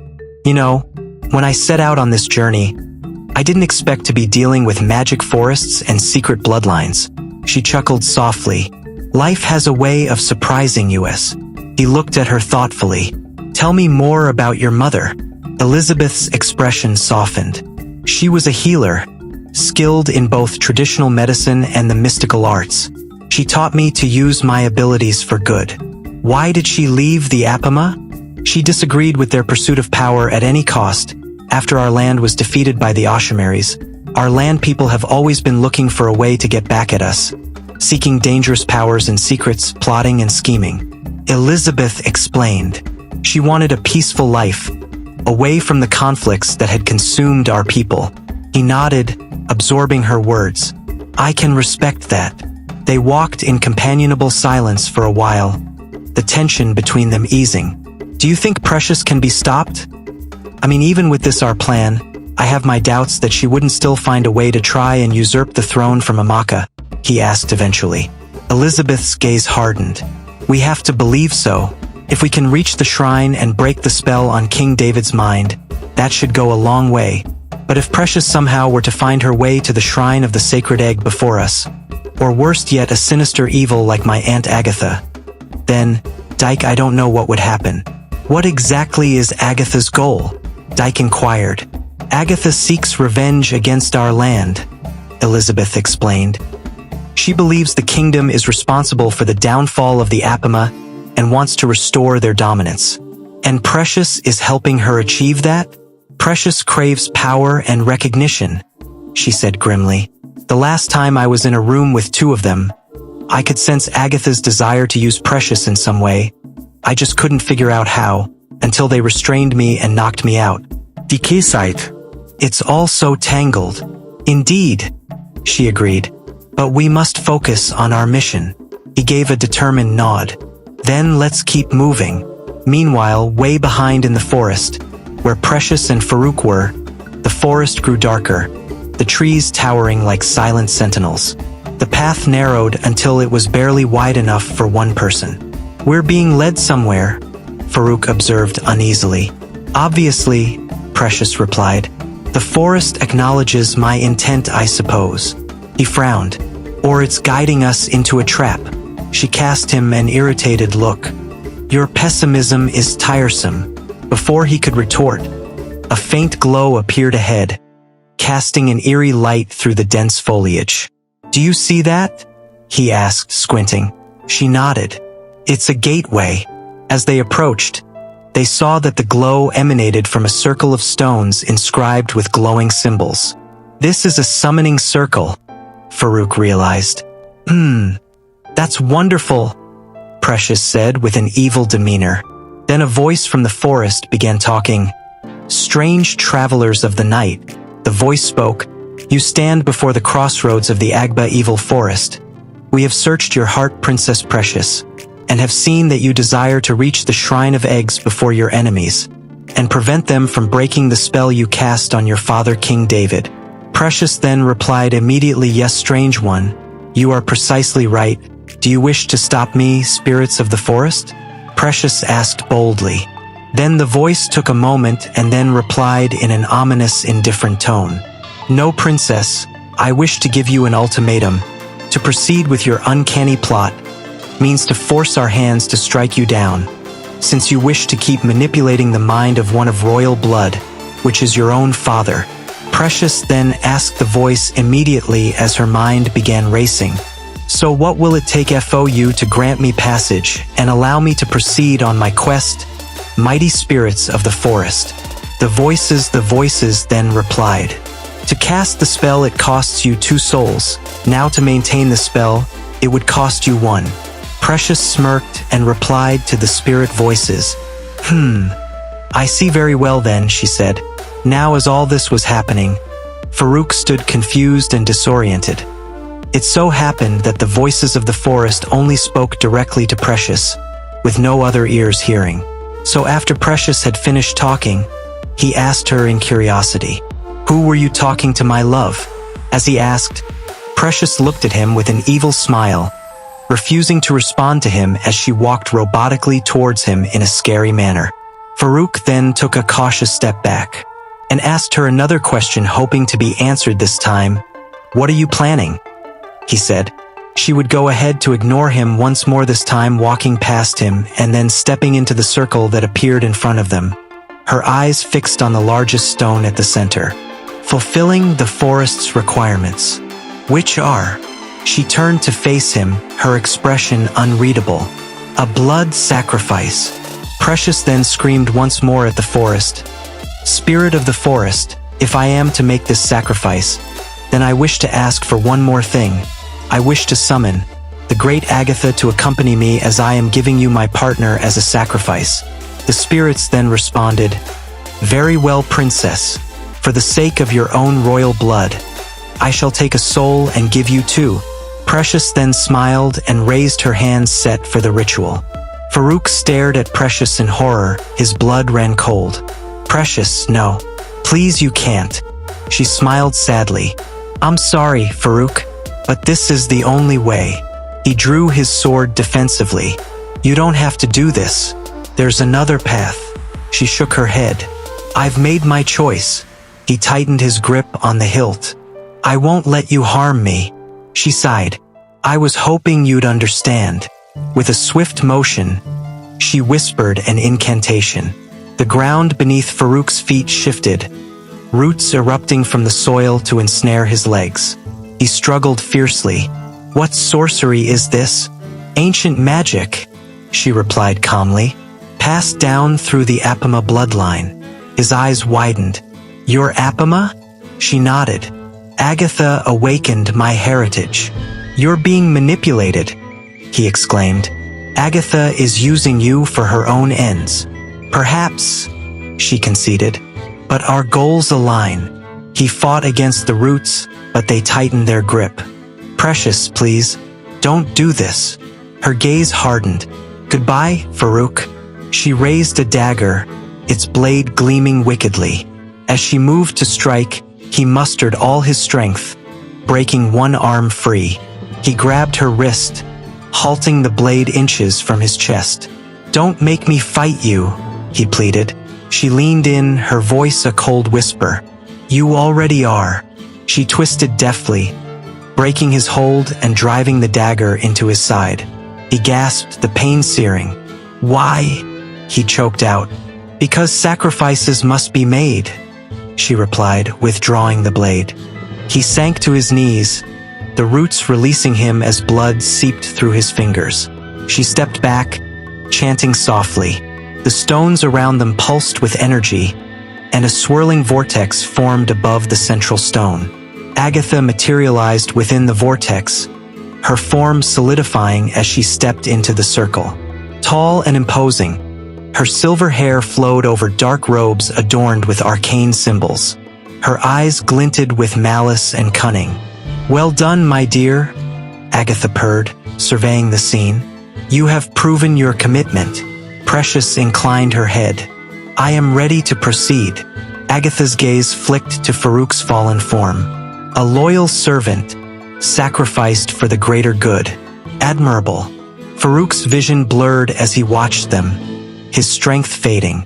I thought you loved me, Precious. I thought we were going to end up together. I sacrificed everything for you, he whispered. Precious then replied in a mocking tone.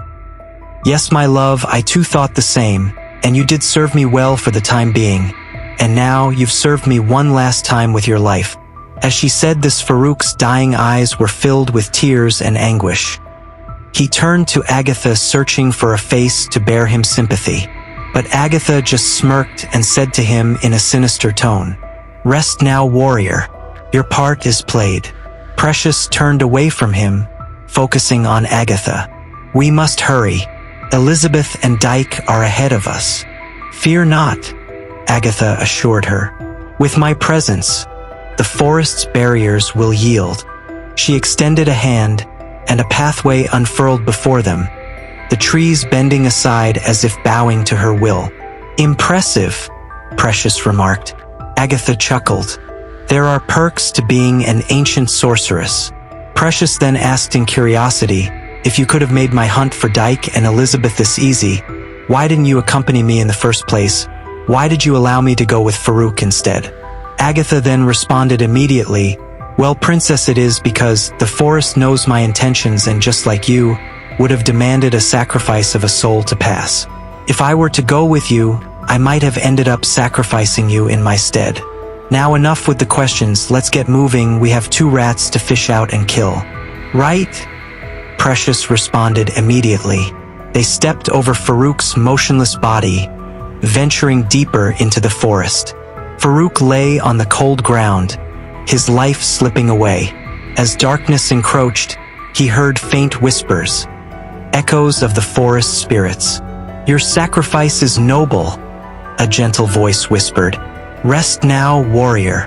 He closed his eyes, a single tear tracing down his cheek. Meanwhile, as all this was happening, Elizabeth and Dyke, who were miles ahead in the forest, approached a clearing where the trees gave way to a shimmering river. The water glowed softly, illuminating the area with a soothing light. The enchanted river, Elizabeth identified, a place of reflection and trial. "I've heard of this place from the stories." Dyke eyed the river warily. "What kind of trial?" She gestured to a narrow stone bridge arching over the water. "We must cross, but the river will test our hearts." He nodded. "Then let's face it together." They stepped onto the bridge, and immediately, the environment around them shifted. The sounds of the forest faded, replaced by a profound silence. Dyke glanced at Elizabeth. "Do you feel that?" She nodded, her expression tense. "Stay close." As they advanced, mist rose from the river, enveloping them. Voices echoed within the fog, familiar and haunting. "Dyke!" A voice called softly. He turned, recognizing the voice of his late father. "Father, why did you leave us?" The voice questioned. "Why pursue a path that leads to destruction?" He shook his head. "I didn't leave. You passed on." "Did I?" The voice taunted. "Or did you abandon your family for glory?" Meanwhile, Elizabeth heard her mother's voice. "Elizabeth, my child, you walk a dangerous path." "Mother," she whispered, "I'm trying to make things right. By embracing the heritage I fled from," her mother chastised, "you risk becoming like them." "I'm not like them," Elizabeth insisted. "I use my abilities to help others. Power corrupts." The voice warned. "Be careful." Dyke reached out, his hand finding Elizabeth's. "Don't listen," he urged. "They're illusions." She squeezed his hand. "We must focus." The mist thickened, the voices growing louder and more accusatory. "Traitors, deceivers, unworthy." Dyke closed his eyes, centering himself. "We know who we are. We won't be swayed." Elizabeth nodded, joining him in silent resolve. Their combined determination pushed back against the oppressive atmosphere. Gradually, the mist receded, and the voices faded into silence. They opened their eyes to find themselves on the other side of the bridge. "Well done," a melodious voice praised.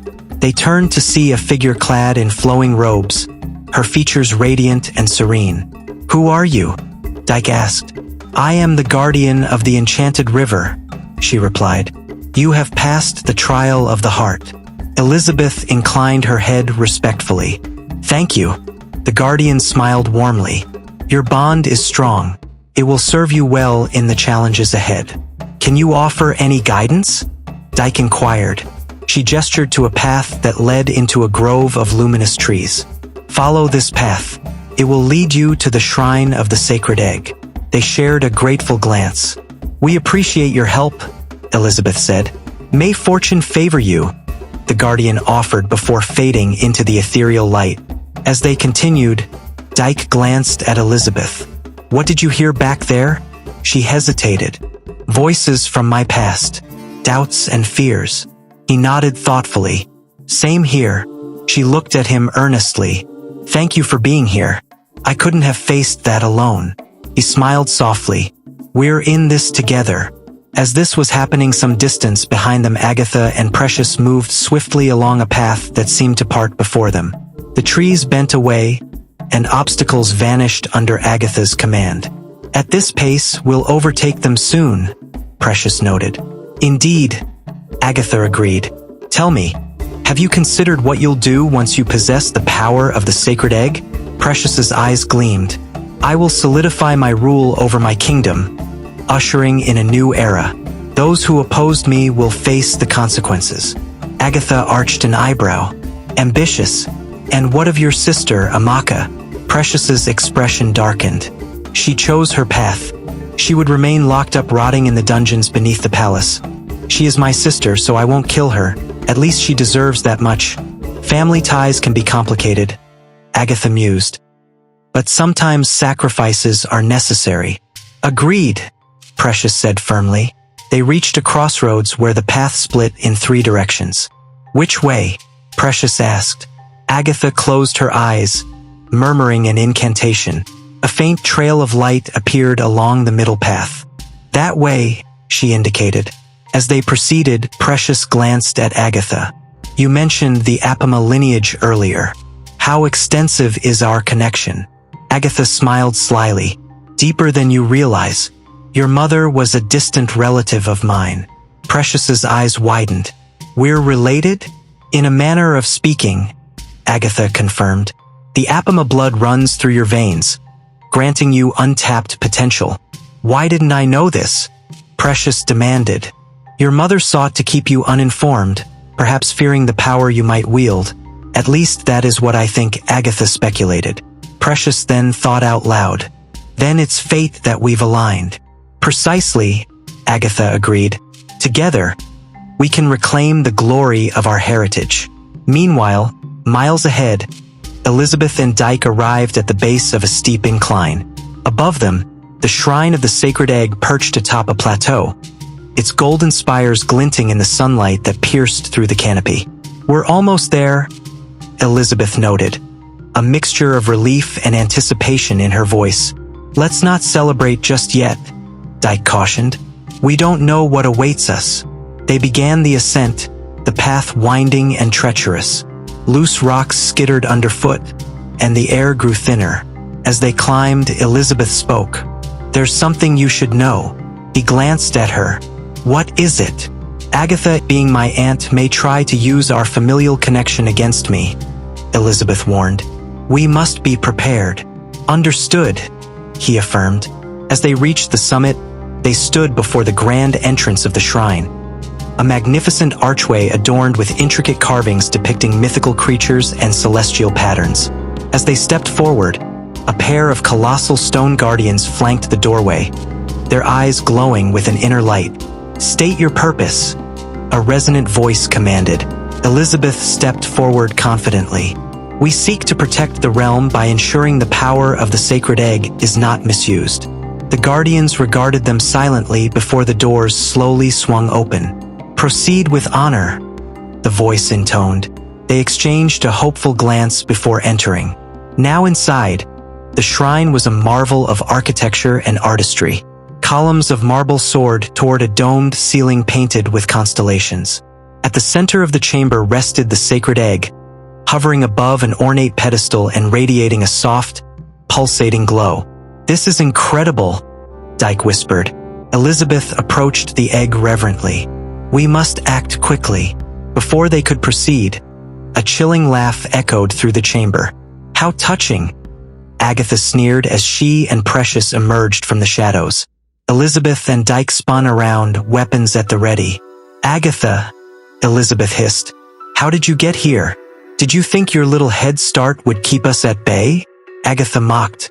Precious smirked. You're not the only ones with resources. Dyke stepped protectively in front of Elizabeth. We won't let you take the egg. Agatha chuckled darkly. Precious drew her dagger, its blade shimmering with a sinister aura. Stand aside, and perhaps I'll spare you. Elizabeth's eyes hardened. We won't let you harm anyone. Agatha's gaze locked onto Elizabeth. Niece, you could have joined us. Together, we would have been unstoppable. I'll never be part of your schemes, Elizabeth declared. Such a pity, Agatha sighed. Then you leave me no choice. With a flick of her wrist, Agatha unleashed a bolt of dark energy. Elizabeth countered with a barrier of light, the opposing forces colliding with a thunderous crack. Go, Elizabeth shouted to Dyke. Secure the egg. Dyke hesitated. I won't leave you. I can hold them off, she insisted. Trust me. Reluctantly, he moved toward the egg. Precious intercepted him, her dagger poised. Not so fast. He drew his sword, engaging her in combat. Their blades clashed, sparks flying as metal met metal. "You're outmatched," Precious taunted. "Surrender now." "Never," he growled, parrying her strikes. Meanwhile, Elizabeth and Agatha circled each other, arcane energies swirling around them. "You've grown strong," Agatha acknowledged, "but you're no match for me." "We'll see about that," Elizabeth retorted. They exchanged spells, the chamber shaking with the force of their battle. Pillars cracked, and shards of marble rained down. Dyke pressed his advantage against Precious, but she was nimble and cunning. Feigning a misstep, she lured him into overextending, then slashed his leg with her poison dagger. He hissed in pain, feeling the venom course through his veins. "What have you done?" "Just leveling the playing field," she sneered. He staggered, his movements slowing. Elizabeth glanced over, concern flashing across her face. "Dyke!" Agatha seized the distraction, striking Elizabeth with a blast of dark magic that sent her sprawling. "You can't save them both," Agatha taunted. Elizabeth struggled to her feet, determination blazing in her eyes. "I won't let you win." Drawing upon her deepest reserves, she began chanting an ancient spell, a powerful incantation her mother had taught her, one that required immense sacrifice. Agatha's eyes widened. "You wouldn't dare." Elizabeth's voice rose, the words echoing with power.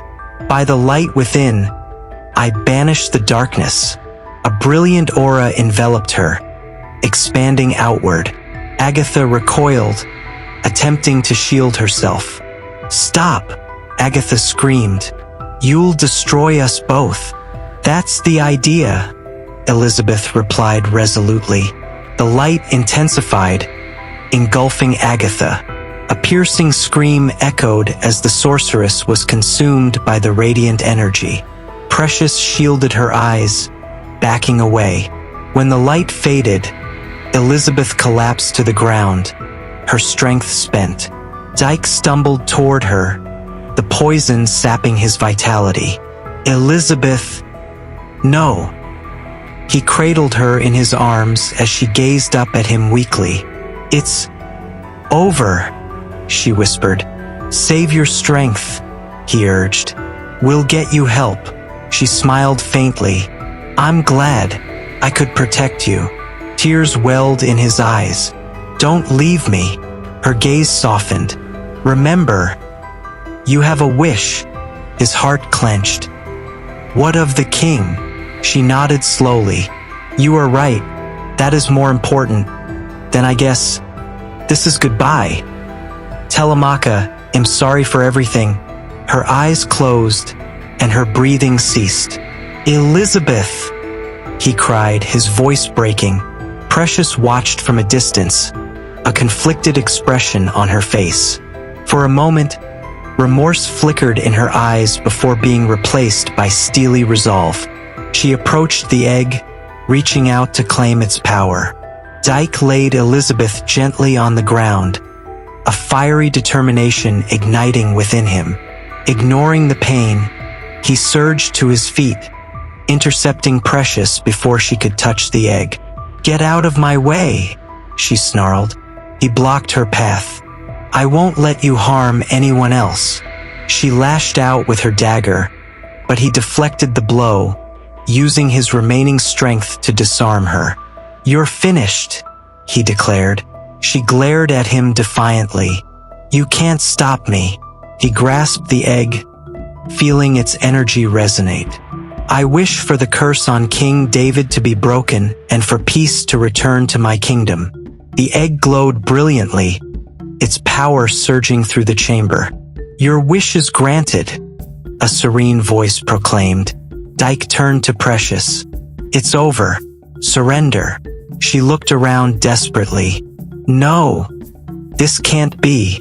In a final act of defiance, she attempted to attack, but he deftly avoided her strike, rendering her unconscious with a swift blow. Breathing heavily, he looked around. Agatha's body had disintegrated, leaving only ashes. Elizabeth lay still, peaceful in death. He approached Elizabeth once more, lifting her gently. "I won't leave you here," and in an act of mercy resolved to carry Precious, who was unconscious, back to the kingdom for her to get justice. With Precious slung over one shoulder and Elizabeth cradled in his arms, he began the arduous journey back to the kingdom. Now back at the palace, King David awoke with a startled face. His mind was clear for the first time in days. "Where am I?" he mumbled. Servants rushed to his side. "Your Majesty, you're awake." He rubbed his temples. "What's happened?" One of the advisors stepped forward hesitantly. "There's much to explain, sire." "Where is Amaka?" the king demanded. "She's been imprisoned under your orders," the advisor confessed. His eyes widened in horror. "What? Release her at once." "Yes, your Majesty." Minutes later, Amaka burst into the room, tears streaming down her face. "Father!" He embraced her tightly. "My dear child, forgive me." "You're back," she sobbed. "I knew you'd return." He held her at arm's length. "Tell me everything." Early the next morning, Dyke trudged toward the palace gates, Elizabeth cradled in his arms and Precious slung over his shoulder. Guards rushed forward upon recognizing him. "Wait, aren't you the hunter, Dyke? The one the king sent the Ashimaries after? What has happened?" One called out. He halted, exhaustion etched into his features. "I need to see the king immediately." "Very well," the palace guard responded. They escorted him inside, word spreading quickly through the palace. King David, now free from the enchantment, met them in the grand hall, concern evident in his eyes. "Dyke, what is the meaning of this?" the king demanded gently. Dyke lowered Precious to the floor, gesturing for guards to secure her. "Your Majesty, the spell cast on your mind by your daughter Princess Precious has been lifted, but at great cost." He laid Elizabeth's body before the king. "Elizabeth, the girl who was once best friends with your daughter Amaka, sacrificed herself to restore your mind, saving us all from Precious's doom." King David's expression softened with sorrow. "She was a brave soul," he said in a regretful tone. Amaka entered the hall, her eyes widening at the sight. "Dyke, my love." She hugged him intimately. "What's happened? How did you get here? Why are Elizabeth and my sister lying on the ground all battered and bruised?" He met her gaze, his voice heavy. "My love, we have much to discuss." Then Dyke fainted almost immediately out of exhaustion. Amaka then screamed, "Guards! Guards! Get the traditional medicine men! Guards! Help him!" she screamed. Dyke would be rushed out of the palace to be treated. Days would pass, as Dyke would be reprimanded at his house, as he healed and regained his strength from the journey he embarked on. Palace guards and royal healers were placed at his service to protect him and help him heal faster. But even with all these things, there were nights during this period that he couldn't sleep because he was constantly being hunted by nightmares of the trauma he experienced back at the Agba Evil Forest. Elizabeth's sudden death really took a toll on him, even if their relationship was short-lived. He felt she really grew on him, and he hated himself for not being able to save her. Amaka occasionally came to check up on him, but he usually pushed her away softly, as he preferred going through his now acquired trauma alone. His torment, coupled with his recovery, went on for about a week, until one day he decided to visit Amaka at the palace. Amaka stood on the balcony of her chambers, gazing out over the kingdom she loved. Her tall, muscular frame was silhouetted against the soft light, a constant reminder of the curse that had befallen her. She sighed deeply, her thoughts consumed by the events of the past couple of weeks. A soft knock on the door pulled her from her reverie. "Come in," she called, turning to see who had disturbed her solitude. The door creaked open to reveal Dyke, his expression somber yet determined. "Dyke," she acknowledged with a faint smile. "How are you feeling?" He stepped inside, closing the door gently behind him. "Better, thanks to the rest," he replied. "But there's something we need to discuss." She raised an eyebrow. "Is this about Elizabeth?" He nodded, his eyes searching hers. "I believe we can bring her back." Amaka crossed her arms, her gaze steady. "And how do you propose we do that?" "By journeying into the Agba evil forest, like we once planned to do," he explained. "Using your wish at the shrine of the sacred egg, we can restore her to life." She studied him for a moment. "You want me to use my wish to bring Elizabeth back?" "Yes," he affirmed. "She sacrificed herself to save us all. It's the least we can do." Amaka turned away, walking back toward the balcony. "It's not that simple, Dyke." He followed her, his tone gentle. "I know it's a lot to ask, but..." She cut him off. "I'll think about it." A silence settled between them, heavy with unspoken words. "Very well," he conceded. "But we shouldn't delay too long." She nodded absently. "I understand." He hesitated before speaking again. "Amaka, there's something else." She glanced at him. "Yes." He took a deep breath. "While I was in the forest with Elizabeth, certain feelings surfaced." Her eyes narrowed slightly. "What kind of feelings?" "Confusion, mostly," he admitted. "But I want you to know that my loyalty remains with you." She offered a thin smile. "Thank you for your honesty." He inclined his head. "I'll leave you to your thoughts." As he turned to leave, she called after him. "Dyke." He paused, looking back. "Yes, I appreciate you coming to me," she said softly. He smiled gently. "Always." Once he was gone, Amaka let out a weary sigh. Her heart was a tangle of emotions. Grief for Elizabeth, uncertainty about Dyke, and the looming responsibility of her position. She needed clarity, and there was only one place she could think to find it. Descending into the dimly lit corridors beneath the palace, Amaka made her way toward the dungeons. The guards stood at attention as she approached, their armor gleaming even in the low light. "Princess Amaka," one of them greeted with a bow. "What brings you here?" "I'm here to see my sister," she replied firmly. They exchanged a hesitant glance. "As you wish, Your Highness." They led her down a narrow passageway until they reached a heavy wooden door reinforced with iron bands. "She's inside," the guard informed her, unlocking the door.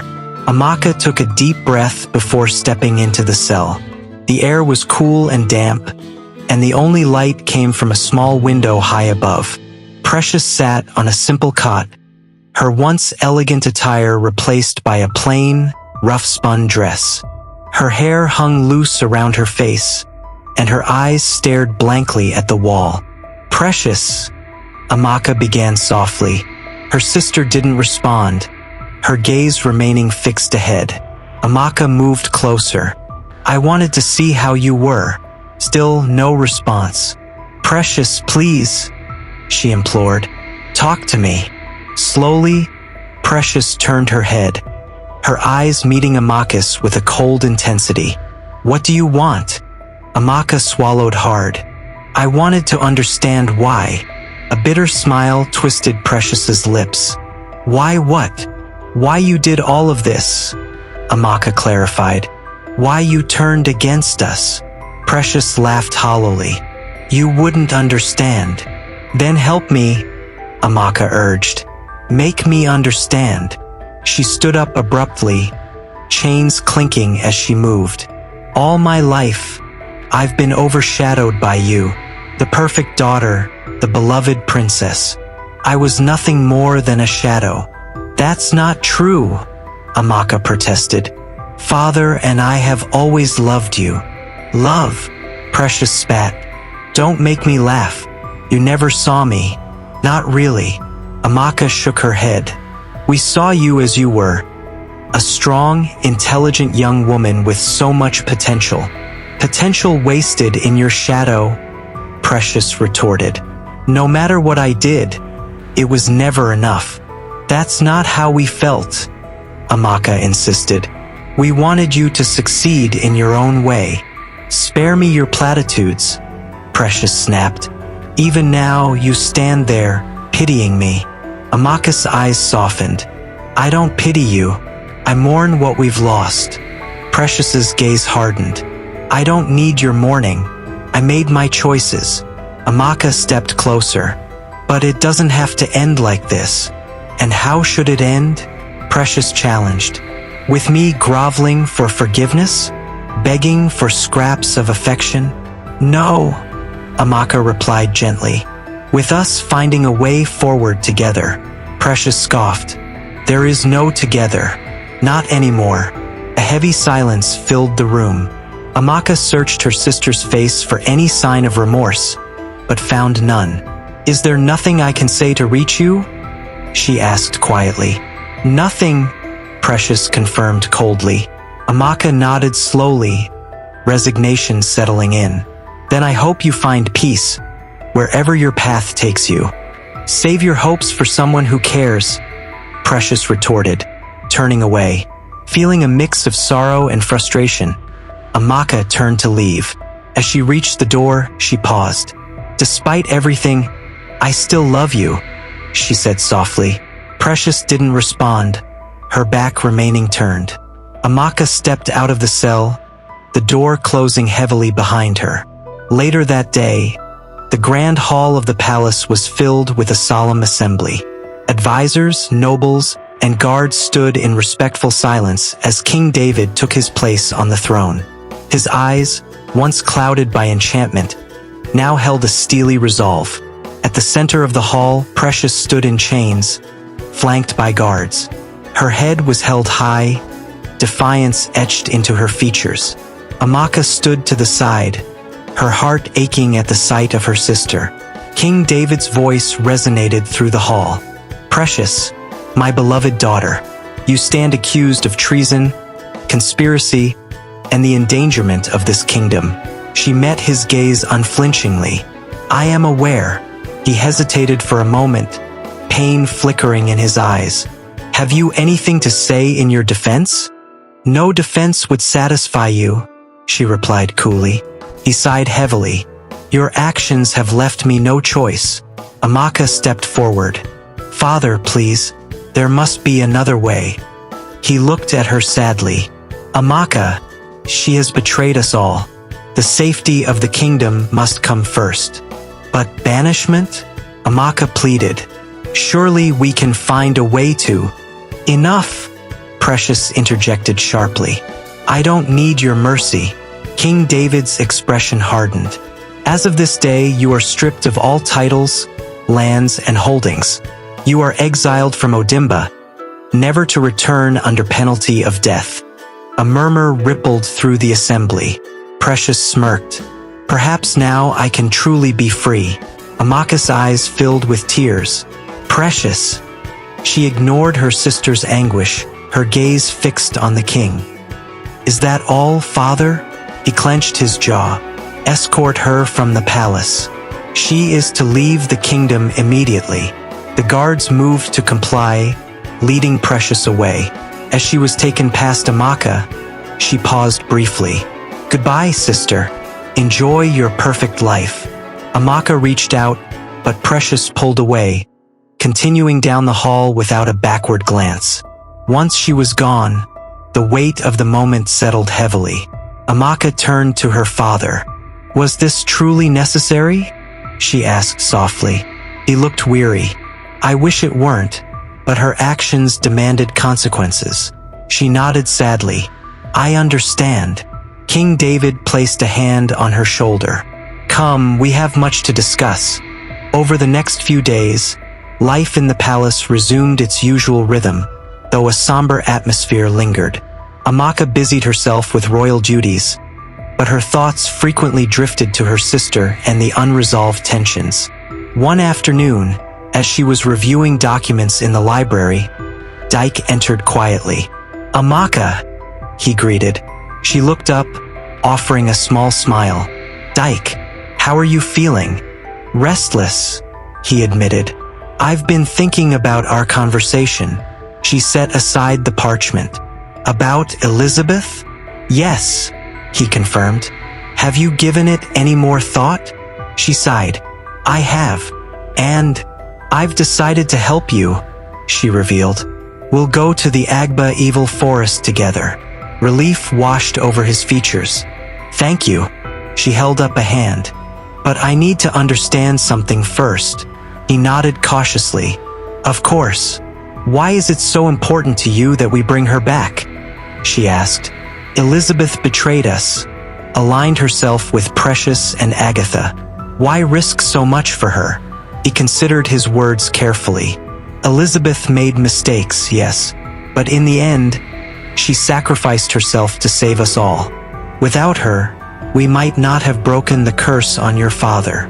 Amaka studied him. "Is that the only reason?" He met her gaze steadily. "I won't deny that I care for her. She became a friend during our journey." "A friend?" she echoed skeptically. "Yes," he affirmed. "But my loyalty remains with you." She looked away. "I suppose I can't blame you for developing feelings during such an ordeal." "Amaka," he began gently, "I value our relationship above all else." She sighed. "It's not that simple." "Then help me understand," he urged. She hesitated before speaking. "I can't help but wonder if you fell in love with her." He was taken aback. I don't know." Her expression tightened. "That's not very reassuring." He reached for her hand. "Please, believe me when I say that you are the one I care for most deeply." She withdrew her hand. "Actions speak louder than words, Dyke." He nodded solemnly. "Then let me prove it to you." She regarded him thoughtfully. "Very well. We'll embark on this journey together, and perhaps we'll find the clarity we both need." "Thank you," he said earnestly. She stood, gathering her things. "We should prepare to leave soon." "Agreed," he replied. "I'll make the necessary arrangements." As he turned to go, she called after him. "Dyke." He paused. "Yes, let's be honest with each other," she requested. "No more secrets." He smiled softly. "No more secrets." The following morning, Amaka and Dyke set out from the palace, accompanied by a small contingent of guards for the initial leg of their journey. The sun was just cresting the horizon, casting a golden hue over the landscape. As they rode, the silence between them was comfortable but charged with unspoken thoughts. After several hours, they reached the outskirts of the Agba Evil Forest. The guards halted. "This is as far as we go, Your Highness," the captain informed them. Amaka nodded. "Thank you for your service." "Safe travels," he replied, bowing respectfully. She and Dyke dismounted, securing their horses. "Ready?" he asked. She adjusted the pack on her shoulder. "As I'll ever be." They stepped into the forest, the dense canopy filtering the sunlight into dappled patterns on the forest floor. The air was cool and filled with the sounds of rustling leaves and distant bird calls. Dyke glanced at her. "I've been here before, but it feels different this time." She gave a slight smile. "Perhaps because our purpose is different." "Perhaps," he agreed. They walked in silence for a while, the path winding deeper into the woods. "Tell me about your journey with Elizabeth," Amaka prompted suddenly. He looked at her, surprised. "What would you like to know?" "Everything," she replied. "I want to understand what happened." He took a deep breath. "After we left the palace, we faced several challenges. The forest tested us, physically and emotionally." "Go on," she encouraged. He recounted their encounters with the enchanted river, the whispering trees, and the trials they had faced. "She saved my life more than once," he admitted. "And I saved hers." Amaka listened intently. And that's when you grew close? Yes, he acknowledged. We learned to trust each other. She was silent for a moment. Did she ever speak of me? Often, he revealed. She regretted her actions and wanted to make amends. Amaka's expression softened. I see. They continued walking, the path growing narrower. Why didn't you wish for her to come back when you had the chance? She asked quietly. He sighed. The forest grants only one wish per person. I used mine to break the curse on your father. I thought it was the right thing to do. She nodded thoughtfully. I understand. Do you? He pressed gently. She met his gaze. I believe so. You chose the greater good over personal desires. He smiled ruefully. Something like that. They reached a fork in the path. Amaka studied the two options. Which way? Dyke asked. She closed her eyes, taking a deep breath. The left feels inviting. He raised an eyebrow. Inviting? In this forest. She opened her eyes, a hint of amusement in them. Trust me, he chuckled. Always. They took the left path, which led them to a serene glade. Sunlight streamed through the trees, and a gentle breeze carried the scent of wildflowers. It's beautiful, she remarked. Indeed, he agreed. At the center of the glade stood a stone archway covered in vines and ancient symbols. A gateway, Dyke observed. Amaka approached it cautiously. It seems we're expected. As they stepped through the archway, the atmosphere shifted.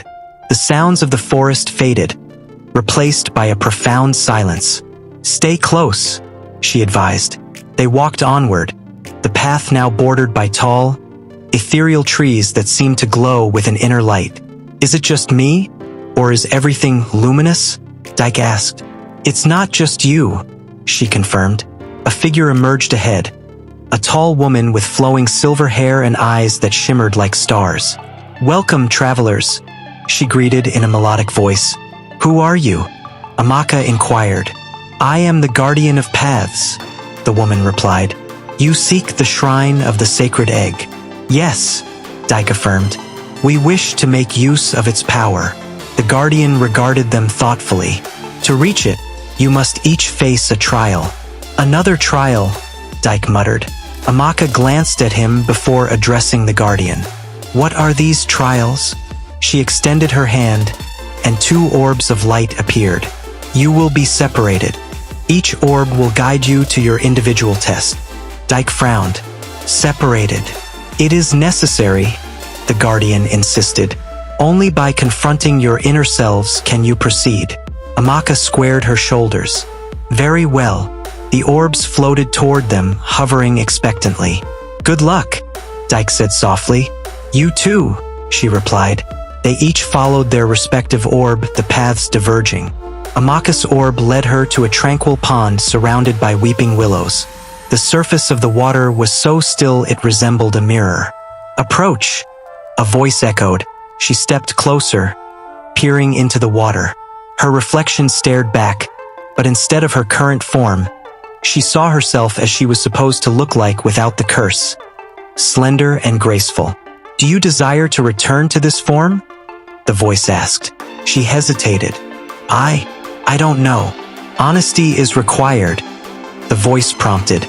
She took a deep breath. Part of me does. I really wish to be born like a normal girl.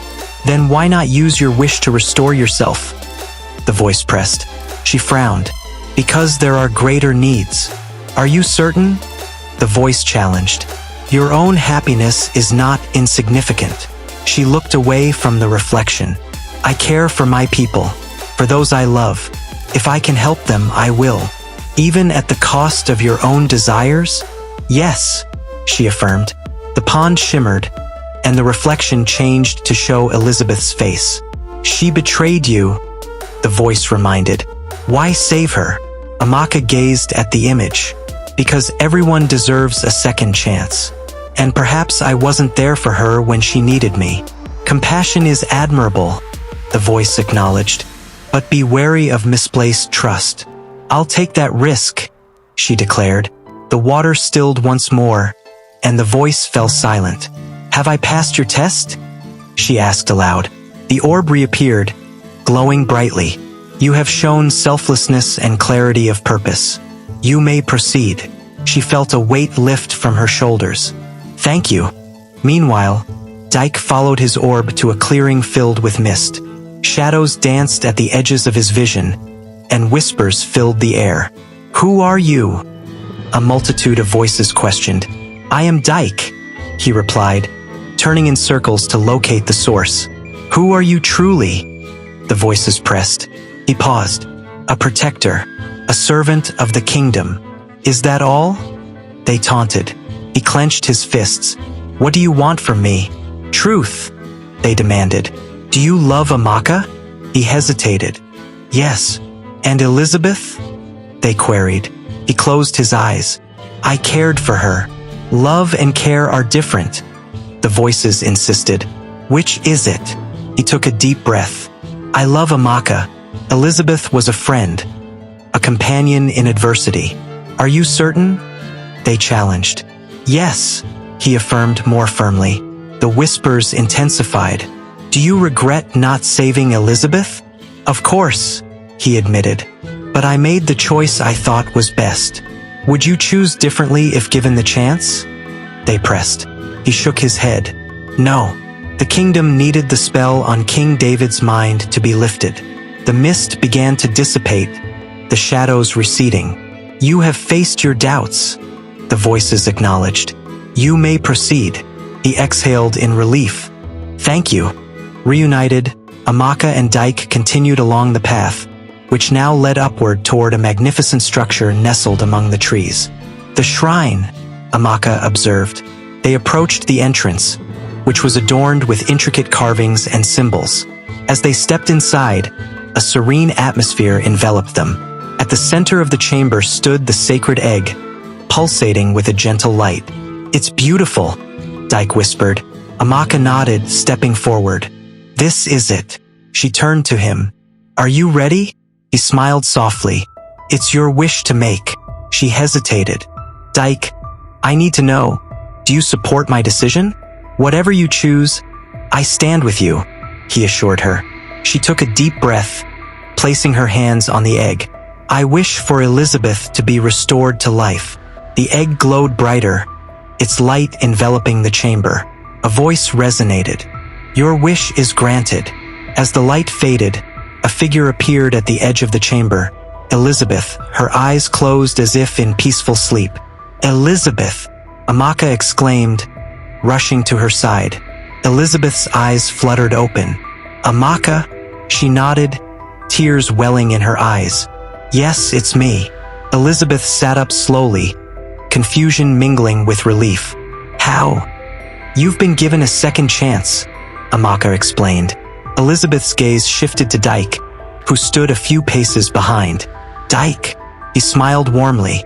Welcome back. She looked between them, emotions swirling. I don't understand. Amaka helped her to her feet. We came to bring you back. Elizabeth's eyes filled with tears. After everything I've done? Amaka nodded. We all make mistakes. What's important is what we do with the chance to make things right. Elizabeth's voice trembled. I'm so sorry. For betraying you. For everything. Amaka embraced her tightly. I forgive you. They held each other for a long moment, the weight of past grievances lifting. Dyke approached cautiously. It's good to see you. She pulled back from Amaka, wiping her eyes. Thank you for believing in me. He nodded. We couldn't have done it without you. She looked down. I don't know how to repay you. Amaka placed a hand on her shoulder. By living well and helping us rebuild. Elizabeth smiled softly. I will. A few weeks later, King David would throw Dyke and Amaka a royal grand wedding, which all the villagers were in attendance. Amaka would finally realize that she didn't need to change her body to find love or friends. All she needed was to stay true to her heart. Thank you all for watching. If you enjoyed the last segment to this beautiful story, please drop a like on the video and leave a comment on your favorite aspects of the story, morale lessons, character arcs, and so on. Also share the story with your friends and family. It's been a long way getting here, and I really appreciate all of you who watched all 5 parts of the story till the end. Thank you once again, and do subscribe to the channel so you won't miss our next story. And as always, do have a lovely day. Thank you.